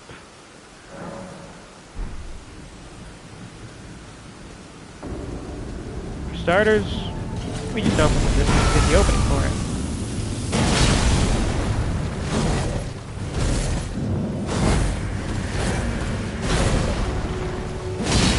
Oh wait, I'm forgetting. I'm supposed to be spamming an attack. What the fuck?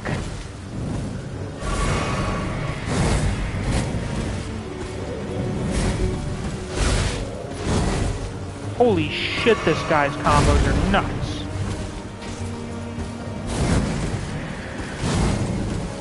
Bloodhound Fang? We only got +2 in the Bloodhound thing. I need to invest more in it.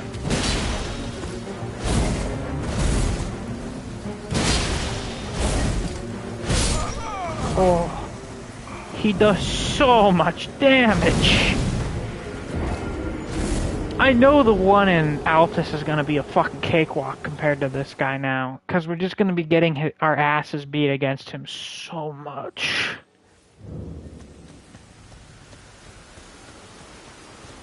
I do wonder where I'll end up. I've got at the very least the rest of this year to chart a good course. That you do.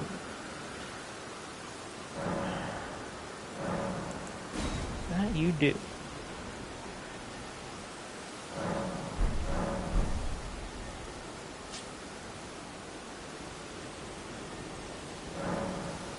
You also wonder, Clover? I mean, I imagine you do. You got a lot of stuff going on as well. Rehabilitation, any percent speedrun. Being rehabilitated from what, specifically? Are you speedrunning rehabilitation from, becoming a COVID shut-in? Non-derogatory? Okay, this guy's just becoming more vicious as the attempts go on. Like, he's getting sick of this shit now, too. Oh good, that's not a... I really appreciate that you read a majority of our messages and actually have conversations. So do with that as you will. Well, you're welcome.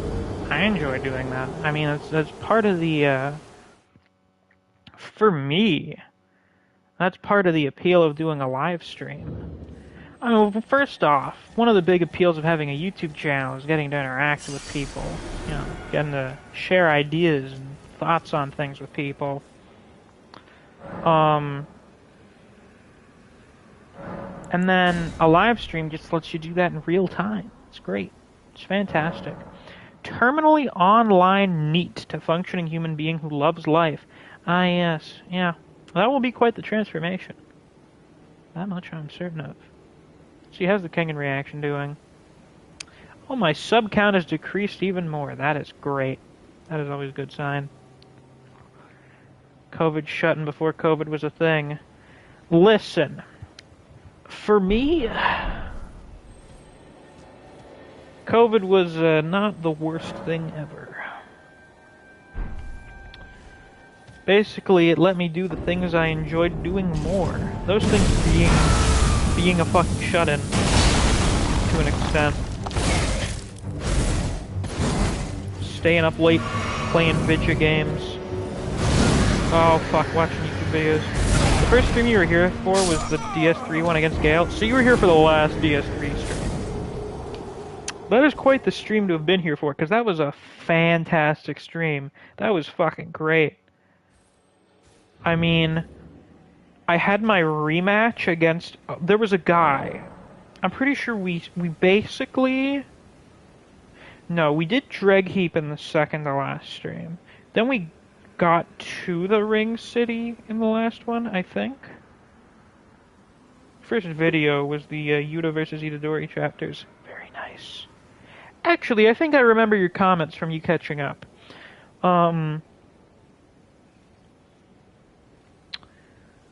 Brain, work, Kismir rematch. No, it wasn't Kismir. I fought Kismir in like the second stream or something. That was great. That was fantastic. What had happened was I got to Ring City, and there was a guy called Dragon Warrior or something who killed me on the bridge with all the archers and stuff, and that was quite annoying. And then lo and behold, who the fuck do I have as my Spear of the Church boss? It's fucking Dragon Warrior. And I beat him. That was the version of the Spear of the Church that I fucking beat. The guy who killed me upon my arrival in the Ring City. That was like genuine perfection. I beat Madir first try in that attempt. Medell had to give me fucking $20 because he bet that I couldn't do it. And then, of course, Gale. I mean, what more do I have to say? Oh, I thought... I was gonna switch to this. Shit!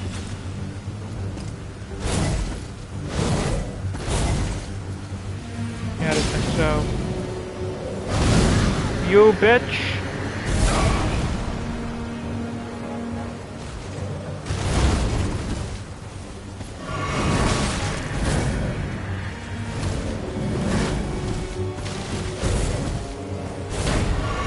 Then only I actually joined the Discord after realizing I had to pick roles after entering.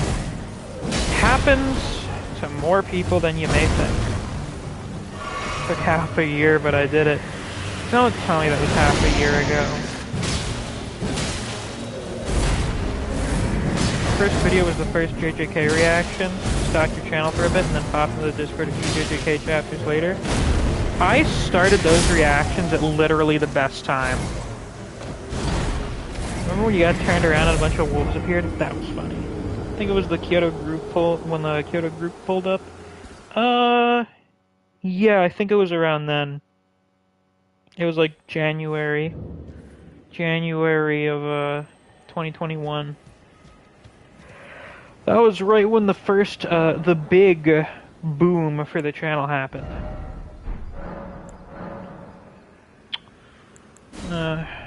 Now the question is, how long am I going to keep throwing myself against this guy until... How long will I keep going? Yeah, it was very early January. That was like the first week of the month, I think. You can tell I'm kind of tired. You can tell it's late, because in my mind I was thinking, am I about to say first month of the week?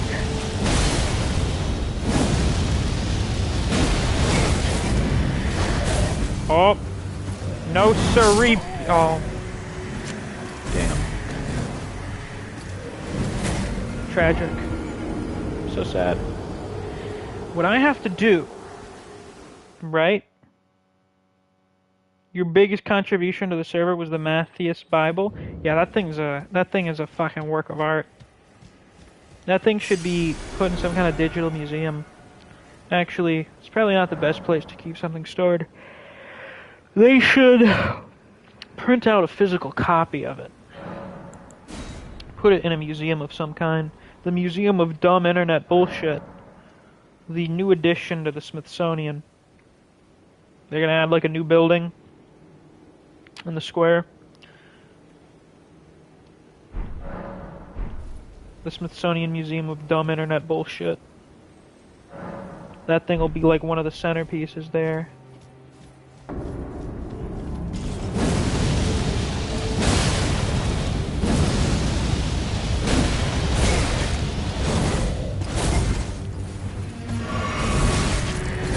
First reaction, god damn it. Your first interaction, was you going into the Ragnarok channel, since that wasn't roll-locked, and was like, oops, I forgot this manga existed, and then you slapped me with the okay emoji. Oh, that was a good time. That was right when the Buddha fight started, like literally right when it started.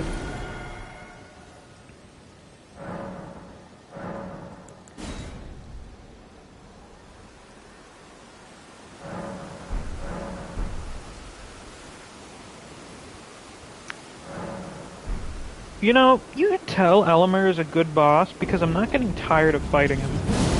That or I'm just psychotic. Which I'd say is still fairly plausible.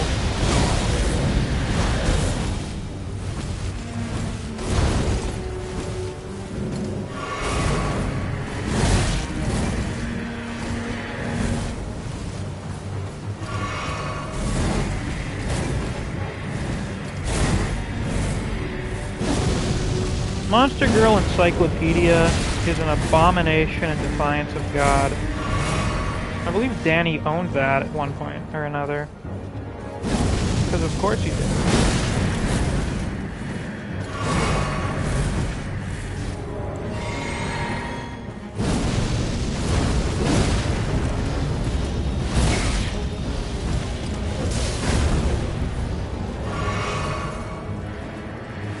Don't. You little fucking bitch.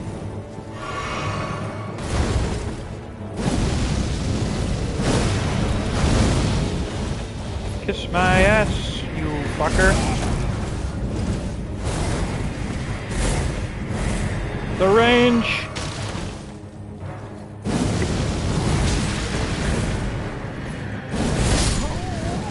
Fuck. How far down have we gotten him? I think we've gotten him down a little bit further than that before.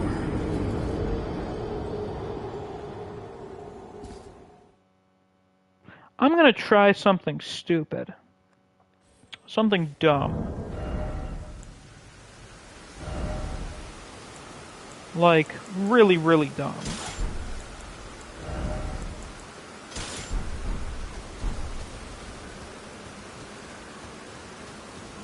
And I Rose, you were a fellow Super Best Friends fan? Hell yeah! That is the best thing to realize about another person.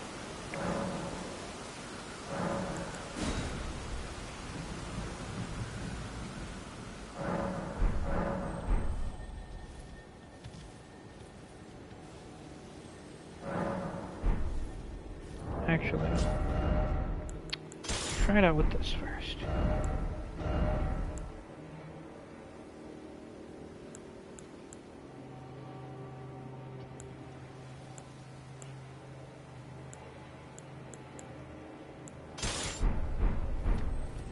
We're gonna do something a little kooky.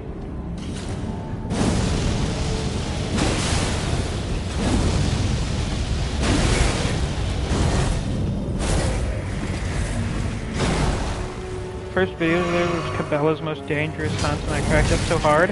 I think I owned that game at one point. My dad would play it all the time.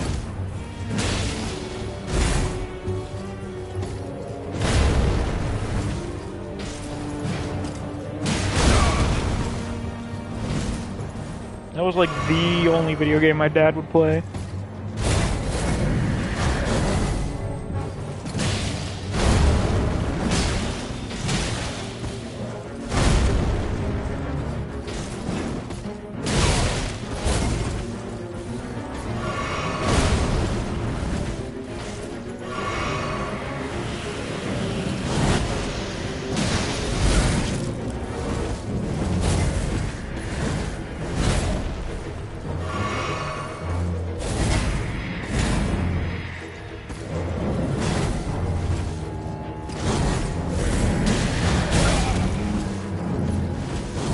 Are you not able to do guard counters with the fucking great shields? You're not, are you? Steve's friend purchased the physical Monster Girl book in English. That's great. That is wonderful. I'm not able to do guard counters with this, aren't I? I gotta use a normal shield, don't I? Fuck.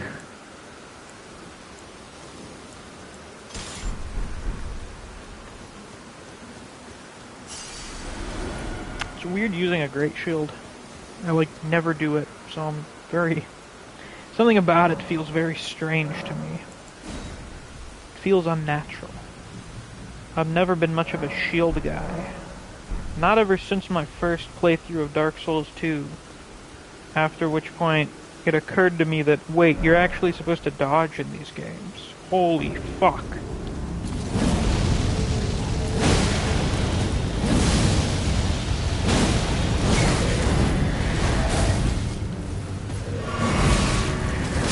You need to walk your dog, so bye. Bye. Alright, that was a bad run. Did not go well. At all. Went quite poorly. How much longer can I go on for? How much more can I endure? We are a little over 4.5 hours in. We'll do a couple more attempts. I don't feel like I'm about to fucking die, so... I'd say I can go a little longer. You know who I miss? Robert Reed. What a fascinating character that Robert Reed was. Like, what an absolute fucking lunatic. Just completely detached from reality. Something about that facet of them is just really magical. Wow. Sheer lethality. We talked about him and then he vanished. He couldn't handle it. I don't think I hit him from the channel. Like, I'm pretty sure he's still able to leave comments and stuff. Because I don't think he ever, like, threatened anyone or anything, or said something abhorrent. Like, he was just a fucking lunatic. Like, just an absolutely insane person. How long have we been fighting this guy now? Like, half an hour? This sort of stuff is really good for just sitting down and talking. Misk's Grace Side Chats. I suppose there's a fire right there, so it could still be a fireside chat. About 2. Total of 2. Good to know.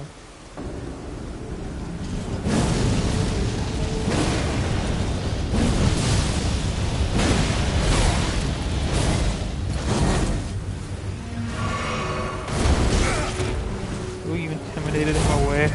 The idea of making stuff up. Couldn't handle the accusation of just literally fucking making shit up.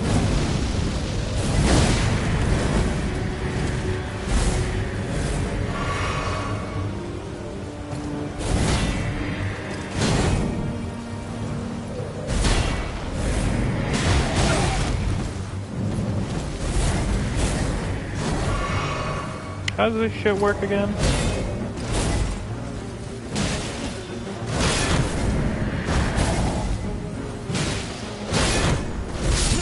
Wow, he's doing a lot of fucking shield breakers.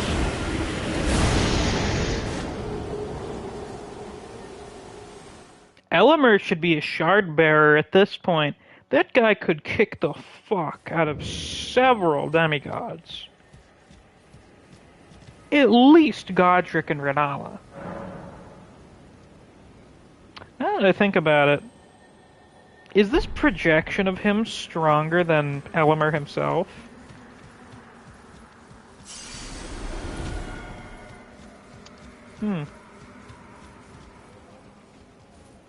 It's been a while since I fought Elimer, so I can't say for certain.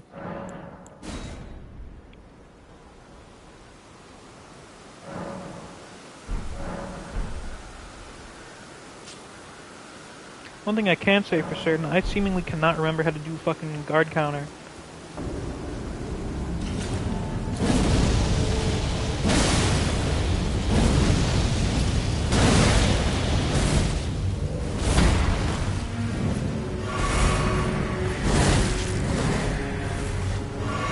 The actual guy took you 2 tries, and this one you just gave up on. too strong.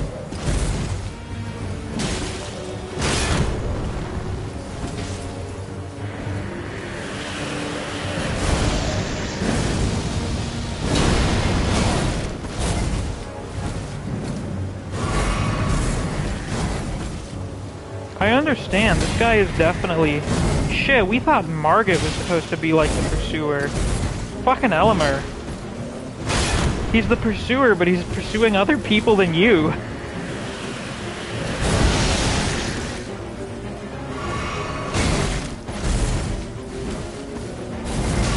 The guy's like a fucking serial killer. We just keep getting in his way. Actually, I think Elmer basically is a serial killer.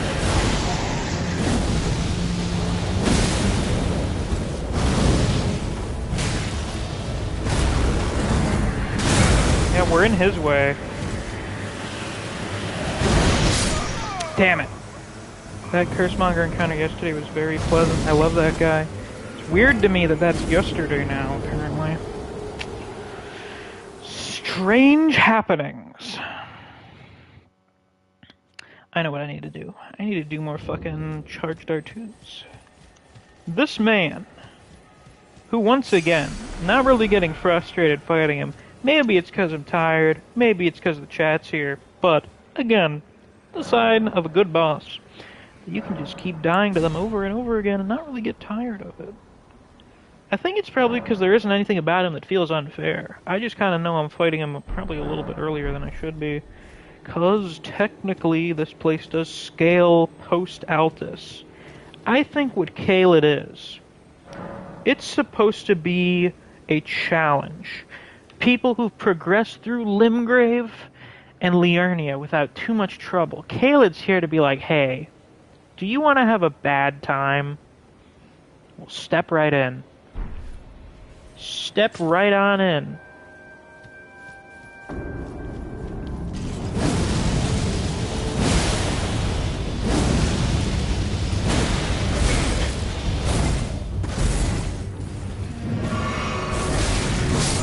Damn! Bad run again. We are definitely wearing that guy's armor after we kill him up in Shaded Castle. Just saying. The briar-wrapped armor slaps. That sort of aesthetic always hits very hard. Okay.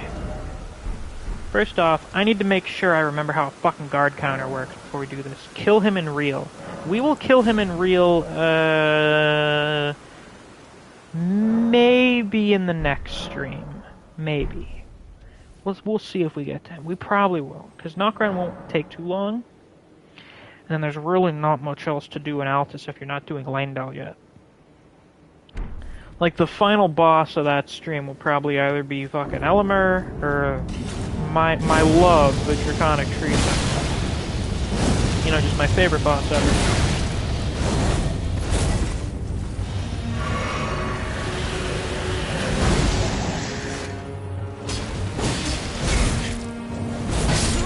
Damn, that was a bad move on my part. Bad move. I remember this video saying how The Last Jedi is good. One of his points was, you get to look at women. Wasn't that a joke video? I feel like that was trolling.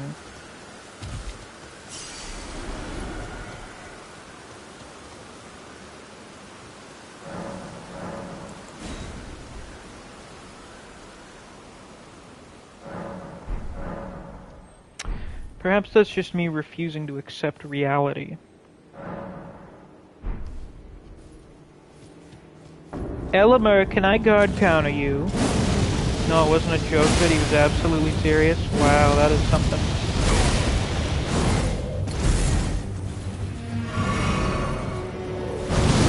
Ah, motherfucker, I'm dead. Gone, reduced to atoms. That was a serious video?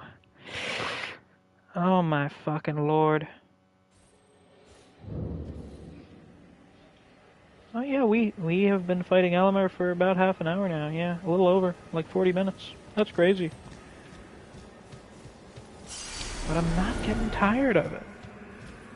I'm not getting sick of it. How is that? How can such a thing be? Well, it's because he's a satisfying foe to fight. I really love that telekinetic sword. That thing is so goddamn cool.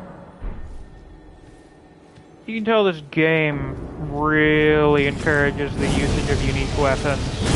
As many have pointed out, just look at the difference between fully upgrading a unique weapon versus a quote-unquote generic weapon. As in, look at the difference between using normal smithing stones and using somber smithing stones.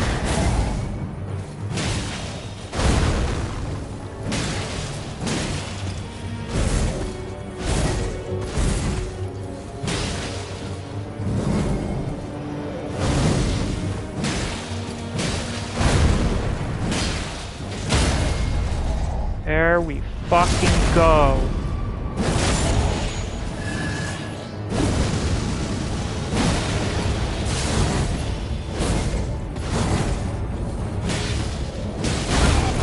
Serenity believes in me, and that's all that matters.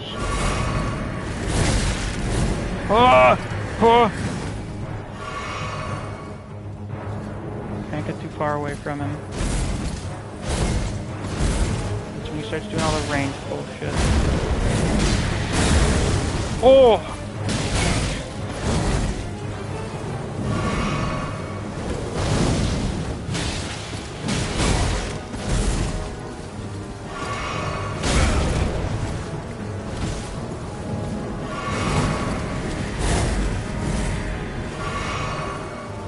Double chug. Probably not the best of ideas, but I'm desperate. Man, oh man, am I desperate.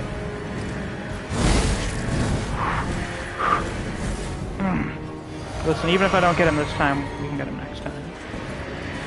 I believe in myself.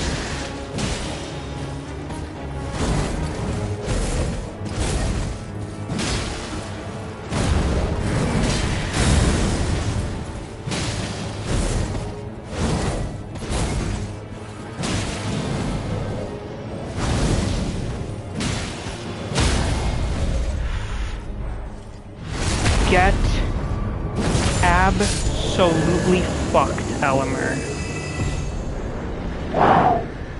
Rip Bozo. We did it. We got 50,000 stole. Whoa, Gravity Stone Peddler. That's new. That's a little different from the fucking meat and bones. You too. Oh, fuck. Bell-bearing Hunter. You too were truly strong. My god. My god, my goodness gracious. Didn't even really need to take off the helmet for that one. Shout out to Griever for his face looking kind of like this, I guess. Yeah.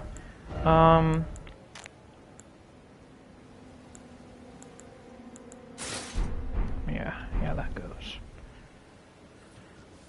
Whew. Oh, my fucking neck is sore. My neck is sore. Oh my god.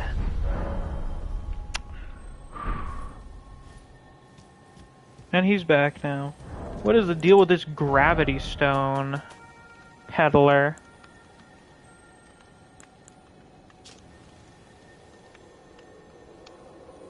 An unfortunate Gravity Stone Peddler.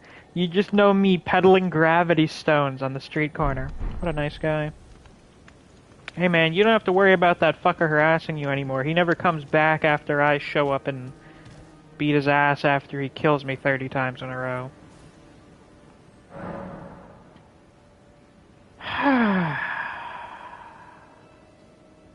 What a relief. That was a great stream. I'd say that was a really good stream. That was probably the best stream we've had since the first one. The first one slapped. That was fucking amazing. And this one's pretty good too. I would say this Radon Festival stream lived up to the hype. We accomplished quite a bit. We achieved many things, had many great moments. A certified 10 out of 10 stream, most certainly, unquestionably. So as I mentioned before, Next week, yeah, great slumber party, absolutely fantastic. I'll be going back to the God of War playthrough. I'm probably just gonna finish that. You just focus on doing that entirely. I don't know if I even really still feel like doing the Valkyries. I don't know. They're a bit of a slog. You know, just doing all of them. So maybe I'll just finish the story and then do another stream at another time to do their stuff. But I'm gonna finish up God of War. So then when we're done with that, we can just focus on this. And then hopefully, ideally, this will be done by the time Ragnarok comes out. Should be done. I can't imagine we won't be done by, like, the 9th of November. You know? Looking forward to the real week-long one? You know it. You know it. Senator says, I give this stream 10 clear glass windows. Thank you. I'm very honored. Ragnarok is 96 gigs, apparently. Yeah, it sounds about right. How long did they say it is? I think I vaguely heard someone throw around like 48 hours or something. It's also supposedly the last of the Norse games, which is... okay. I mean, if this one is straight up fucking twice as long as the first one, I could buy that. Because then it's basically 2 games in one. And that first one, was God of War 2018, is like as long as the original God of War trilogy combined. It's a long game. Relative to other God of War games. Now, that... Ragnarok being 48 hours, I want to know if that includes all the optional content or not. Because I find it very fucking hard to believe that the story, the main story by itself, could be 48 hours in length. I have a very hard time believing that. Because, I mean, shit, what, like, Red Dead 2's story is still only, like, 20 hours? And that's still fucking long. That's a long-ass time. That's, like, an entire broadcast television season. Seeing your live reaction to hype stuff will be fun. Oh, of course, that's always great. I feel like that's one of the appeals. That's one of the great things. You see, me, having already played 2018, find a great amount of joy in watching your initial reactions to the cool hype shit happening. Oh yeah, the Divine Tower there. Oh, you know what? I think that'll probably be the conclusion of next stream. I didn't go up there yet to get Radahn's rune activated. But I'm tired. And I feel like beating the Bell-Bearing Hunter here was like a significant enough achievement to end the stream on. So yeah, we'll just end things here. It's already almost, like, it's like 4 hours and 45 minutes, so yeah. If your reaction to the Radahn Festival was big, then I imagine you'll do a bit of yelling to some of the stuff. Probably a little, yeah. Probably a little bit. Yeah, good night, Serenity. Sleep well. And good night to all of you. I hope you all enjoyed. I mean, I can tell that quite a few of you enjoyed the stream pretty well. And I certainly did. This was a lot of fun. And I greatly look forward to the next one. So, until next time, I will see you guys around. Take care. Bye-bye.